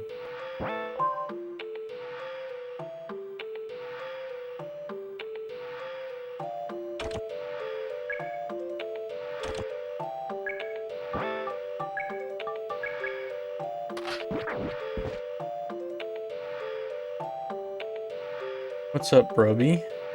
Welcome back. You missed some awkwardness of restarting basically the entire run.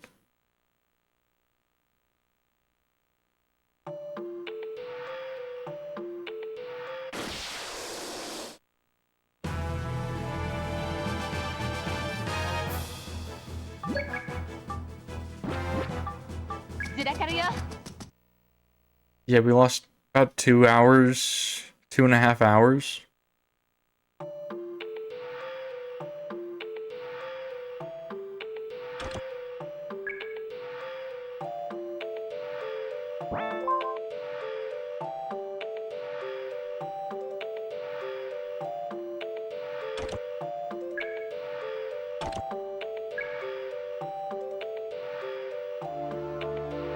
Have you ever had a game just not recognize a VMU at all?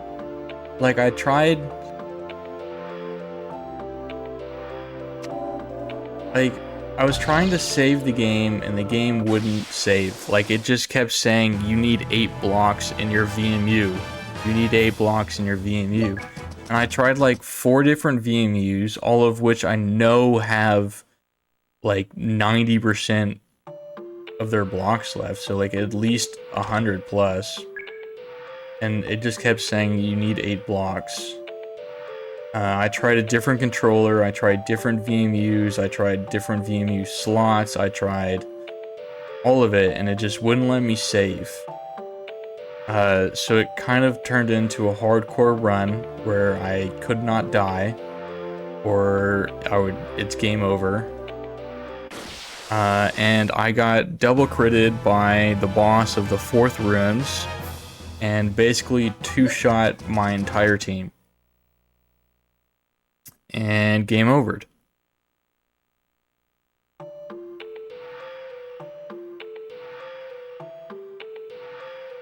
So the only other save file I had was, I think from probably like not 2 years, a year ago or something.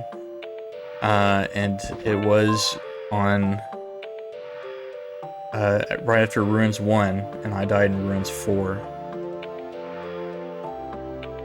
Yo, life.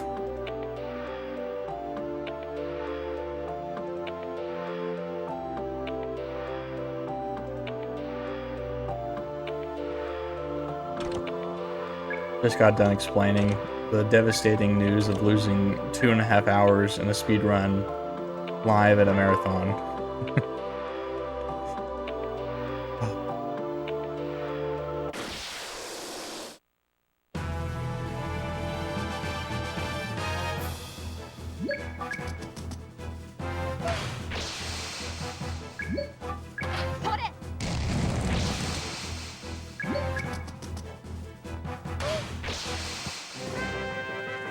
Yep.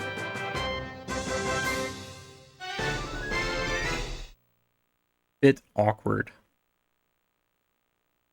I started the run 4 hours ahead of the marathon schedule.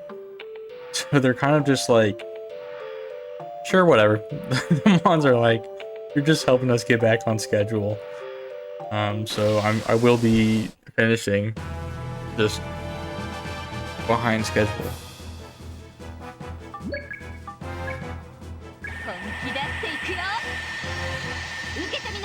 Behind my schedule.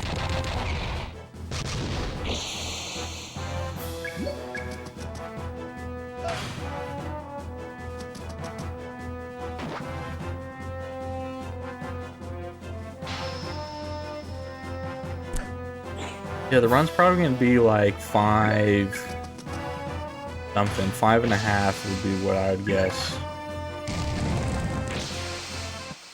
Maybe longer.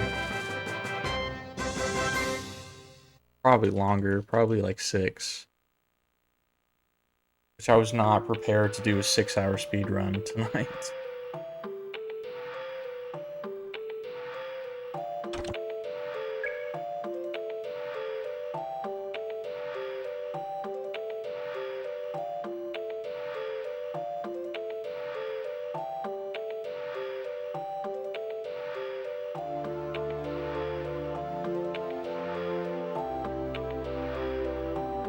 Fun fact, the world record has already finished the run by this point.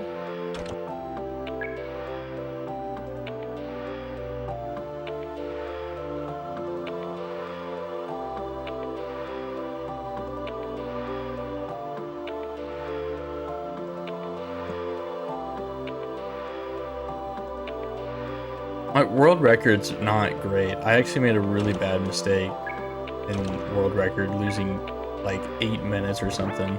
Plus a bad runs 4 where I was like 10 minutes behind gold.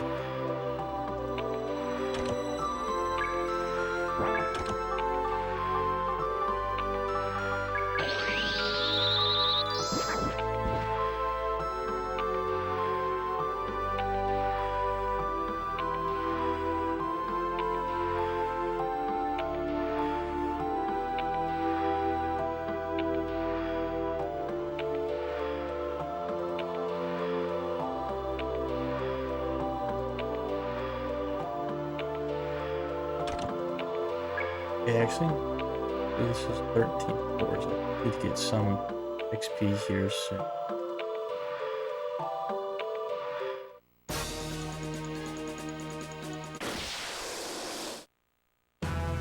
I've had, like, my whole mind's just, like, out of whack. Like, I'm not in runs 4 anymore. This is runs 2. I need to, like, I can save now. It is letting me access the VMU.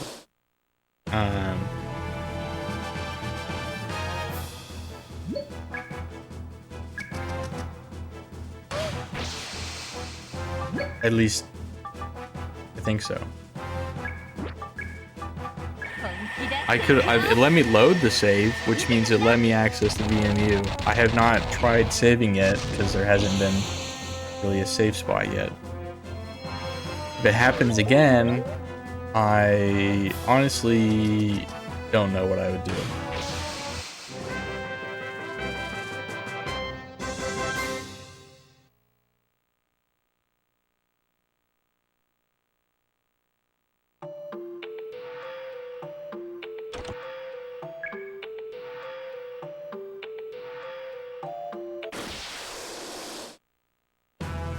Yeah.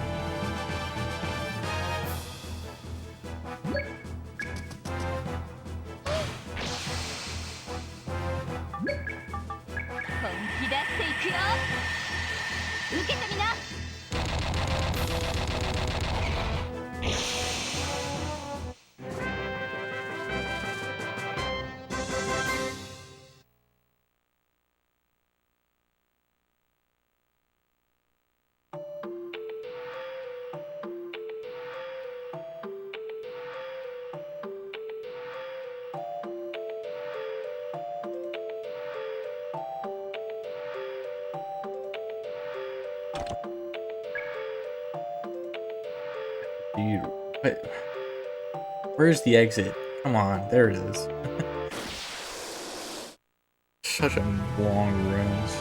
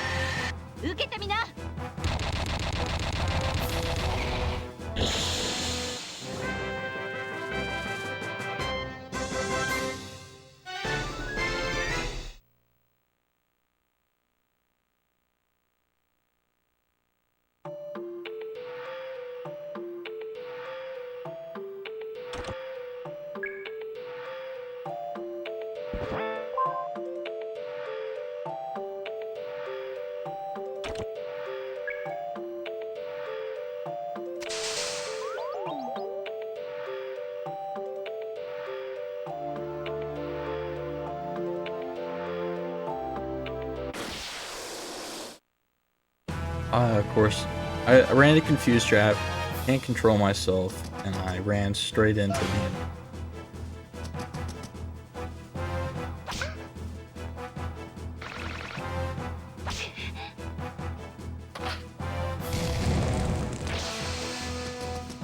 At least they're actually attacking enemies. While they're confused, they can't attack each other.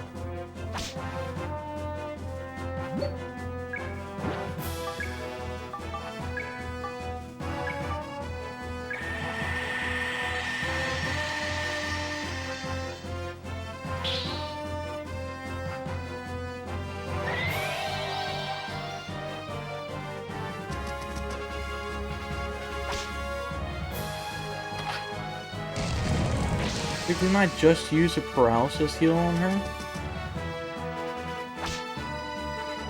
Did I accidentally use that on linear and wasn't looking? I was checking the notes, trying to collect myself.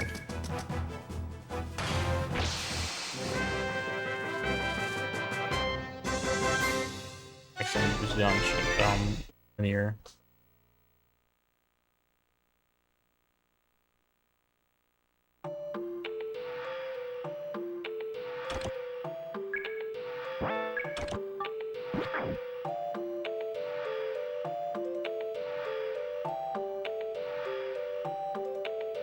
Well, obviously it's not a it's not a play well enough thing, it's get lucky enough.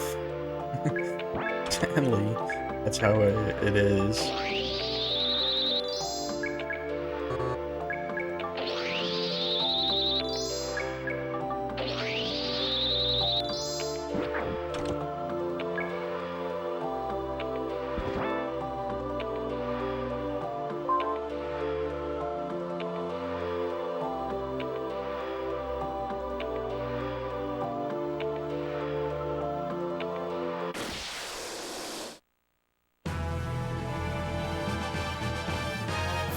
But I don't really think I did anything wrong there. Maybe I could have healed, but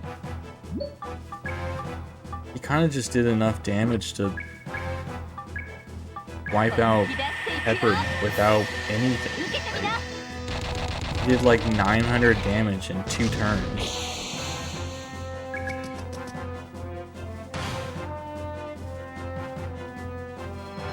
And she has 1000 HP, which is enough to survive if she was full health, but he had like 780 or something, or maybe like 800. I just think like normally like that's plenty of health to survive. Why would I heal if like she had that much health? Like there was no reason to think that she needed to get healed.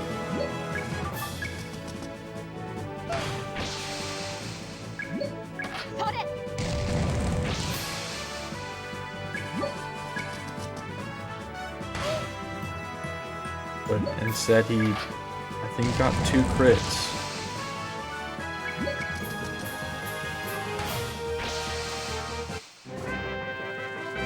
I'll watch that back later just to double check. Oh, fuck, man.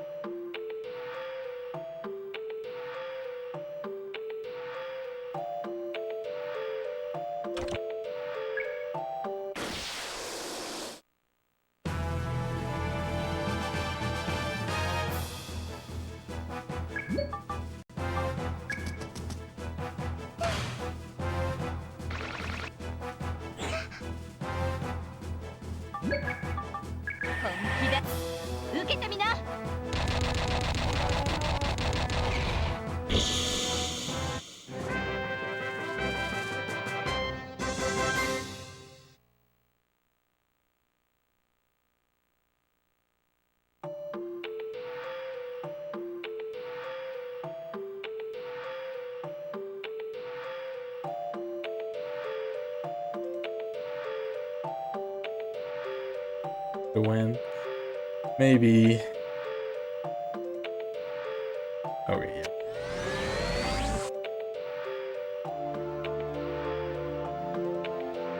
That's a...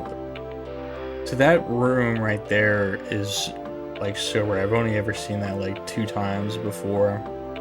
But it's such a strange, windy little room that... We're dark. It's just kind of annoying. But there's always, for sure, a chest at the end of it.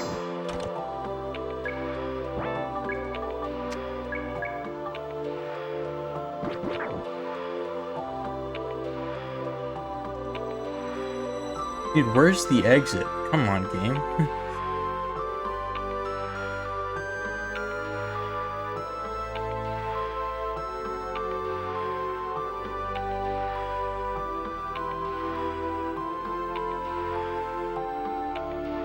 Look at the size of this place. Literally the last room on the floor.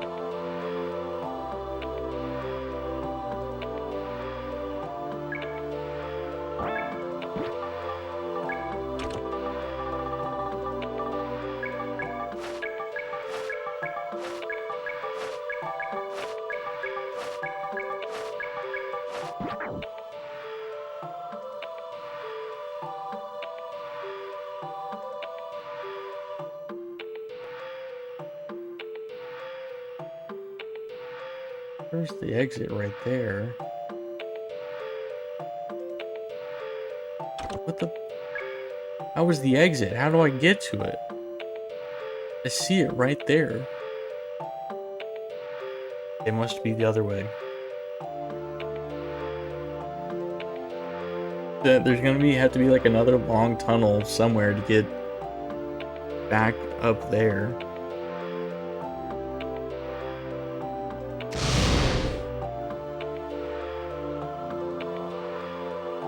Oh, come on. It's not this way. Of course, I went I went the right way. Second guessed myself. Ran backwards, all to just waste some time.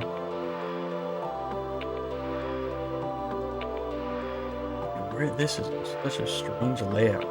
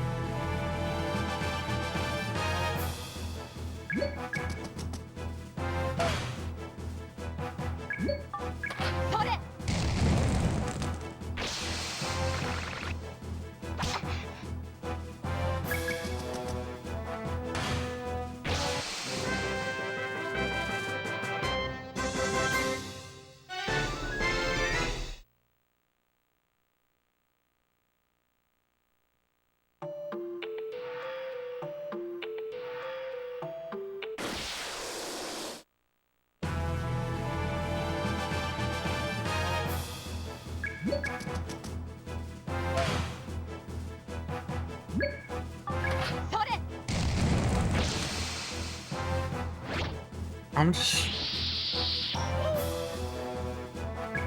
don't have anything to talk about. I've already explained the whole game multiple times. Anyone got questions about the games? About me? About evolution? About anything?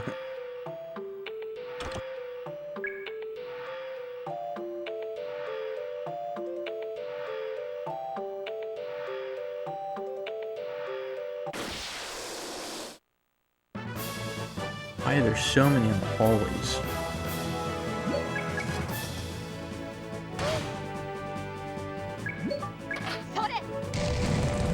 if the enemy is in the hallway, it's so hard to dodge.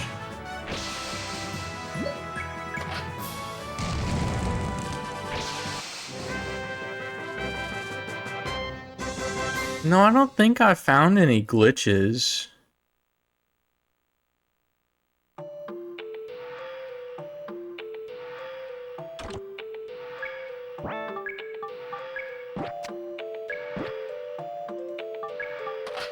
You're kidding me. Mag's still wearing stuff right now. Actually, I shouldn't have done that.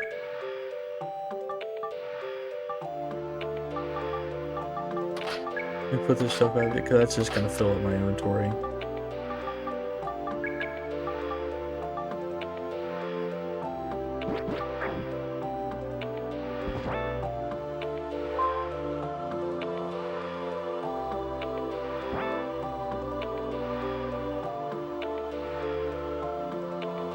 Explain the whole game again.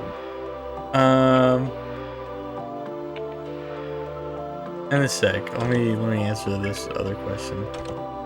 So in Evolution 1, when you beat the game, you can, when you save after the credits, you can reload that save and continue into post-game, where there was a 5th dungeon you couldn't do because it was locked away via story things. I have to stand here, actually wait till this confusion goes away. And when you, so you load it, you can do the 5th dungeon. After you beat the game, this will be a little bit of spoilers. We're just about to see it before, you know, disaster struck.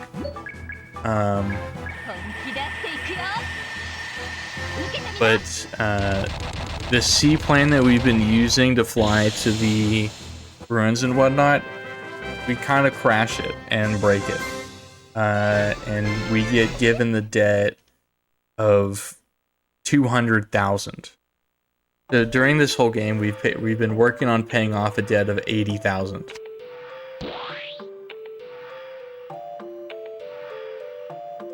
Did I just walk into a room swap that pushed me back 2 tiles? Alright, that's kind of funny. So yeah, we get a new debt that we have to pay off.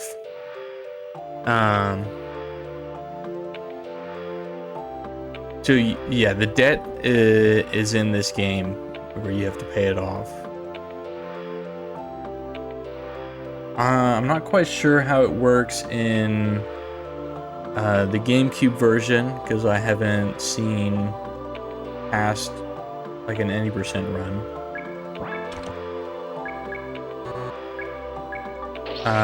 In Evolution 2, it has a debt that you get in a post game, but the post game is quite a bit different.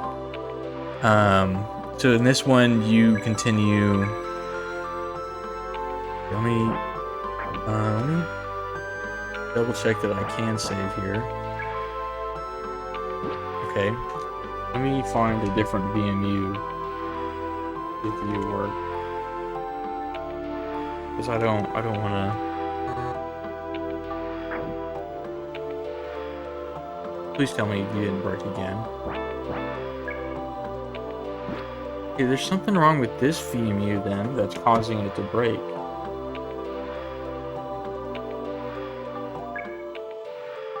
Insufficient space. How about this VMU?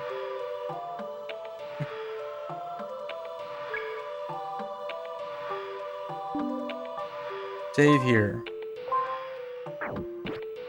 Ladies and gentlemen, we're good. We can save.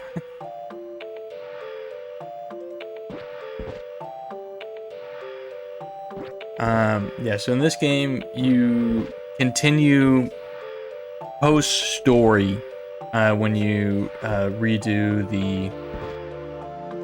when you load the save file after. In Evolution 2, if you load the save file again, it starts the story from the beginning, but you keep all of your what are they called? all of your appraisal items.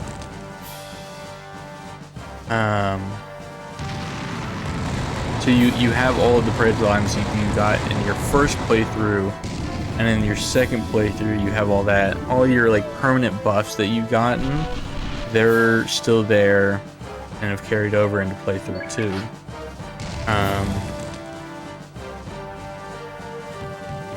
And it's just kind of like a semi New Game Plus, but not quite New Game Plus.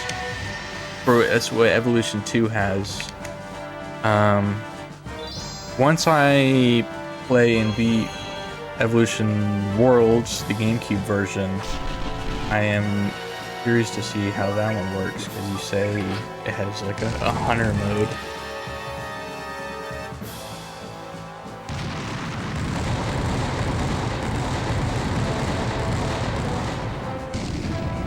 And on to your question about, can I explain the whole game again? If you are serious, I will do it.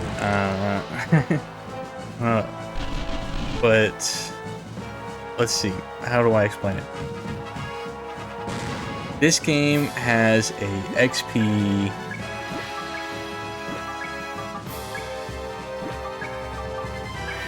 an XP funneling way. So as you see, the main character Mag, who is like the protagonist of the game, is dead. All XP that would be going to him is now going to Pepper and Linear. So let's say the whole party would have gotten 120 XP, and each party member would get 40. But because Mag is dead, instead, the party members, Linear and Pepper, are going to get 60 each instead of the 40.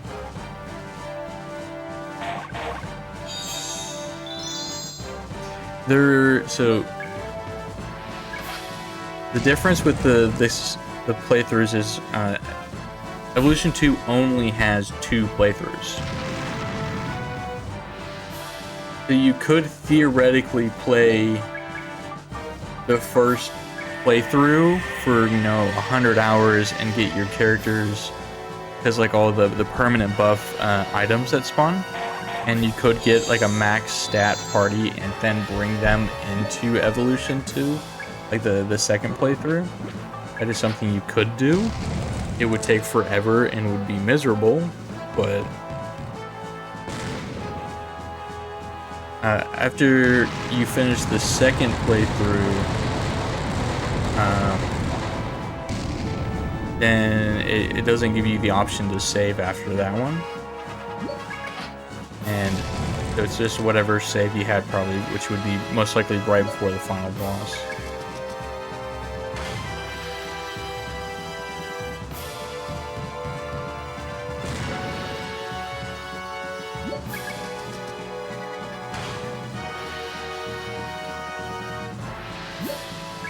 I only found that out semi-recently when I did a full 100% playthrough of Evolution 2.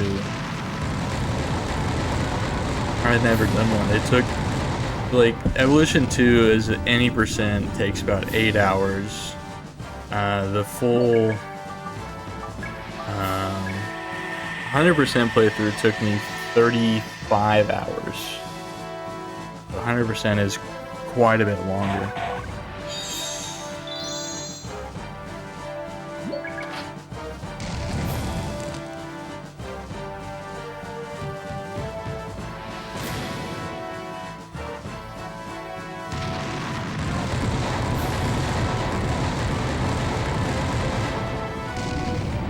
I expect it to be done by now. I'm already getting hungry.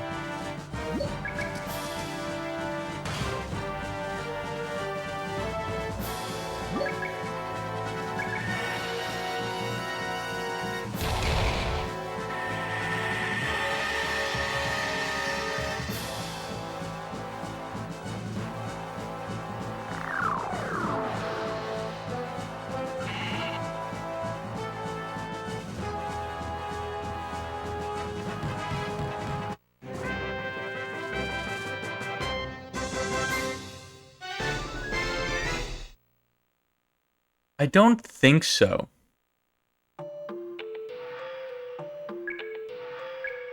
I don't think it's randomized.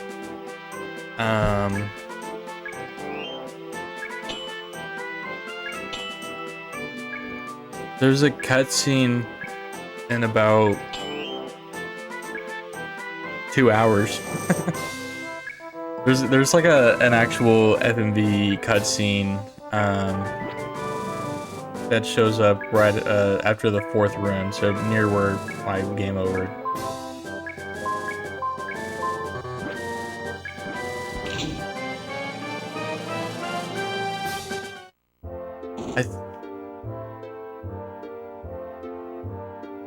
Yeah, this is like a mystery dungeon game. The sequels and other versions are not mystery dungeons. They are set floor patterns. I'm pretty sure.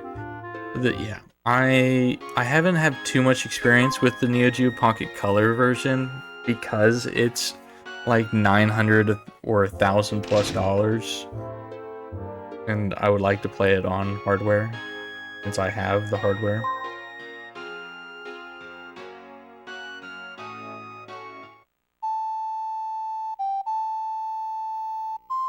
But I'm also not spending $1,000.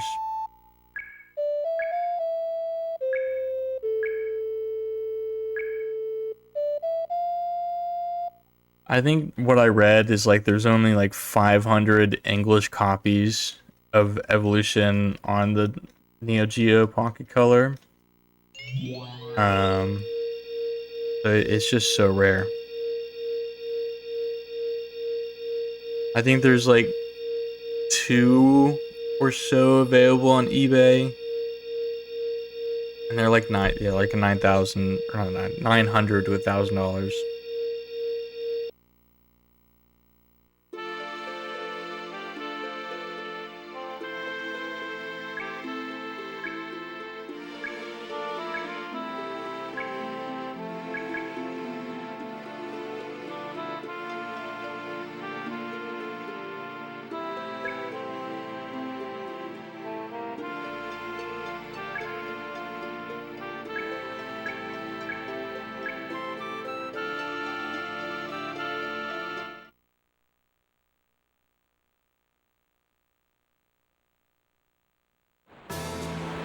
The problem with Neo Geo Pocket Color is like there is a ROM cart, but it's out of stock everywhere, and it's not even like your typical.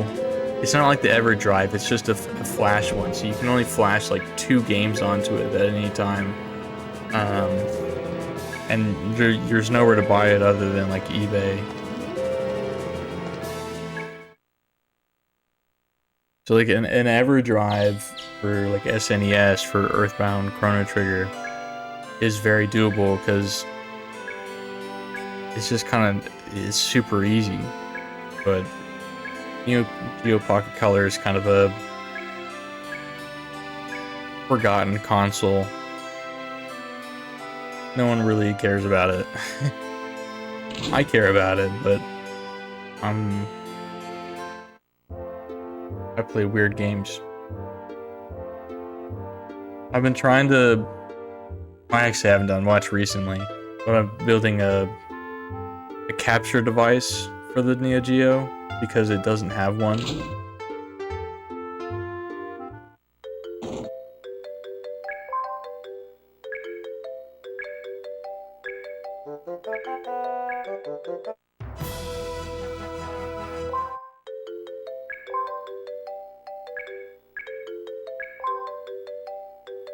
Whoops, I'm looking away. My care for this run has kind of gone away a little bit of the reset, basically.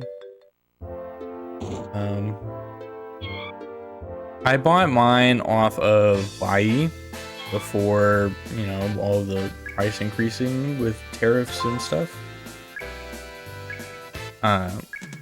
Nowadays, with the shipping it costs, it's not even worthwhile.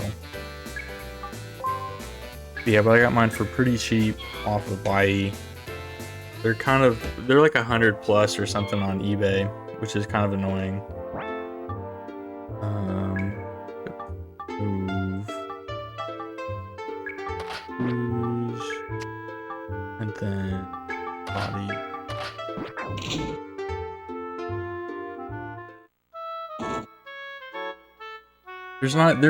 there's an okay emulator for the Pocket Color. Ares is kind of a multi-emulator, but it's pretty good.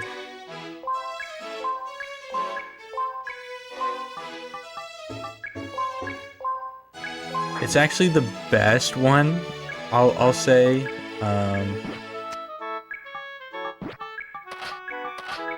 Ares is the only game or only emulator I know that like properly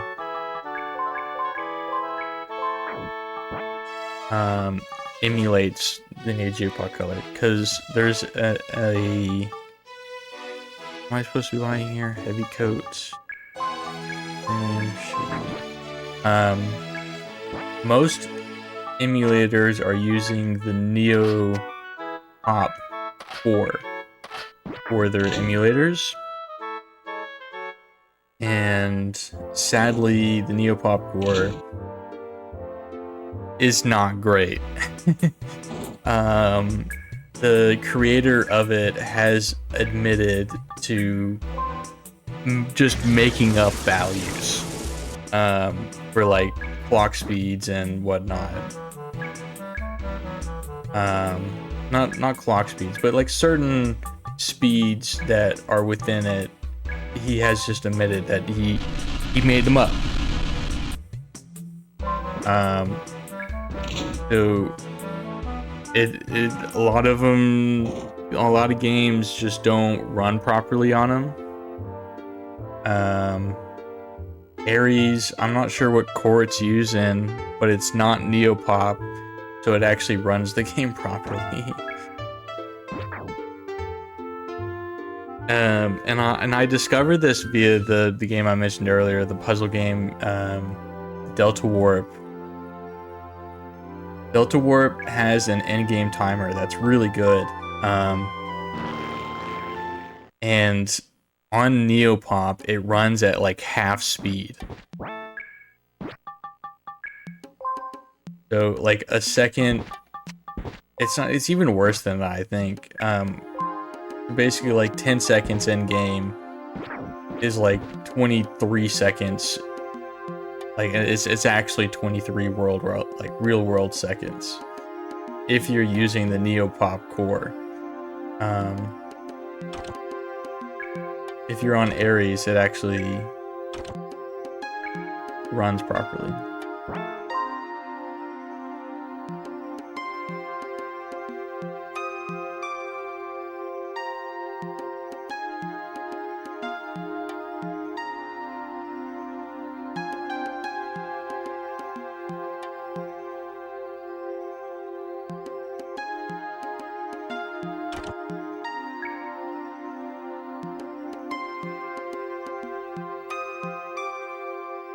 And the Ares emulator also just has like some emulators for consoles that most people don't remember. Like it has PC Engine, all the other Neo Geo stuff.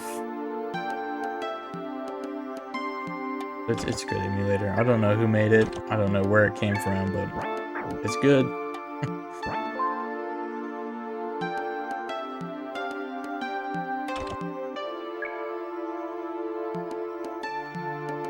When I was doing a lot of research for the Neo Geo, I'm just gonna start calling it the Pocket Color. When I was doing a lot of research for the Pocket Color, when I was trying to make a capture device for it, because recently, I guess semi-recently, there was a capture mod for the Game Boy that was the GB Interceptor, which was just a device that plugged in between the cartridge and the console for the Game Boy. And you plug a USB cable in and connect the USB to your computer and you're capturing.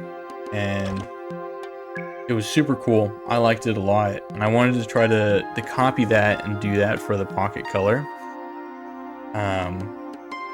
But to do that, you needed to emulate the CPU and TPU and all the crazy stuff like that.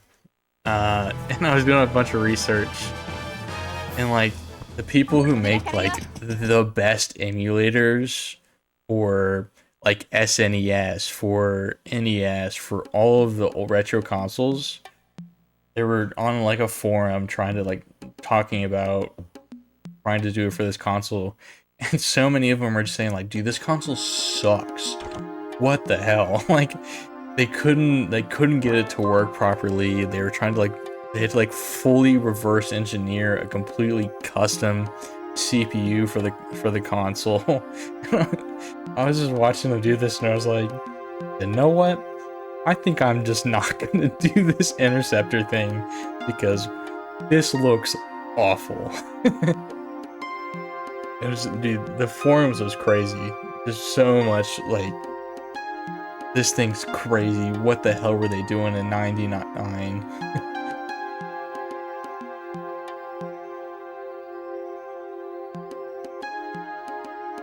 Cool ass console. like like the Game Gear runs off of the Z80 CPU.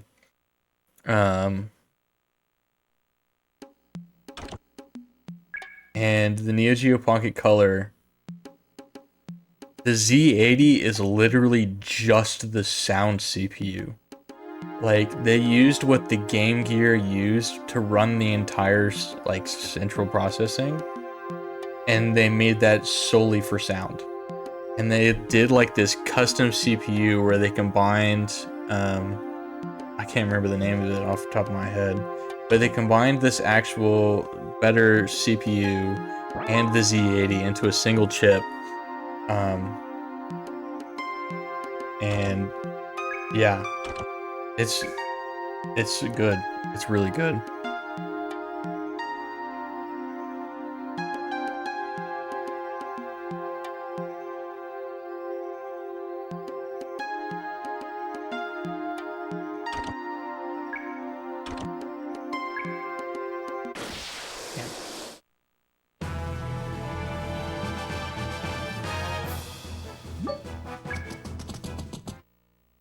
It sounds great.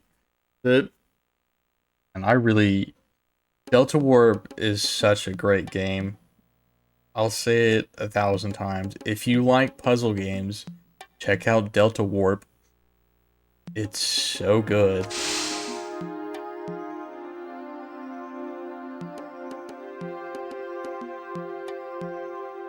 It's such simple like puzzles, or like how you solve the puzzles are so simple, but they make it so complicated by like just very simple ideas. Like, it's really cool. I'll have to do it at a different marathon or something because it's a short game once you get good at it. Not really a really, really long-a-thon thing.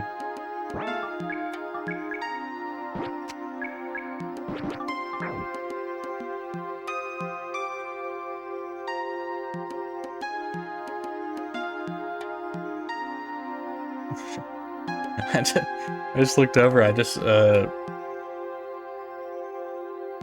closed my notes to look at the stream. The mods changed my estimate to 7 hours.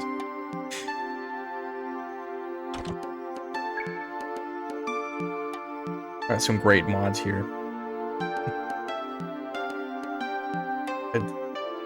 7:15. 3 hours.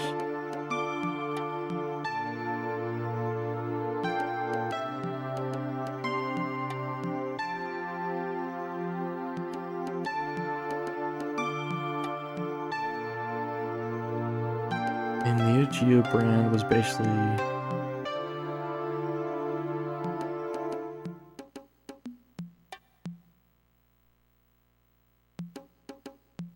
Neo Geo was mainly like an arcade company. existing during like the peak of arcade and SNK and all of their games and whatnot.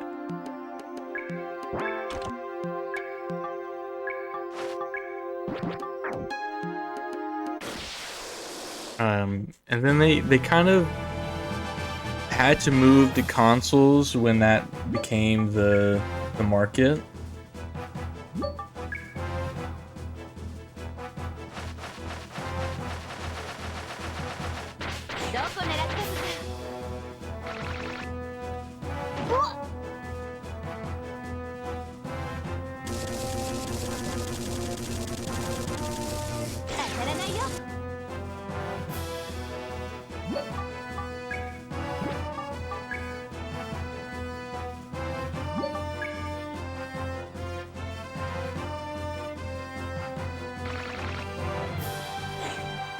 I'm gonna try to use this fight to kill off Mag here.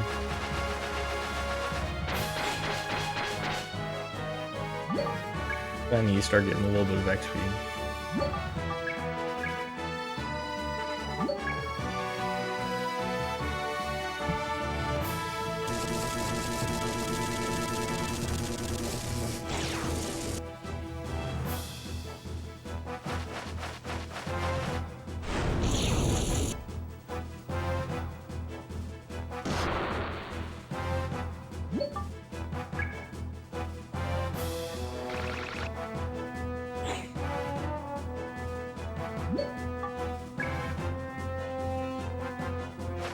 I know for my upcoming semester at school, one of the classes has like a project. It's basically just the rules for it are build something that's like semi-complicated for electronics. And I'm hoping to use the Neo Geo Pocket Capture to satisfy that project. Kind of mix my hobby with it.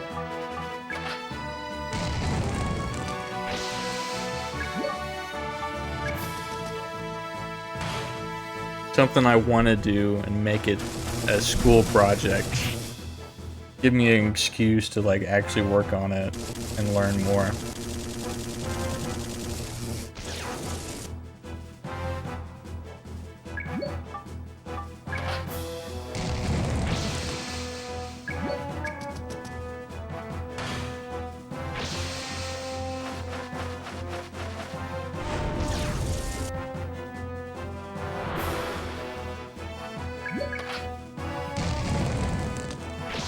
It shouldn't be complicated. Like, I've actually like already fully mapped out what I need to do. The only problem I have is I don't got the soldering skills for it.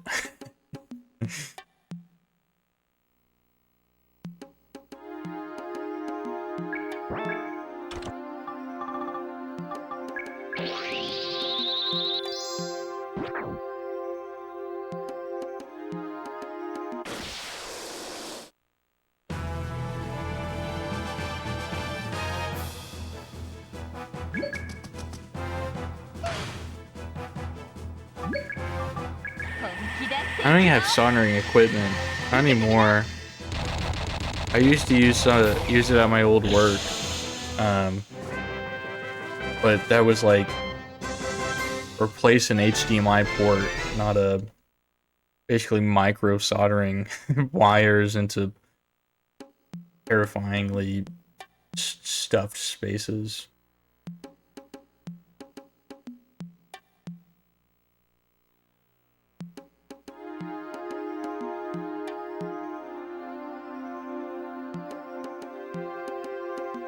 Are there any soldering techs in chat that want to help out? That would be cool. At least give me some hints on equipment to buy or something. Good places to learn.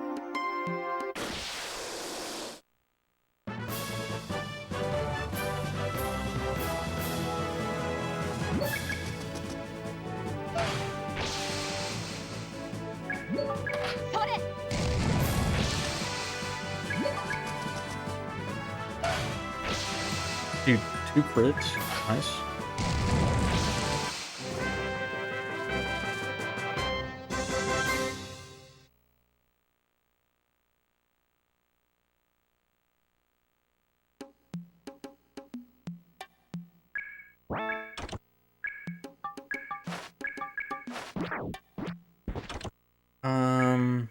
I don't remember the size of it.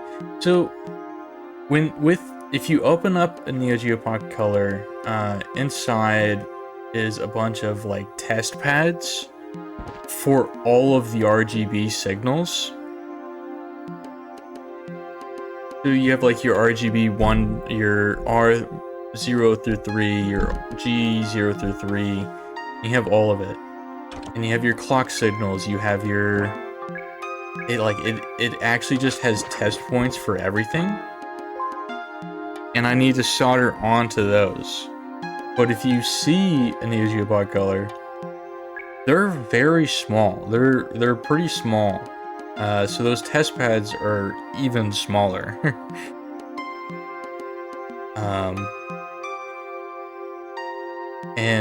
And with the test pads, I do, there's like the fear of lifting them up.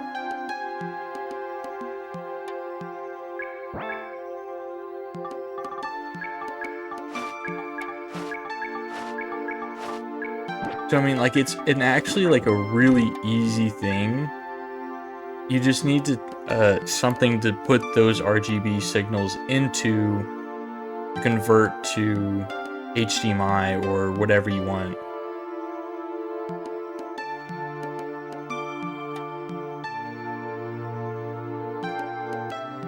It's really like not that hard of a project. It's just a money, time, and experience.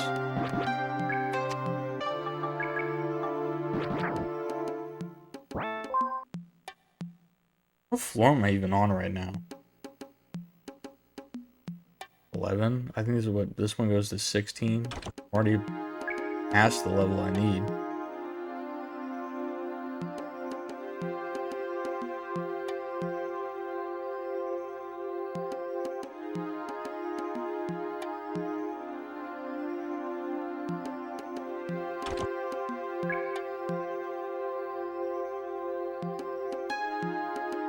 I think if you look up just like Neo Geo Pocket Color PCB or insides or something, you can see a picture of the test points I'm talking about.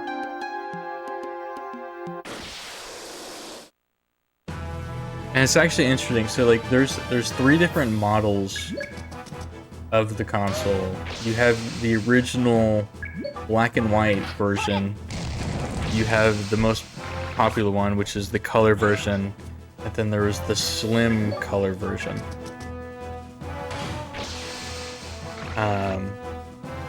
And they all have the test points. They're just all in different spots.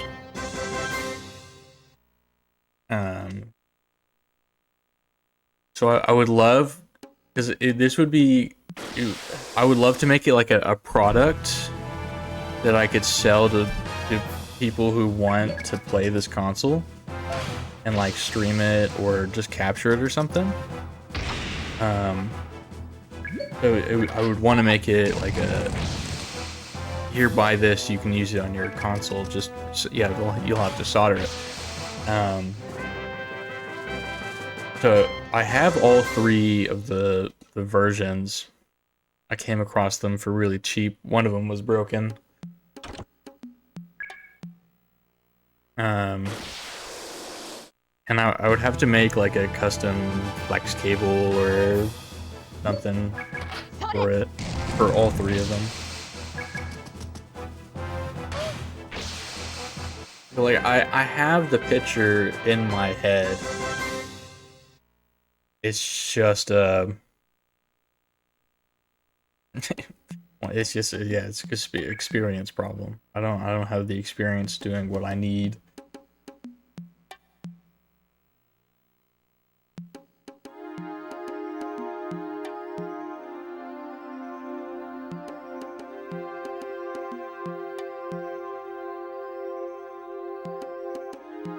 The only way to get experience is by doing, but I feel like doing this like really, I don't know, it looks like intense soldering because of just how small the test points are. I mean, they're maybe like let me think. Do I have like a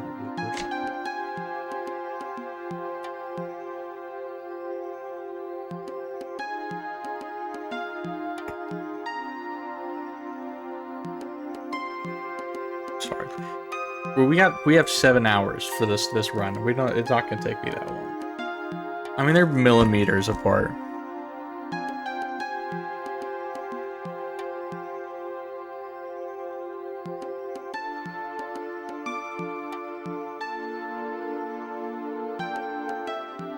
If there were room inside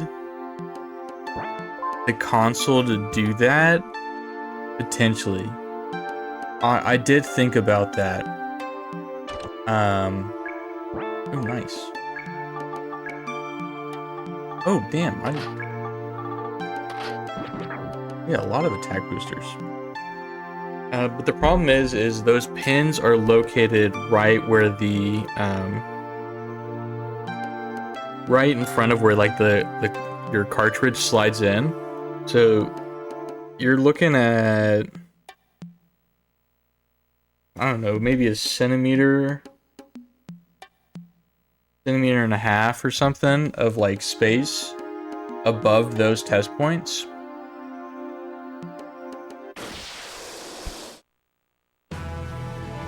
I'm also a very bad judge of size, so it might be shorter or longer, like, number-wise.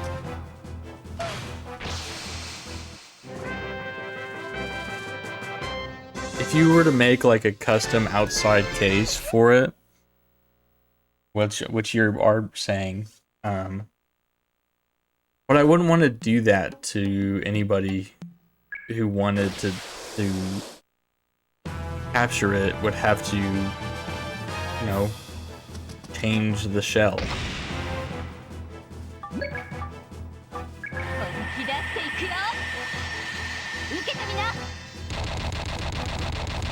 I think it would be good to do that for, like, a test, just to, like, 3D print it, make some pogo plans, and, like, test that the signals are coming out properly. But I wouldn't want that to be, like, the final product.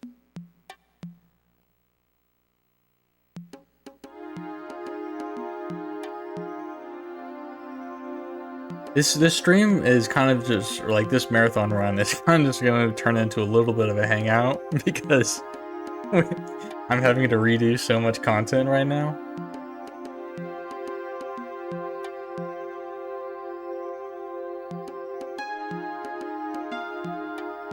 I apologize for anybody who did not want that.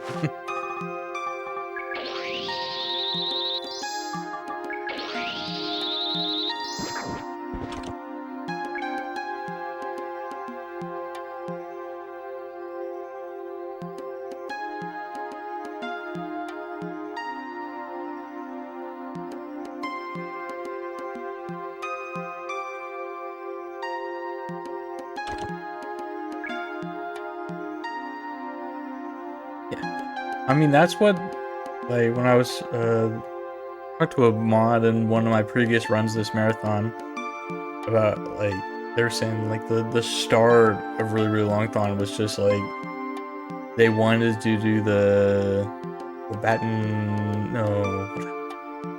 like, 300-hour run, which is just 90% idling. They just kind of wanted to do that, so they built a whole marathon to hang out while they did that. So the marathon kind of just started as a hangout for a bunch of friends, which is super cool.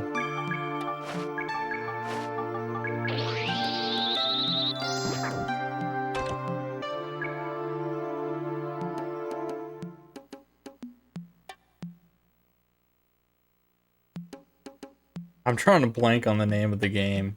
But I know what it is. It's like Baden something. Something like that.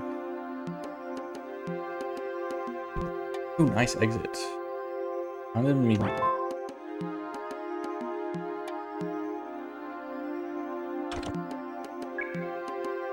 Yeah, that's what it's called.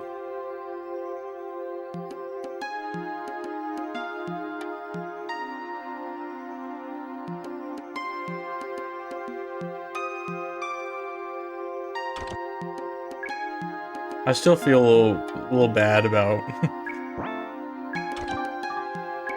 you know, going so far over because my VMU would save. None of the VMUs were saved.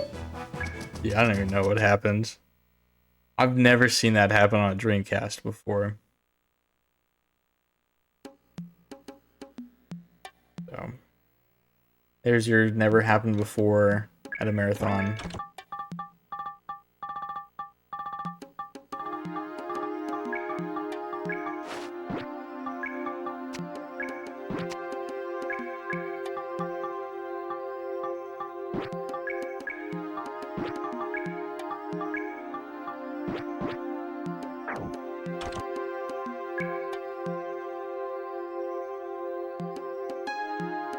It's funny how that's a thing where it's just like something that's never happened before happens at a marathon, and the fact that it's happened to so many people so many times that it's just a thing.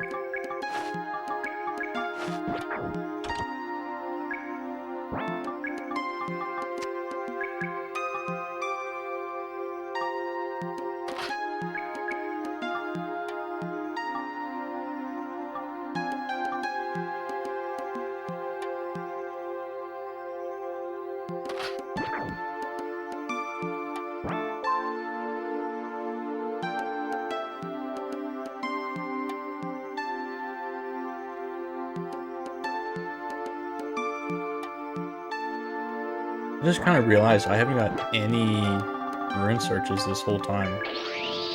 Unlucky.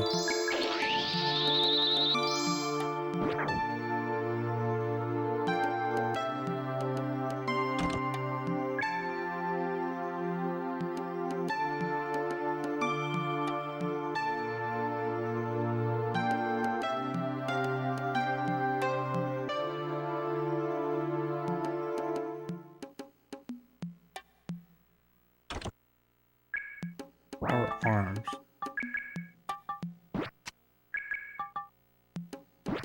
Is that another one that only you can use? Damn, I've gotten so many good drops for mag. Like, really good drops if I was using mag, but we're not using them. The power gear, the power arms, which are exclusively usable by mag.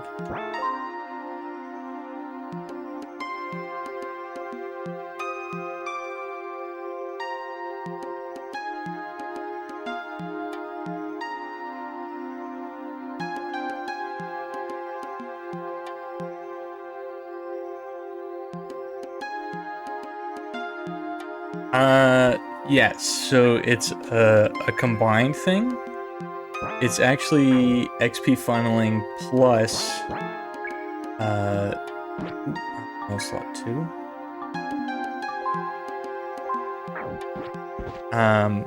Plus all of the dungeons scale their difficulties based off mag's level. Oh, whoops, I need to move them off the back.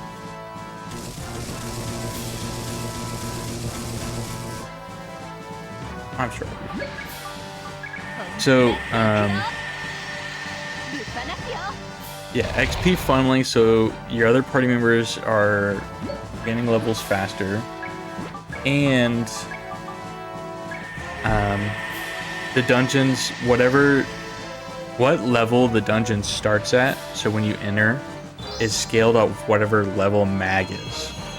Since mag is level 1, when I entered this ruins, the level started at 1.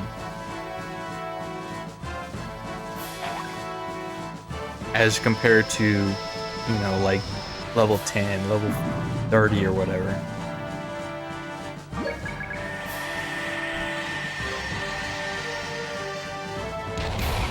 And ultimately that makes it so instead of beating the game at around level 65 to 70 that would you normally do in like a casual playthrough, we end up beating the game at like around level 24.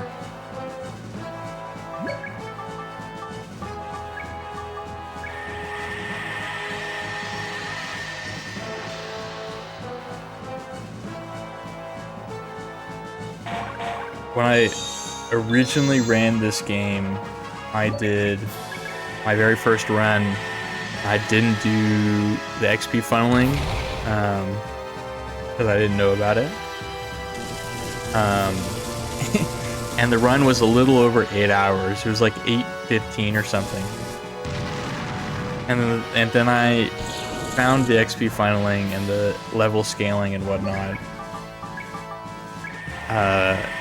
And my very next run was like a 4:10, and I shaved over 4 hours off.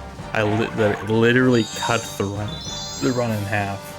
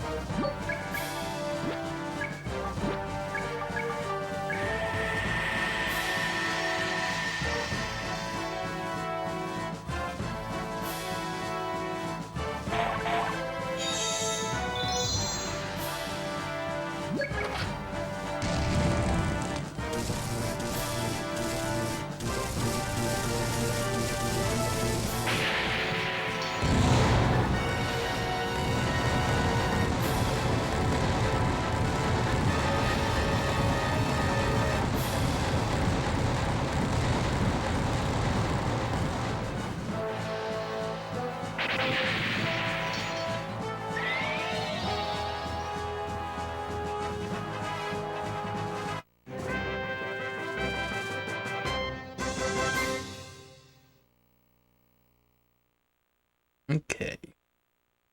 We finished off Ruins 3 for the second time now. Time to go back to Ruins 4. This time, the boss will be different and will be easier than the one that we just did, or than the one that I died on earlier.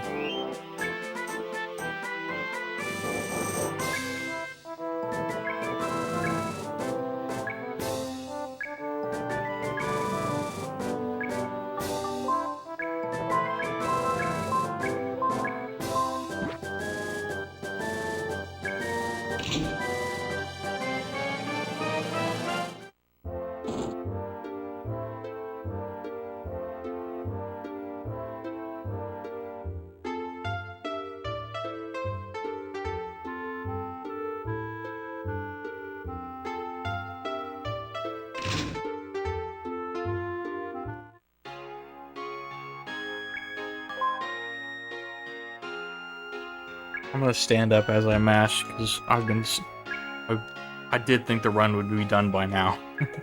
I'm not used to sitting.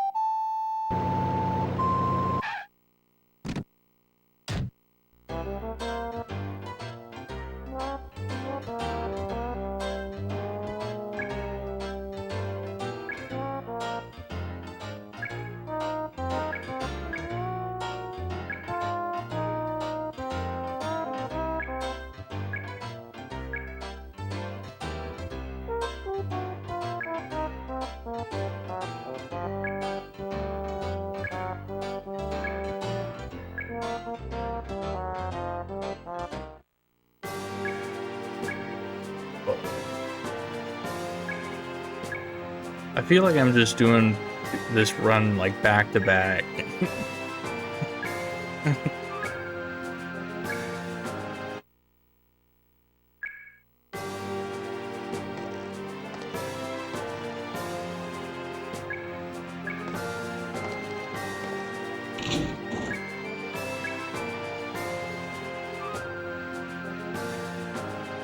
Interesting. I could have done that at my old job. It would have been interesting to do. Participate in a marathon parody or like volunteer for it and get volunteer credits.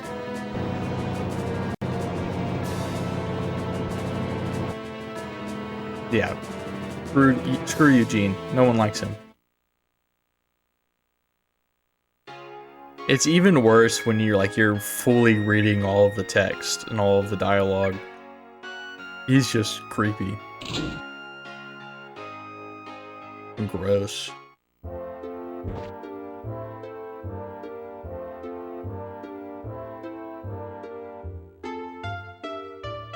If Eugene was a real person, he would probably be on Epstein's list.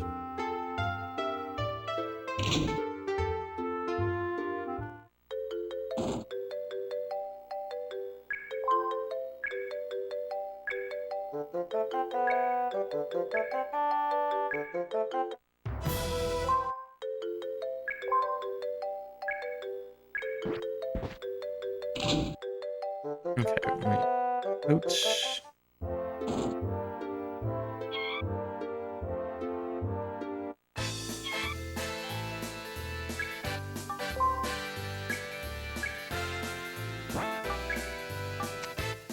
I need to remove.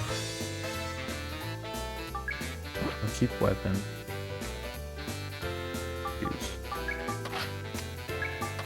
Use.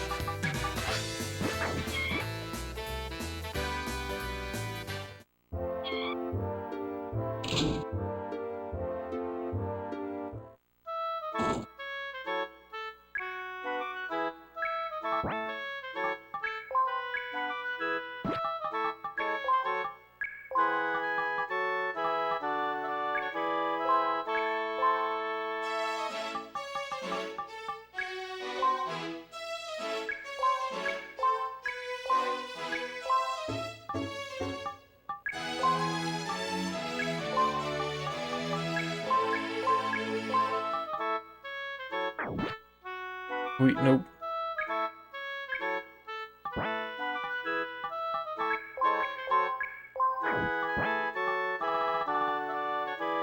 Need fine glass. Picture. Just double check that Lucky is better.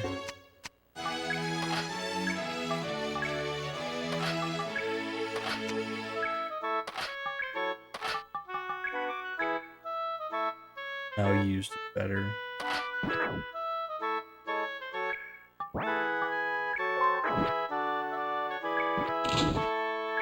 Wait. Back to ruins number 4. But we're doing a little different this time. We're doing a different ruins than last time. So it is a little different, you know, a different environment. This one's pretty cool. It's a pretty cool environment on it.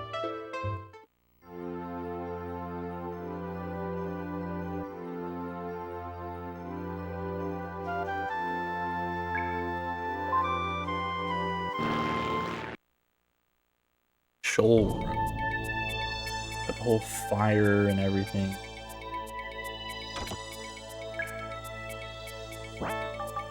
We do.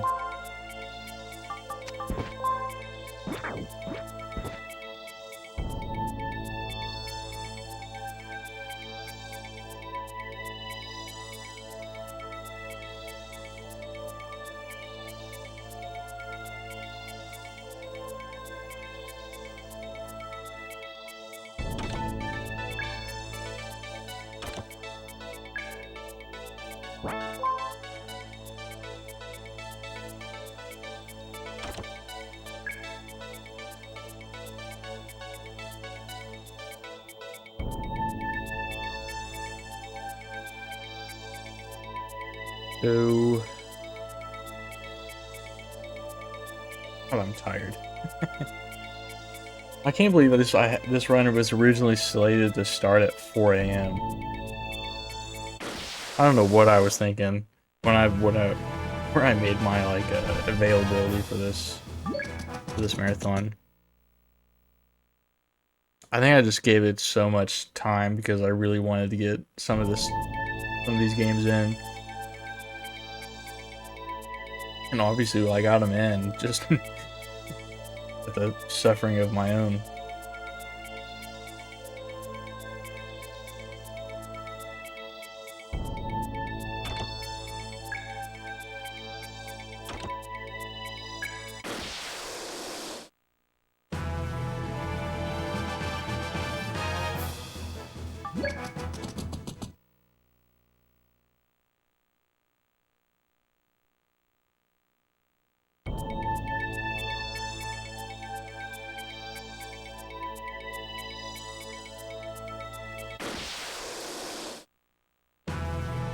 Too many encounters. Every time you leave a fight and come back in, it's actually different. So if I were to fight this cockroach again, it would have a different, well, it could have a different, like encounters. There could be 4 of them. There could be an enemy that wasn't there before, like a different type of it. Early on, when I was still experimenting with trying to kill off Mag, one of them was to just run away from a fight over and over again until you got one that could kill Mag quickly, but then that you could kill afterwards.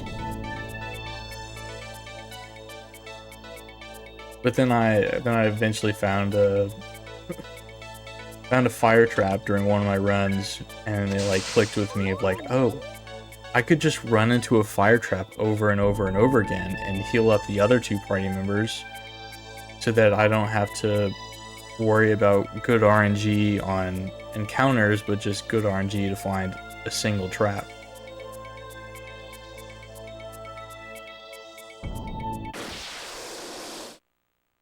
Granted, finding that trap isn't that easy.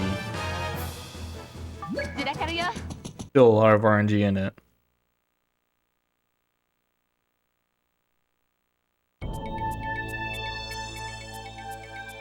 But finding a fire trap is not that hard.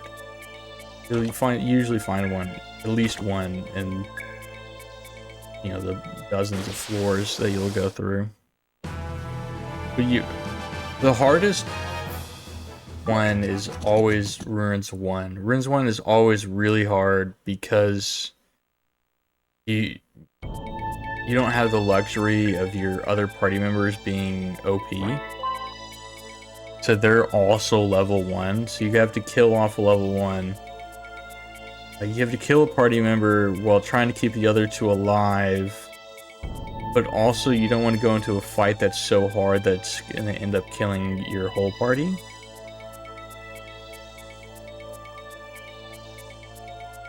And these later ones, like Ruins 4, I'm in, because my other party members are level 20 basically, I don't have to worry so much about the encounter I go into, because I'm going to be safe.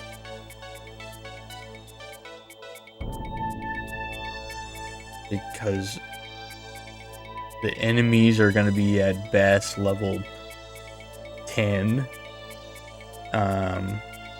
They're easily able to kill level 1, but they cannot really damage the level 20s. It's crazy how well some parts of this work out. Like, it almost feels intended by the devs, and you could say that if they didn't patch it out for Evolution 2, the Neo Geo Pocket Color version, or the Evolution Worlds GameCube port. Like, it feels almost intentional how well it all works together. The XP funneling plus the level, how the dungeons are level scaled and everything. It works out perfectly.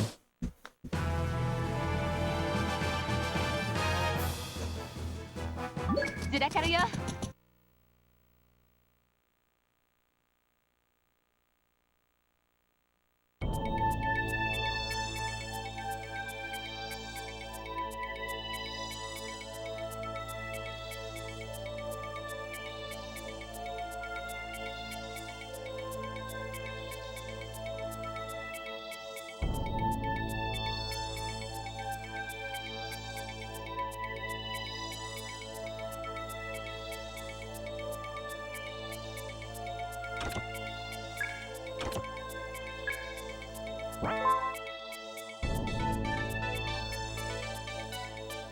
15 more floors to go.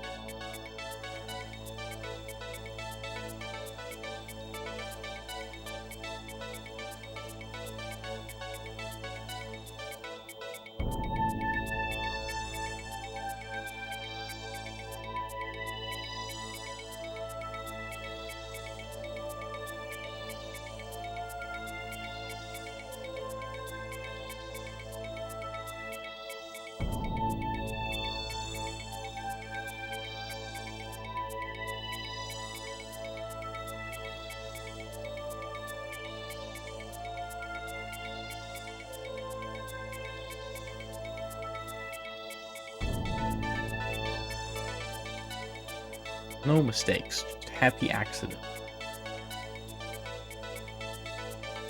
Remember when Bob Ross was added to Twitch? I used to watch him so much.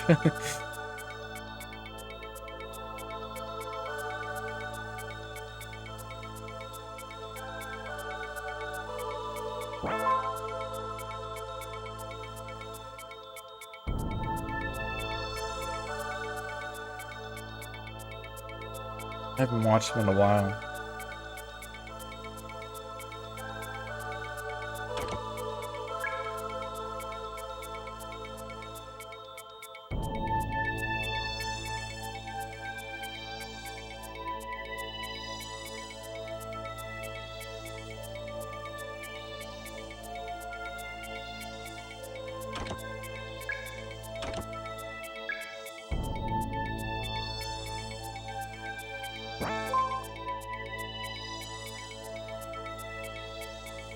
I mean, Chad was so cool with it, because, like, he would do, like, he'd clean his brush and beat the devil out of it, and they had, like, their own, like, ritual for everything he did, because he had so many, like, what's the word? Idioms, or just, like, patterns, or things that he would do often, and Chad recognized all of them, and would just fucking, and would go with it. It was so good. I feel like Twitch was just a different place back then.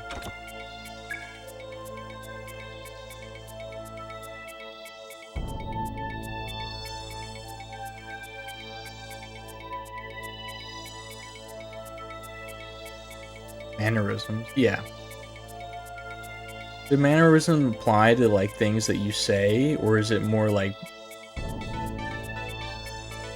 Yeah, no. Yeah, I think that's probably the right word. English is not my best. It is, yes, it is the only language I know. Fluently, that is. But it's not my best.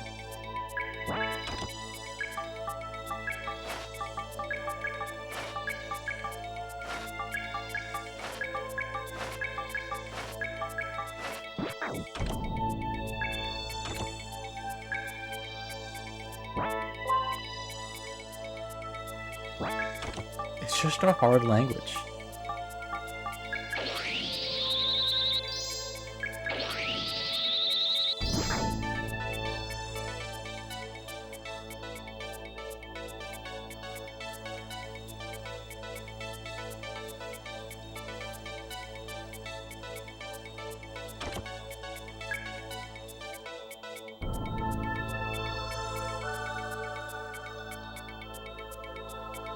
I know a little bit of a few languages.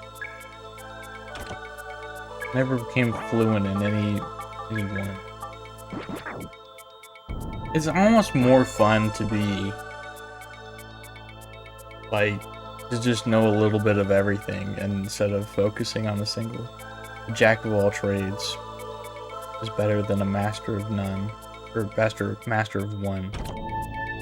I think what the full phrase is like a jack of all trade is a master of none.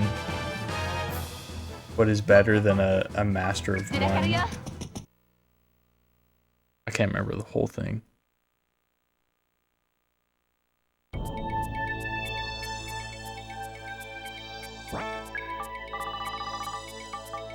It's also crazy how many like quotes that are like purposefully cut off to make different like phrases. Like purposely cut off to make an entirely different meaning quote or phrase or anything. It's just like, it's crazy how much like the phrase the customer's always right. It's the customer's always right in manners of taste. And like, you know, if you're choosing clothes or if you're eating, that's when the customer is always right. The customer's not always right when it comes to, hey, do you have anything in the back? Like, God, it's such a bad, like that one really annoys me.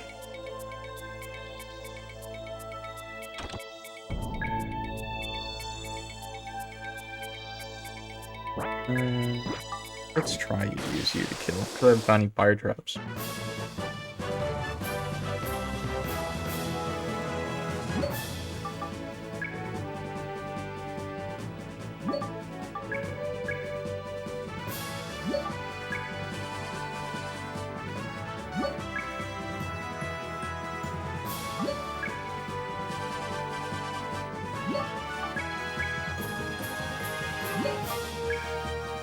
I've never once met a customer that was always right.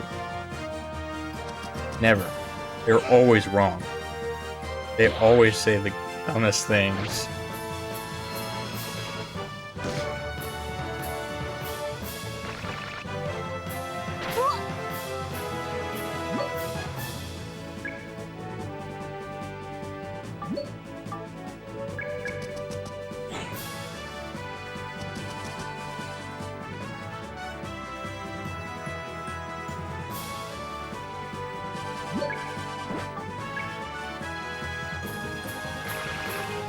I'm thinking back to previous things that customers have done when I worked in sales, and just, oh God.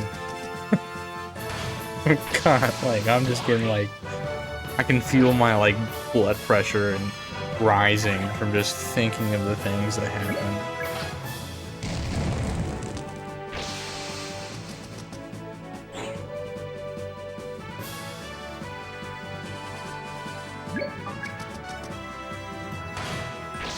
At one point, I worked as a kayak and canoe like salesman. As like I would sit at the river and rent out to people, or I'd be in like in a store and sell them.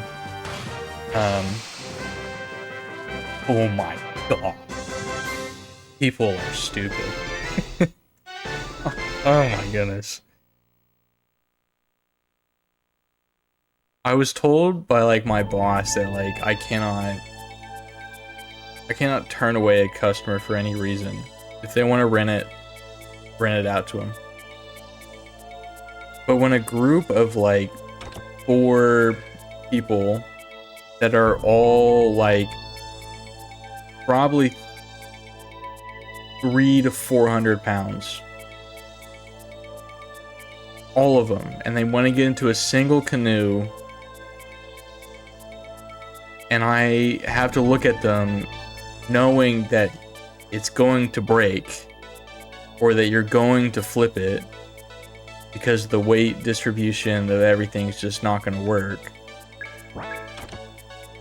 But I know it's not going to work, but I can't not give it to him.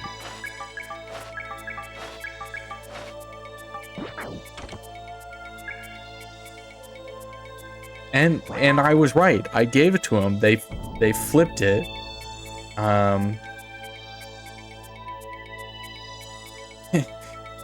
I'm surprised none of them drowned.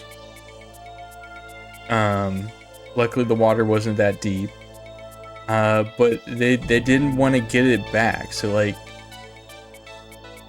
they flipped it in the water and then just like walked back or swam back. I don't know.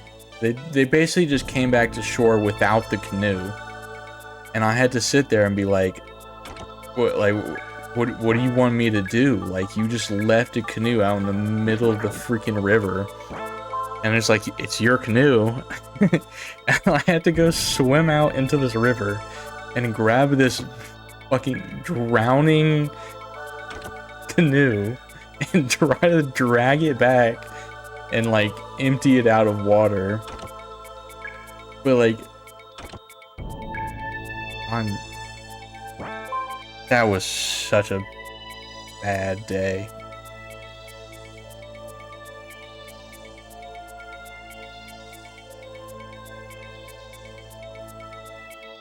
I think they also wanted a refund because they didn't get their full hour out of it.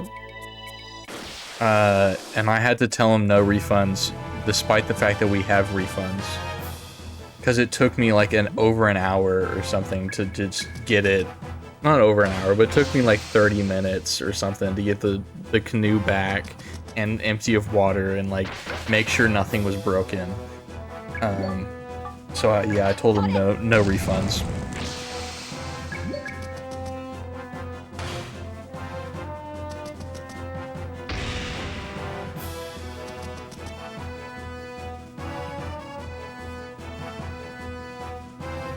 I don't know if you've ever had to drag a canoe that's full of water before, because I couldn't get in it because it was full of water, and it was so full that like I couldn't like flip it back over and it wouldn't stay like that.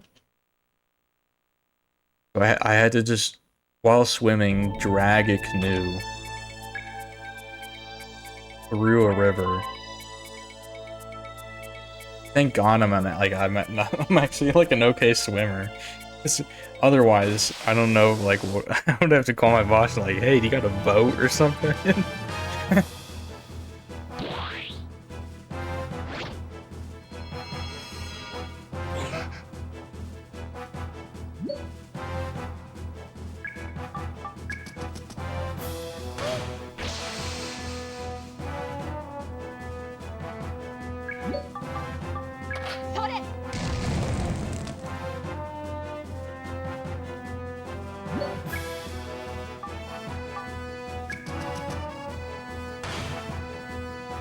Yeah, and then like I got it onto land, and I had to like, not all the way onto land, because while it's full of water, it's in the water and it's still heavy, but when you're on dry land with it, it's like actually impossible to move it because it's filled with 800 pounds of water.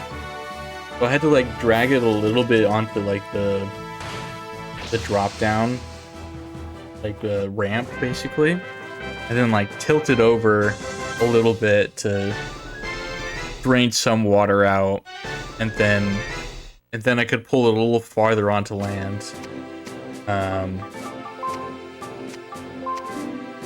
then just kind of repeat that process over and over again until I could get it all the way out and all the way empty of water.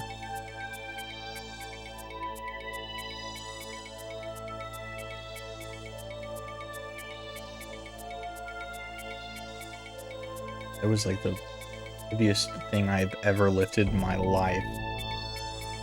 Dragging a canoe full of water up a ramp.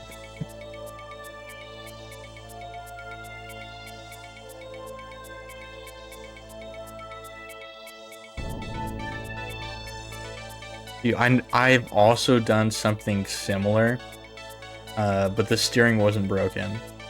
But yeah, someone took the cart all the way out to their car, and they just like left it running or something, and then I guess came and found somebody and was like, hey, I kind of left it out there and it drained. I'm just staring at him like, God, I hate you.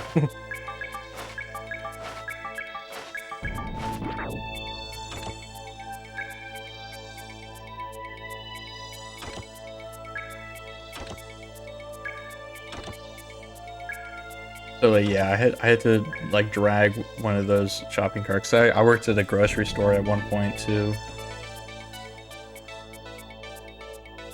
But my job was like a bagger, and then like occasionally I'd have to go out into the hot Texas summer heat and not drag, but like move carts back into the shop for people.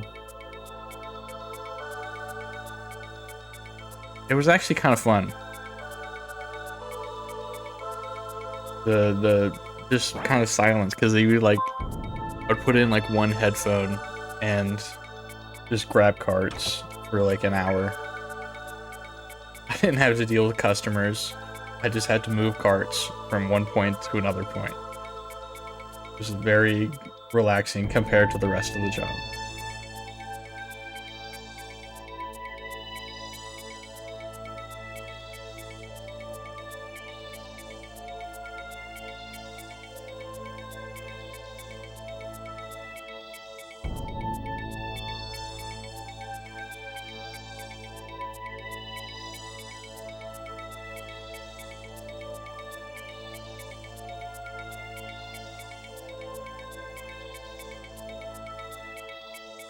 There's one of those YouTube channels where this medic, like a, what do they call them? Ambulance people, whatever. First responders, whatnot. And he just tells like reenacts stories from real things he's experienced on a job. It's so bad. It's so bad watching what like people think is okay.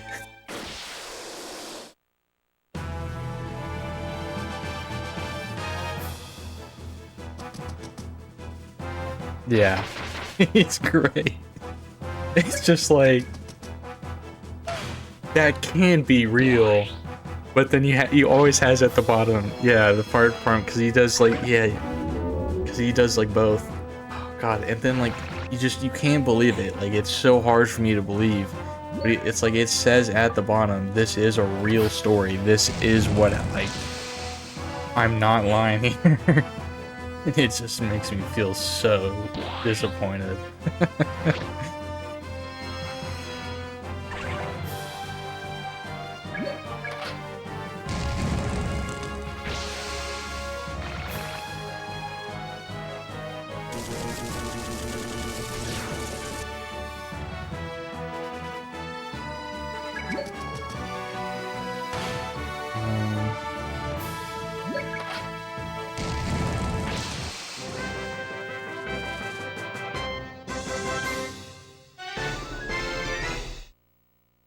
I mean, that's crazy that they got it that far. Mine was the shopping cart that ran out of battery for me was not that far away. I mean, it was not a close distance, but not 500 feet. Oh, that's miserable. Oh, getting some lag. I don't know what's causing that.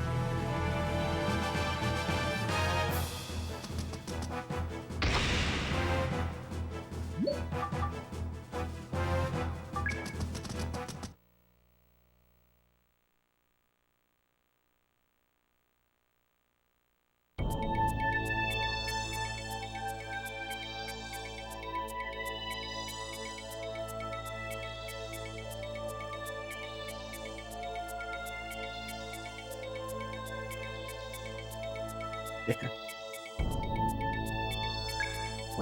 Ooh, that's a...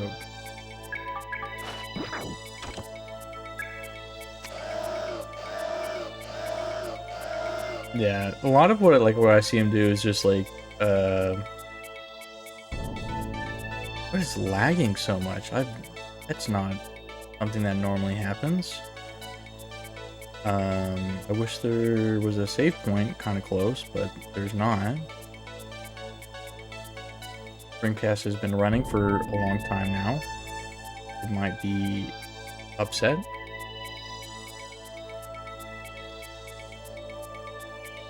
I mean, he does a kind of good job sometimes where it's just like, I remember one of the like skits he did was just like some guy house was on fire one night. He arrives, he starts putting out the fire, and then like as he's putting out the fire, the homeowner comes back and is like, "Oh, what happened here?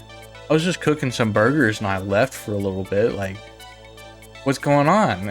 And like, just like, you were cooking a burger and left?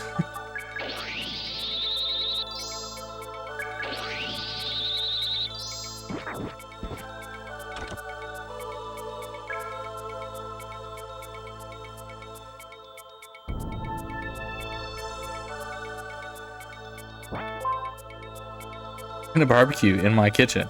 Yeah, like exactly. Like what are you doing? What are you thinking?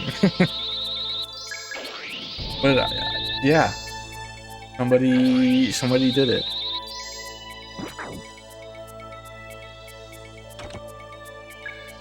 I remember another one was just like somebody burnt something and the house was on fire, and the kid's just like, "Do you think my dad will know?" Just like, I don't know. Maybe, just maybe he might know that his house was on fire. Like,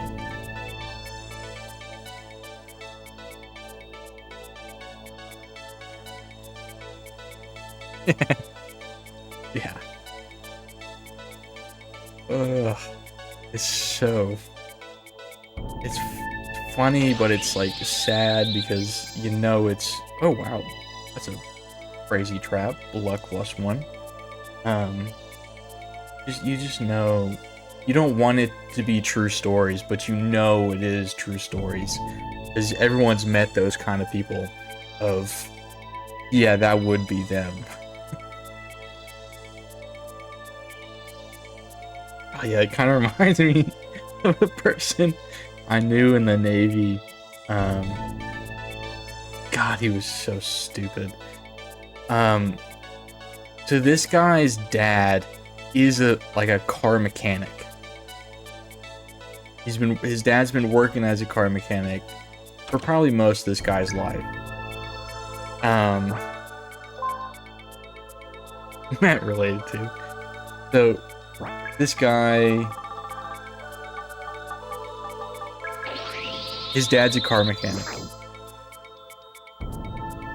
He says he's talking to me. I know cars.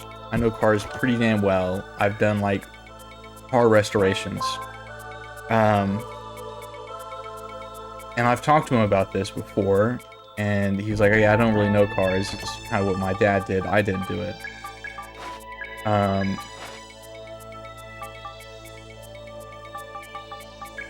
And still, this guy goes into like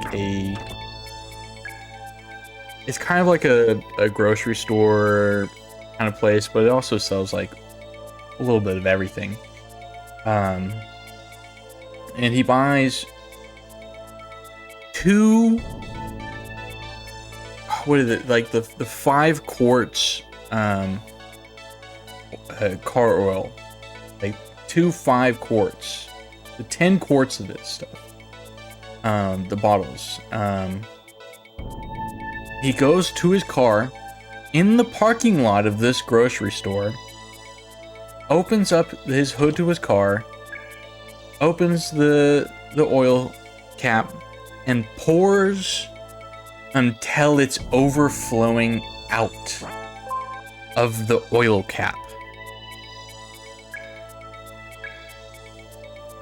I don't know how well y'all know cars, but that's too much oil. I have a V6 engine in my truck. It takes 4 quarts.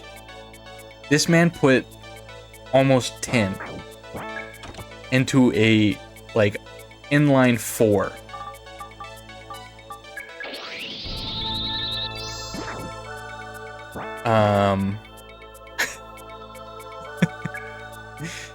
Oh, wrong, this memory card. Let's see. I now have backup save files for all the runs now, so next time this happens, I'm prepared if this run ever gets accepted into a marathon again.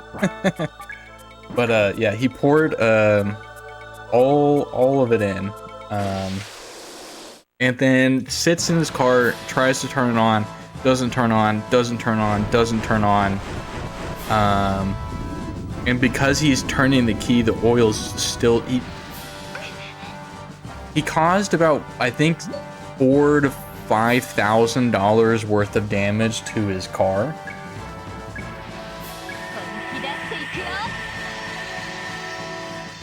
And here's the thing, this man could have Googled it. This man could have asked his dad, who's a mechanic. He could have asked me because he had my phone number. He could have asked another one of our friends that worked with us who also worked on cars. He could have looked on YouTube. He could have looked anywhere. He had so many resources at his disposal to help him, and he ignored all of them. Yes, and that's the thing. He didn't drain his oil either. Like, not only did he overflow it, he didn't even drain the old oil. Oh my god, that kid. To join the military, you need to take a test. It's called the ASVAB test. It's just like it's kind of like an IQ test, whatnot.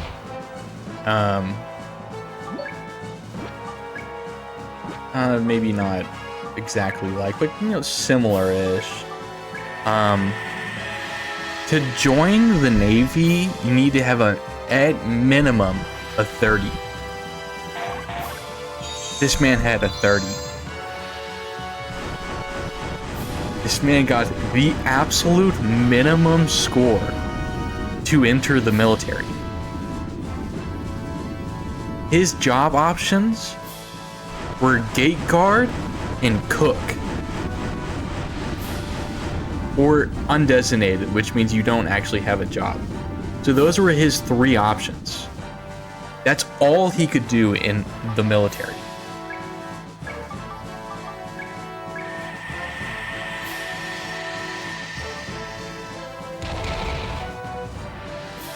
Yeah, my dipstick also has the do not go beyond this point thing. You probably didn't even know what a dipstick was.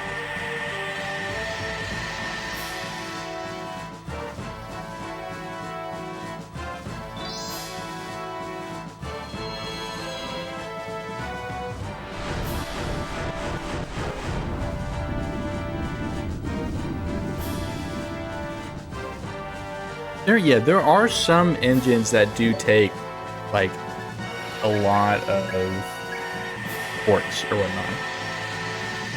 I think there's I had a friend whose truck took like, I think he took 8 quarts. Maybe it was more. I can't remember. But even then, this man just had like an inline 4.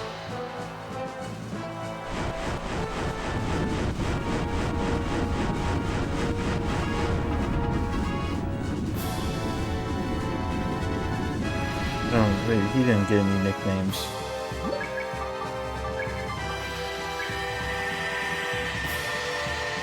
Only the cool people, like the pilots, get nicknames, and then their nicknames are ridiculous.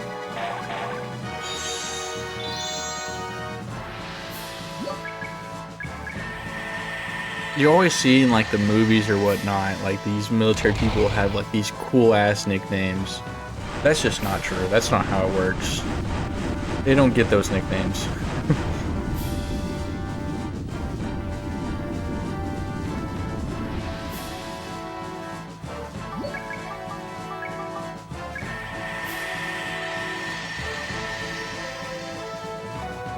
Who was the dipstick? That was a good one though. I wish I had thought of that, though. I might have actually given him that nickname of Dipstick.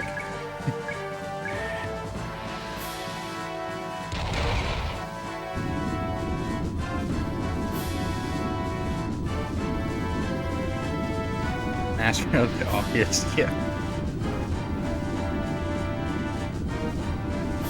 No, it's usually you have something embarrassing happen, and then that becomes your name.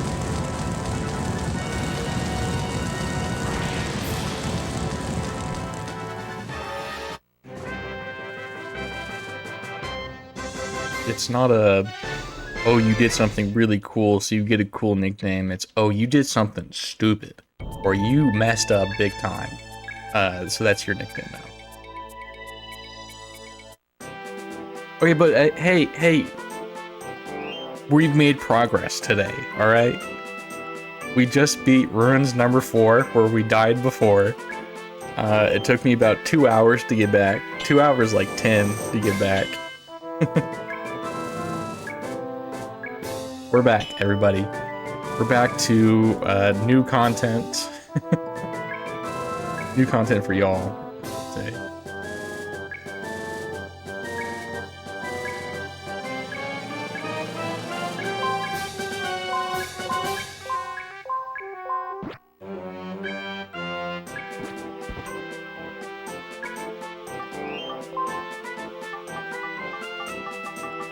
Okay, we're also now, we had an $80,000 debt. We, after finishing all the ruins and taking some of our prize money and putting it to our debt, we have officially paid off all of our debt. Our reward for this is an attack booster plus 72, which is going to add a lot of damage, considering Linear's attack right now is 171. So if she could equip it, she would add plus 72, which is a lot.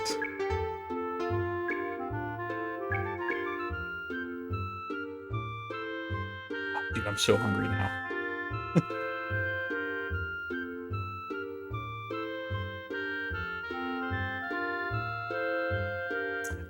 Later. Spoilers, but yes, we'll be back in debt. But, okay. Big story moments. Eugene, the creep, he's back, and he's taken Gree hostage.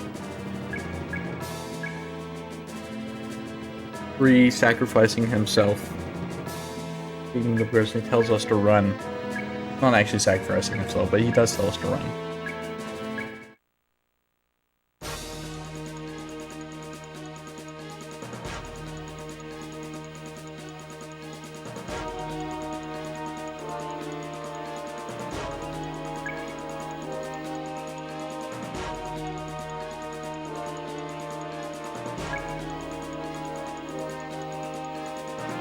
So something interesting is going to happen here. Typically, every time you return to town, you get a full party heal. So right now, Mag's been brought back to life. He's got full health. We don't like that. We're about to enter a fight, and it's all we have is Mag and Linear with us.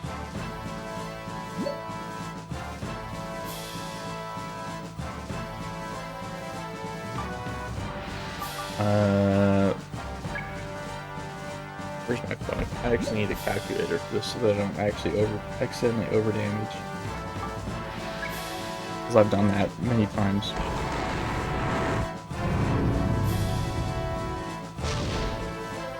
Yeah. This tank does not do much damage because it's scaled to Mag's level, which means this tank's, I think, like, yeah, this tank is level 1, which means it does, like, no damage, which makes it take extra long to beat, to kill Mag. Yeah, you brought a tank to or glove to a tank fight. And this tank,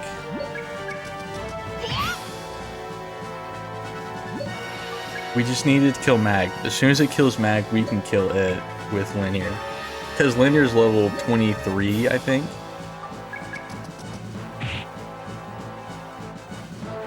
And yeah, this tank is level 1.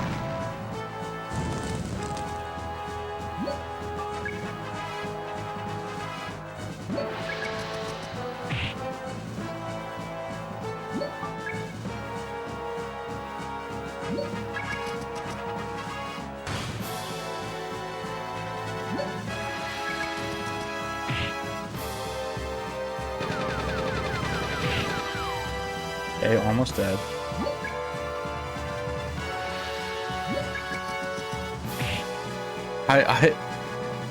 I got a PB once in this game not too long ago where I accidentally miscalculated the damage and ended up killing the tank while it was... No, you cannot. If you're confused or manipulated, achieve those status effects, occasionally they'll target an ally, but you cannot forcefully do it. That would be so great if you could. But yeah, Mag's dead. All of this XP is going to go to linear. I really wish you could use linear to kill Mag. Just smack him in the back of the head with the frying pan. That would be pretty great. So despite that tank being level 1, it has like a set XP that it gives you, and it's actually so much XP that you reach cap of 999 XP.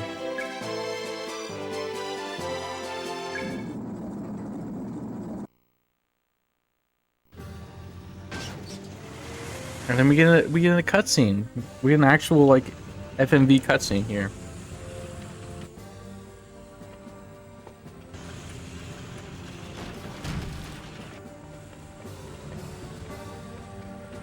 I want to make a comment. Why would they ask for help if they think they know what they're doing? I know how to do an oil change. I know how to charge like to jump a battery. I still look at it every time. I still like look at like a step by step every time. Just not so I don't get like complacent and forget a step or something. Like I still look it up despite having done it so many times. I'm sorry that I'm not watching the cutscene or anything, but like you always gotta look it up. I always look it up.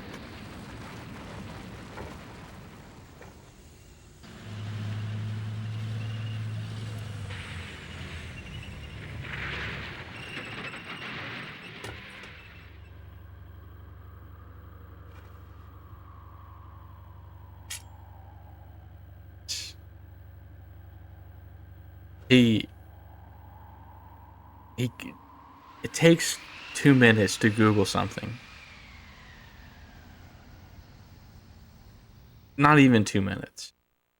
2 minutes maybe if you gotta find something very specific. But it could save you thousands of dollars if you make a mistake on certain things.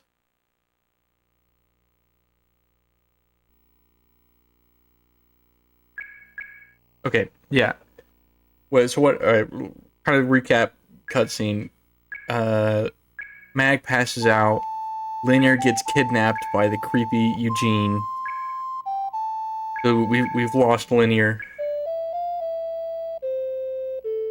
This character that we've been leveling the entire run and have had no choice but to level because you cannot take her out of the party, and she is our only healer. There is no other person in this game that is a healer to at least the same extent, not even close to the same extent as Linear.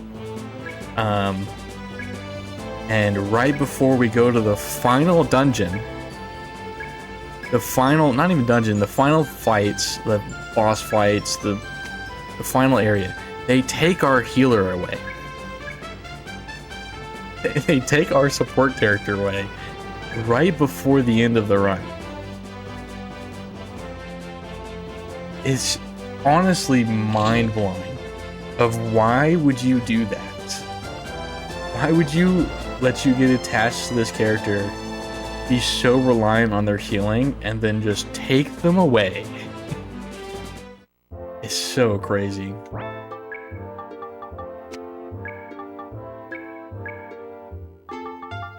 Actually, you know what? I could probably do this so that...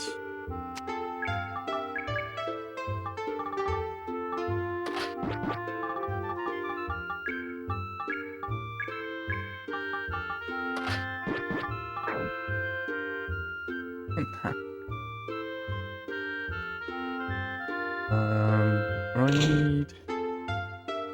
Let me put some equipment on chain here.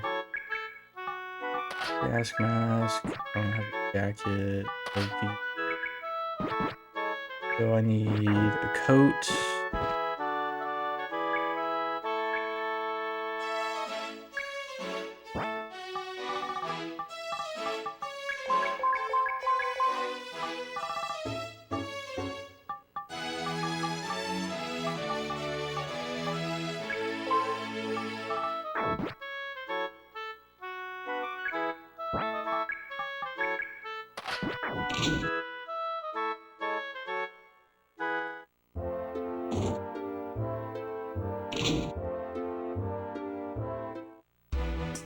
Isn't...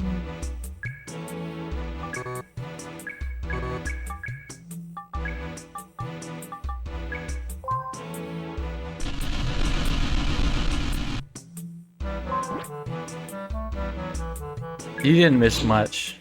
I just had to do some menuing, some grouping. So we haven't had chain in our party since the very beginning. Over 4 hours ago, almost 5 hours, I think 4 hours and 4.5 hours ago. So she doesn't have any gear. She had nothing. Let me double check inventory here.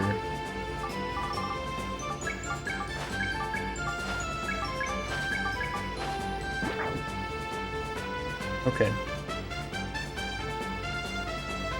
Oh yeah, I gotta talk to Gree.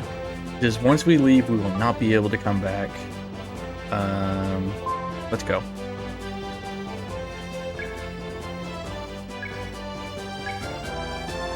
No, so as you noticed, when we finished, when we did that tank fight, we killed off Mag. But for some reason, and when we go back to town, when it breaks to go to town, it forgets to heal up Mag because we never left town. So Mag right now is already dead because we killed him in the tank fight. So now that we're going to the final dungeon, Mag is still level 1, therefore the final dungeon, the final area, is scaled off of him. Which means I can't remember the exact levels of the enemies and bosses. But we don't actually have to kill Mag again, as long as I don't accidentally overmash. There is a dialogue option coming up that is heal your party. And I, in world record, did it and lost like 7 minutes. It's really, not 7 minutes. It was like 4. Yeah, there is an overmashing problem sometimes.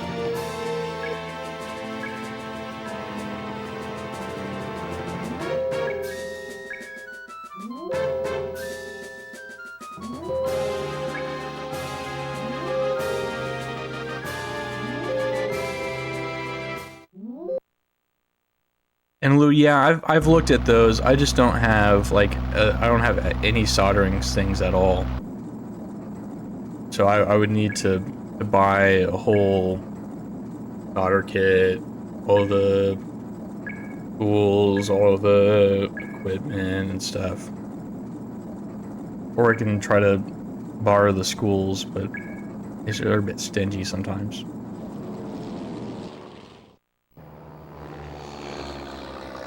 Alright, here's the second cutscene of the game. True cutscene.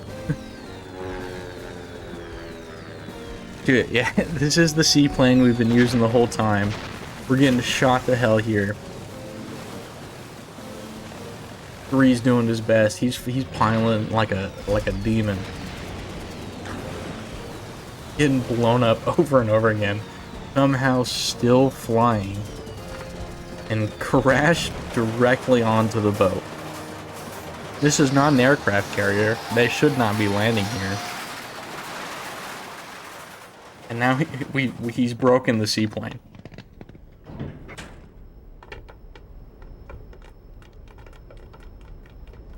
Okay, I'm gonna actually be really careful with my mashing here so that I do not kill the party and have Mag alive.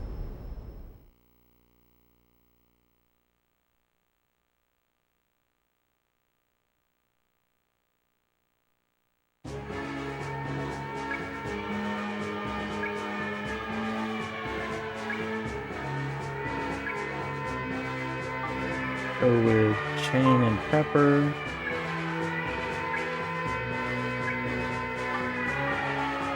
Begin attack. We're gonna make a save. I'm gonna save it for you, I guess.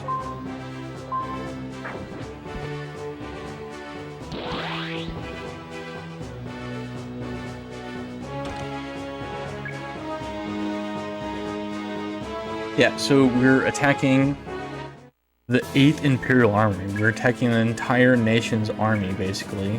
Or their 8th, yes. In order to rescue Linear from the creepy pervert that is...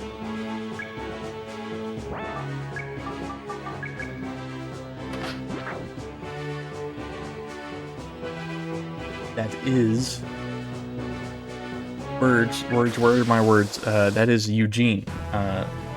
We don't like Eugene. Yeah, so despite having gone back to town and everything, Mag is still dead. Therefore, these mandatory fights do not slow us down at all. They do not level up Mag. If you accidentally keep Mag alive or revive him,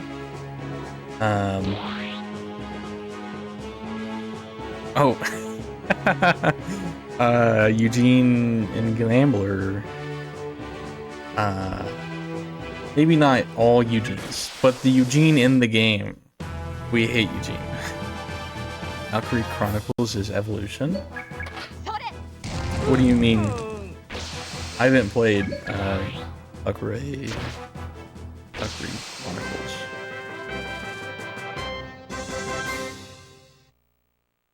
I think there was the person that mentioned Shadow Hearts earlier. I'm pretty sure this is the same developers.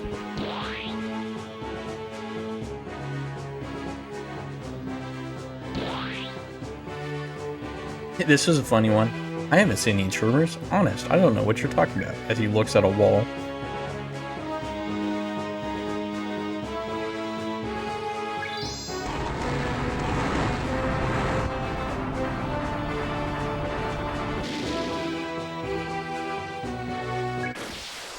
Alright, we gotta fight another tank.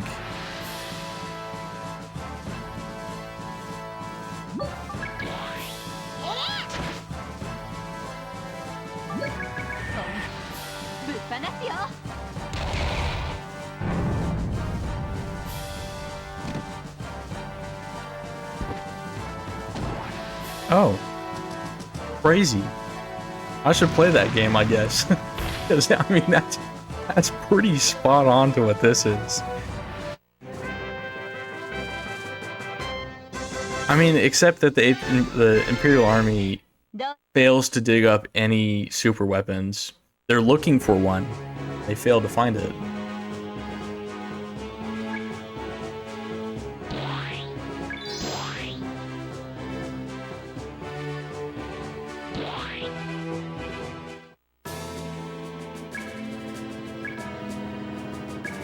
I've been meaning to. Isn't that one super expensive?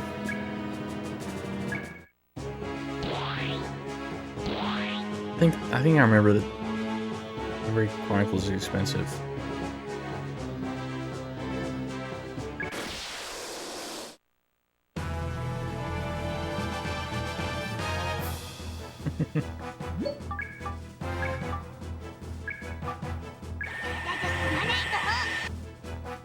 Yeah, but I always prefer to play on hardware if I can.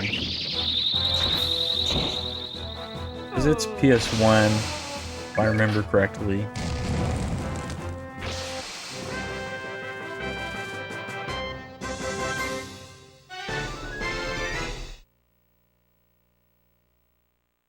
Actually, I don't have a working PS1. I got 3 PS2s though, so that works. Oh, it's PS3? Which one am I thinking of then? Actually, I shouldn't have gone in there like that. This is an extra fight. This one's not required.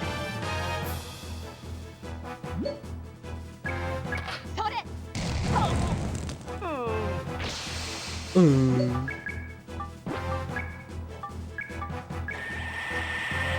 Oh, profile. Okay. My bad.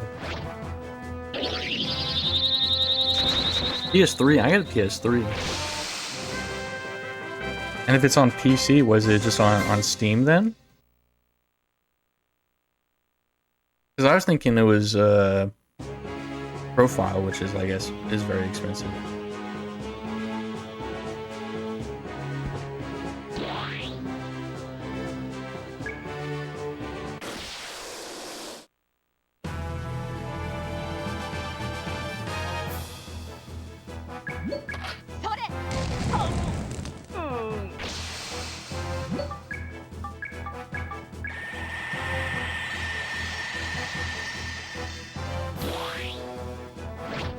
Interesting. There's so many games I haven't got around to.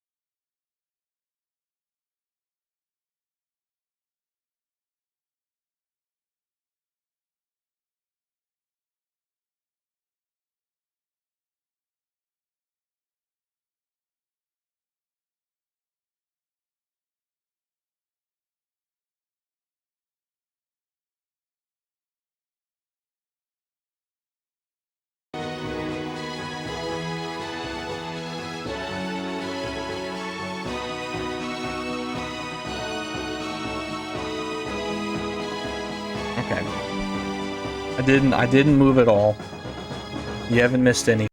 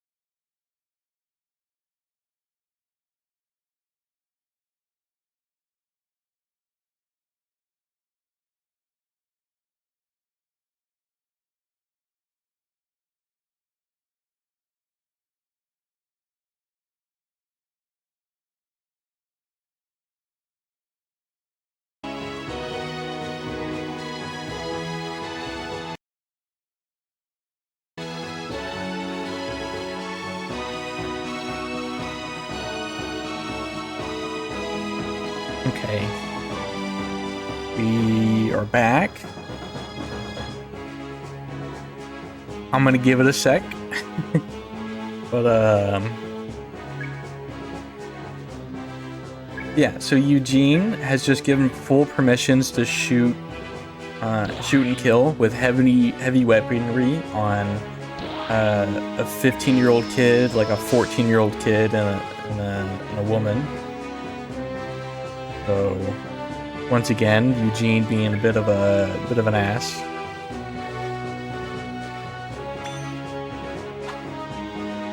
And this bright soldier here throws a grenade inside of a ship. We then have the bright idea to kick that grenade into the exhaust shaft of the ship's engine and blow it up.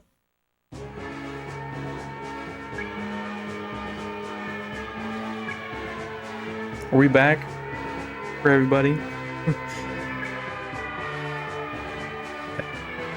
Yeah, no, this, some genius decisions being made here.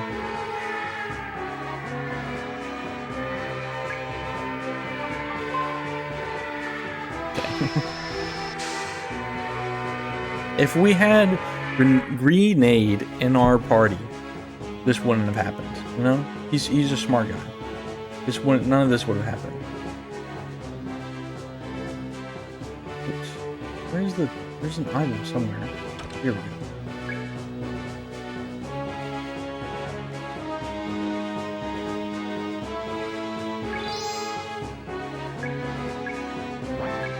Oh, my inventory's full.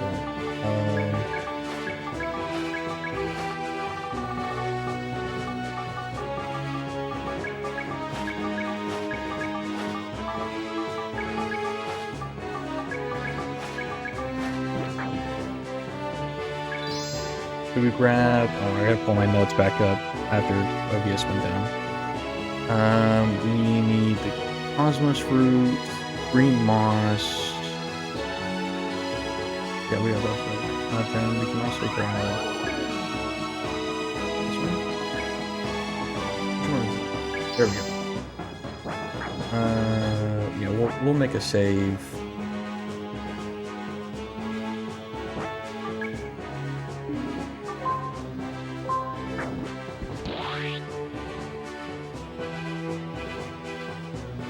Red plaque. No. Yeah, so we're coming up on the boss fight here. And we're gonna do some fun things.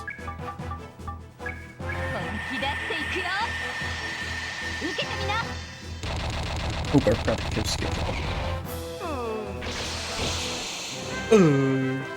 It just has such a fun death sound. Probably not. I'm not good at voice acting. But yeah.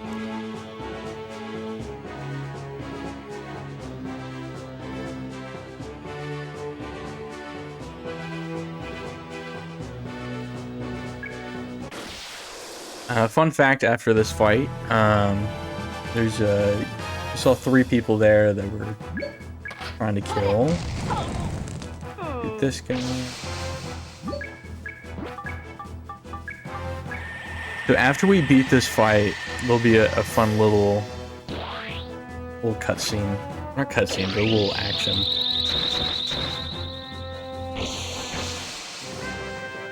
Hell, I might as well just show it off. This ain't really much of a speedrun anymore.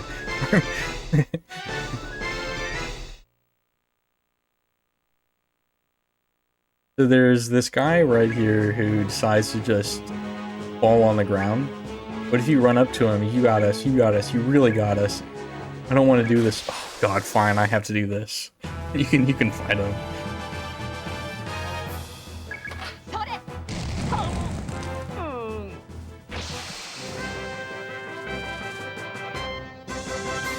He really didn't want to fight, but we even force him.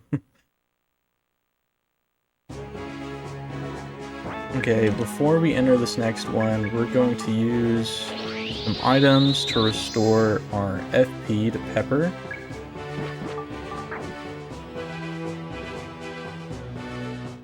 And then we get to see Eugene. Eugene has arrived. He's got his cool platform, but you know, he's still an asshole. We don't like him. Look at those dumbass eyebrows.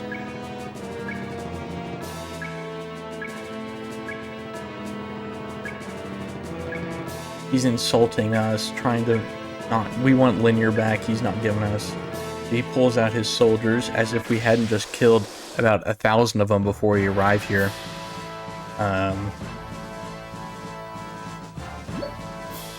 And then do this. He tries to fight us. We kill his crew because we're, you know, once again, they're scaled to Mag's level. They're scaled up from his level. So he's level 1, which means Eugene is only level 4.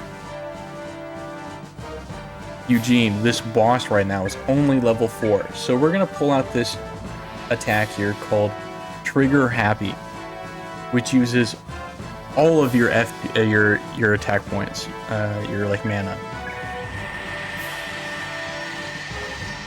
And it does this fun little thing called max damage. And because it's the very first time you ever use it, it doesn't cost any FP. Since I unlocked it during this fight. So now we sit here and we just did max damage, and now we do max damage again, back to back. This guy only has 1200 HP, so he instantly dies. He never even attacked us, not even once. We're full health. No problem at all. We just whooped his ass. He didn't even touch us. That's actually the smoothest that fight's ever gone.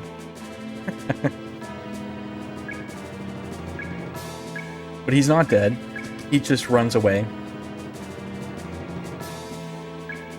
It's not over yet.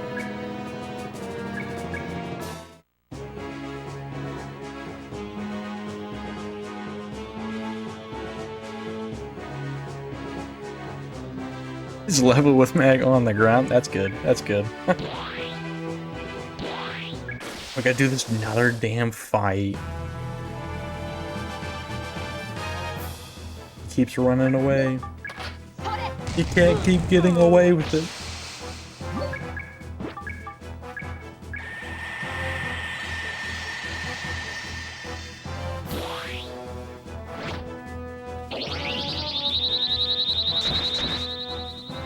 So this saucer parts that I'm using right now is actually a random drop, and it's really good to hit. It saves a lot of time if you get the saucer parts. Total random. Yeah. So after you beat Eugene, everything levels up and comes a bit stronger.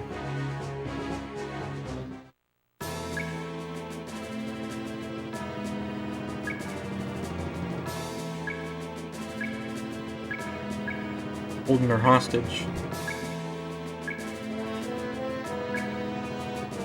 So here he informs us psi frames that we've been using this whole time, like the fist that's on the back of Mag, the gun that's Pepper's using, are from an ancient civilization. And we've known this. And there's one legendary one called Evolutia. And Eugene's been looking for it. He's been looking for this machine. And lo and behold, he finds out that Evolutia, the psi frame, the legendary psi frame, is in fact linear.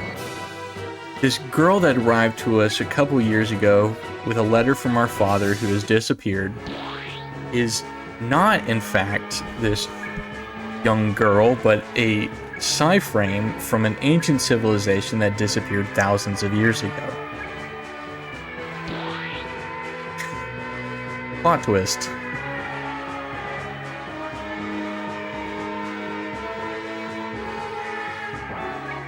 Alright. We're gonna come here, use green moss on Pepper. We'll save again.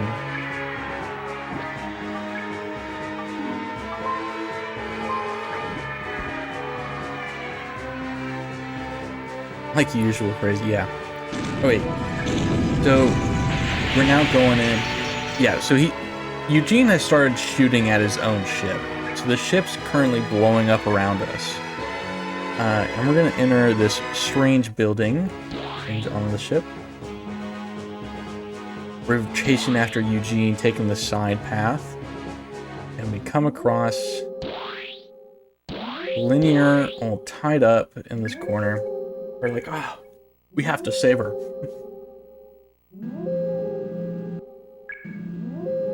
And creeping out from behind is Mecha Eugene. He's found a suit of armor. It's crazy. It's so strong. This fight is actually very hard casually. He is like level 60 something. He wrecks you. He has so many AoE attacks that are so annoying. But this is a speed run. And you just witnessed me do max damage back to back. And we're just gonna keep doing that. So we're gonna start off with max damage. We're gonna come here. We're going to use a green moss. Green moss is a full heal of all of the FP that we just used.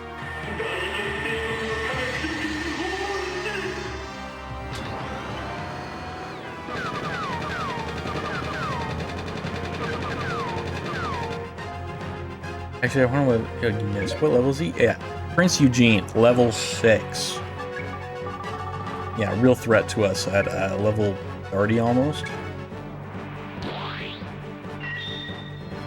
So we now buff up our attack, despite that being entirely useless. We do another trigger happy to do max damage back to back again. And despite being level 6, he's still alive.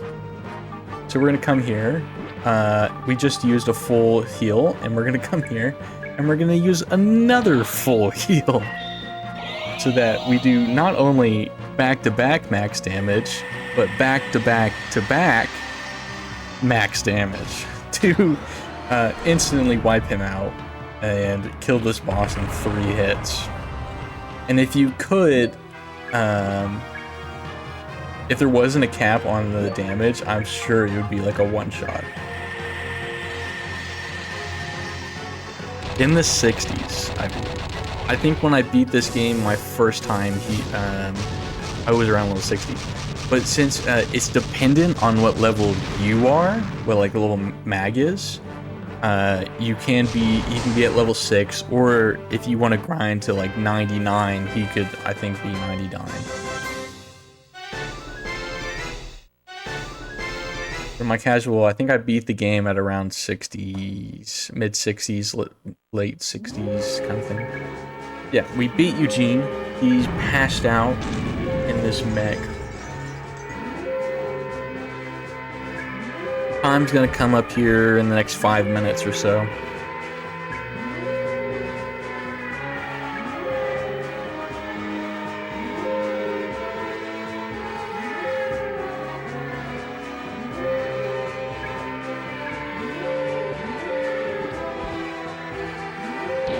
Look at him passed out on the floor.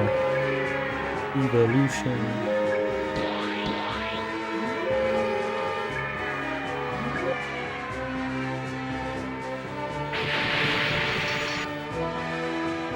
Ship's blowing up, we gotta leave. But for some reason, that explosion has separated us from our group. Chain and Pepper are on the other side.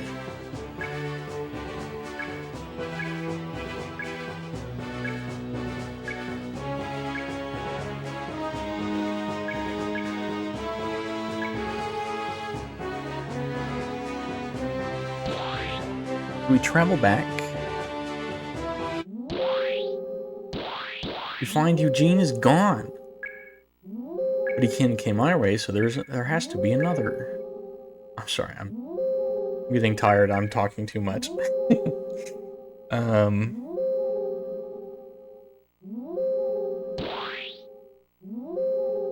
The door was locked earlier.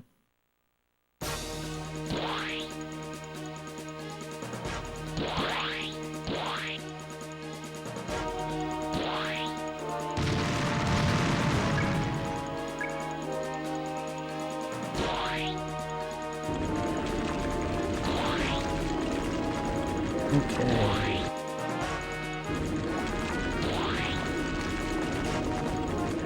We exit here. Got a little bit of a walk. Oop, wrong way. A lifeboat. It doesn't really show it too well right there, but Eugene just shot a child in the back with a gun. Mag's a lowly level 1 right now. Like, that's a one-shot.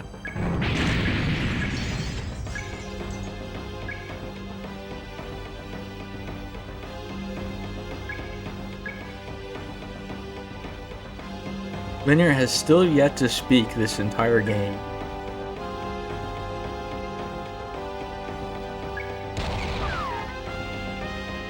He threatens to shoot her if he doesn't leave. He doesn't leave. And then Mag's not dead.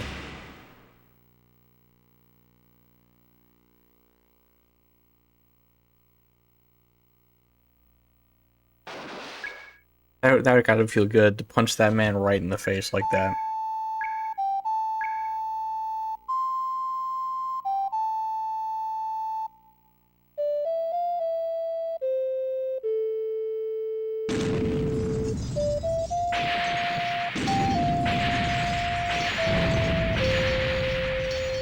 Sure hope the mod's here for time. Comes up in about a minute. It doesn't really matter. We're 2.5 hours past world record.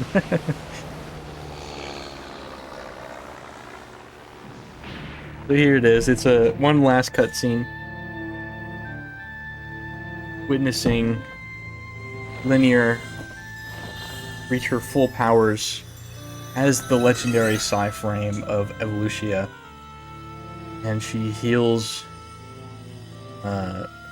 Mag from the brink of death.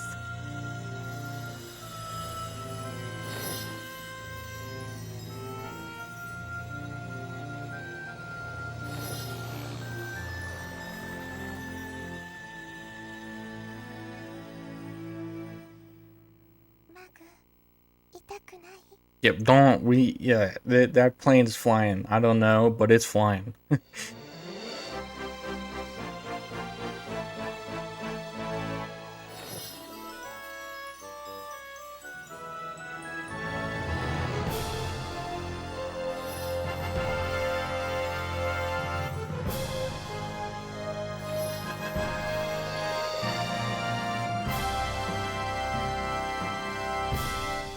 And now is I always written down is time. Yeah, happy. Yeah, 6 hours and about 5 minutes or so.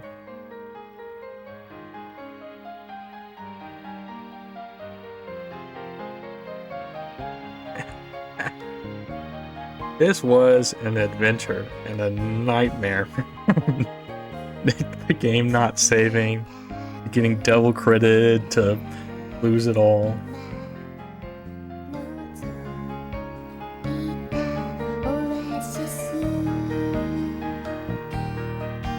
It was fun. It was fun, but I was.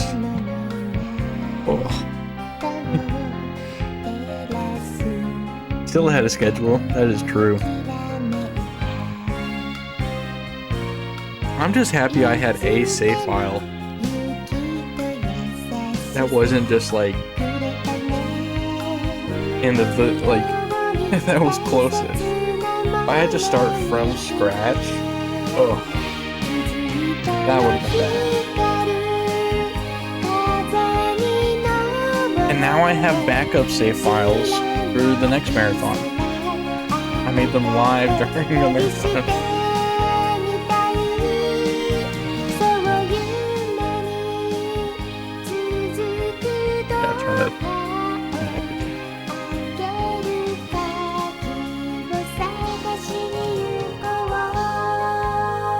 Yeah, no, I appreciate everyone watching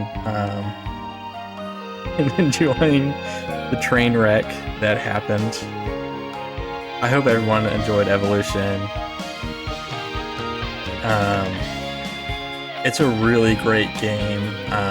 It's got a few problems, but it's really fun. If you enjoy the mystery dungeon kind of games, I'd recommend it. Yeah, this is Sting. This is early Sting. Yeah, we did. I don't stream this game all too often, but I might do some evolution grind in the future to try to get sub 330. I would like to get that time. I know 330 seems wild considering I just finished in 6 hours. But we have world records 3 hours and 32 minutes. So yeah, I stream semi-regularly. If you want to check me out, it would be appreciated. I can show off a bit more of the game with like the post-credit kind of stuff if we want, but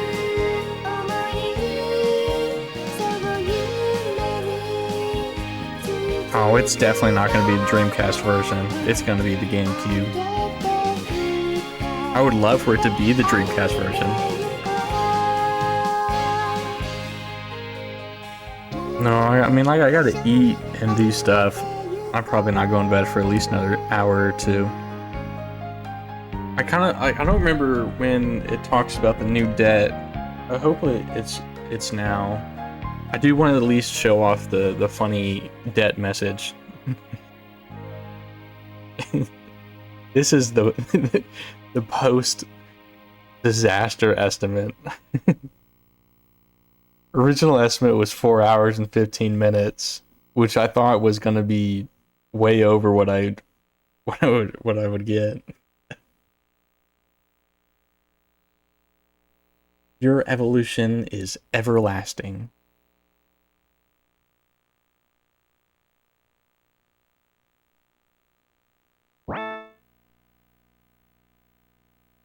Yeah, no, that's fine. I understand. 6 hours. So if I come here and continue this previous save file, yeah, I mean that is fair. We find out Mag has always wanted to find the side frame. And find out that the girl that's been next to him for the last 3 years turns out to be Evolutia, this legendary side frame. But he doesn't care. He's family. The goons went home, and they got into big trouble. I'm pretty sure they, like, the Imperial Army, like, basically kicks out the prince. And they limped the seaplane all the way back. And this, before we landed, they crashed, broke, they ran out of fuel. The society came back to rescue us. Huge repair. We just got out of debt. We had $80,000 of debt. We paid it off, and right as the game ends, finds out we're back in debt. This time we're $200,000 in debt.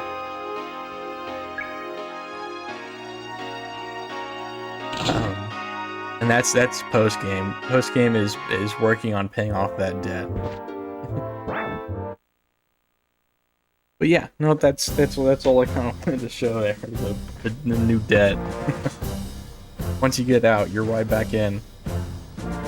I think everyone's watching. I feel bad about the crash, but had some fun. It's been a real pleasure to showcase all of the games I did for this marathon. I really appreciate really long-a-thon for letting me do 4 separate games. Sorry I had to cancel the 5th one, but thank you so much.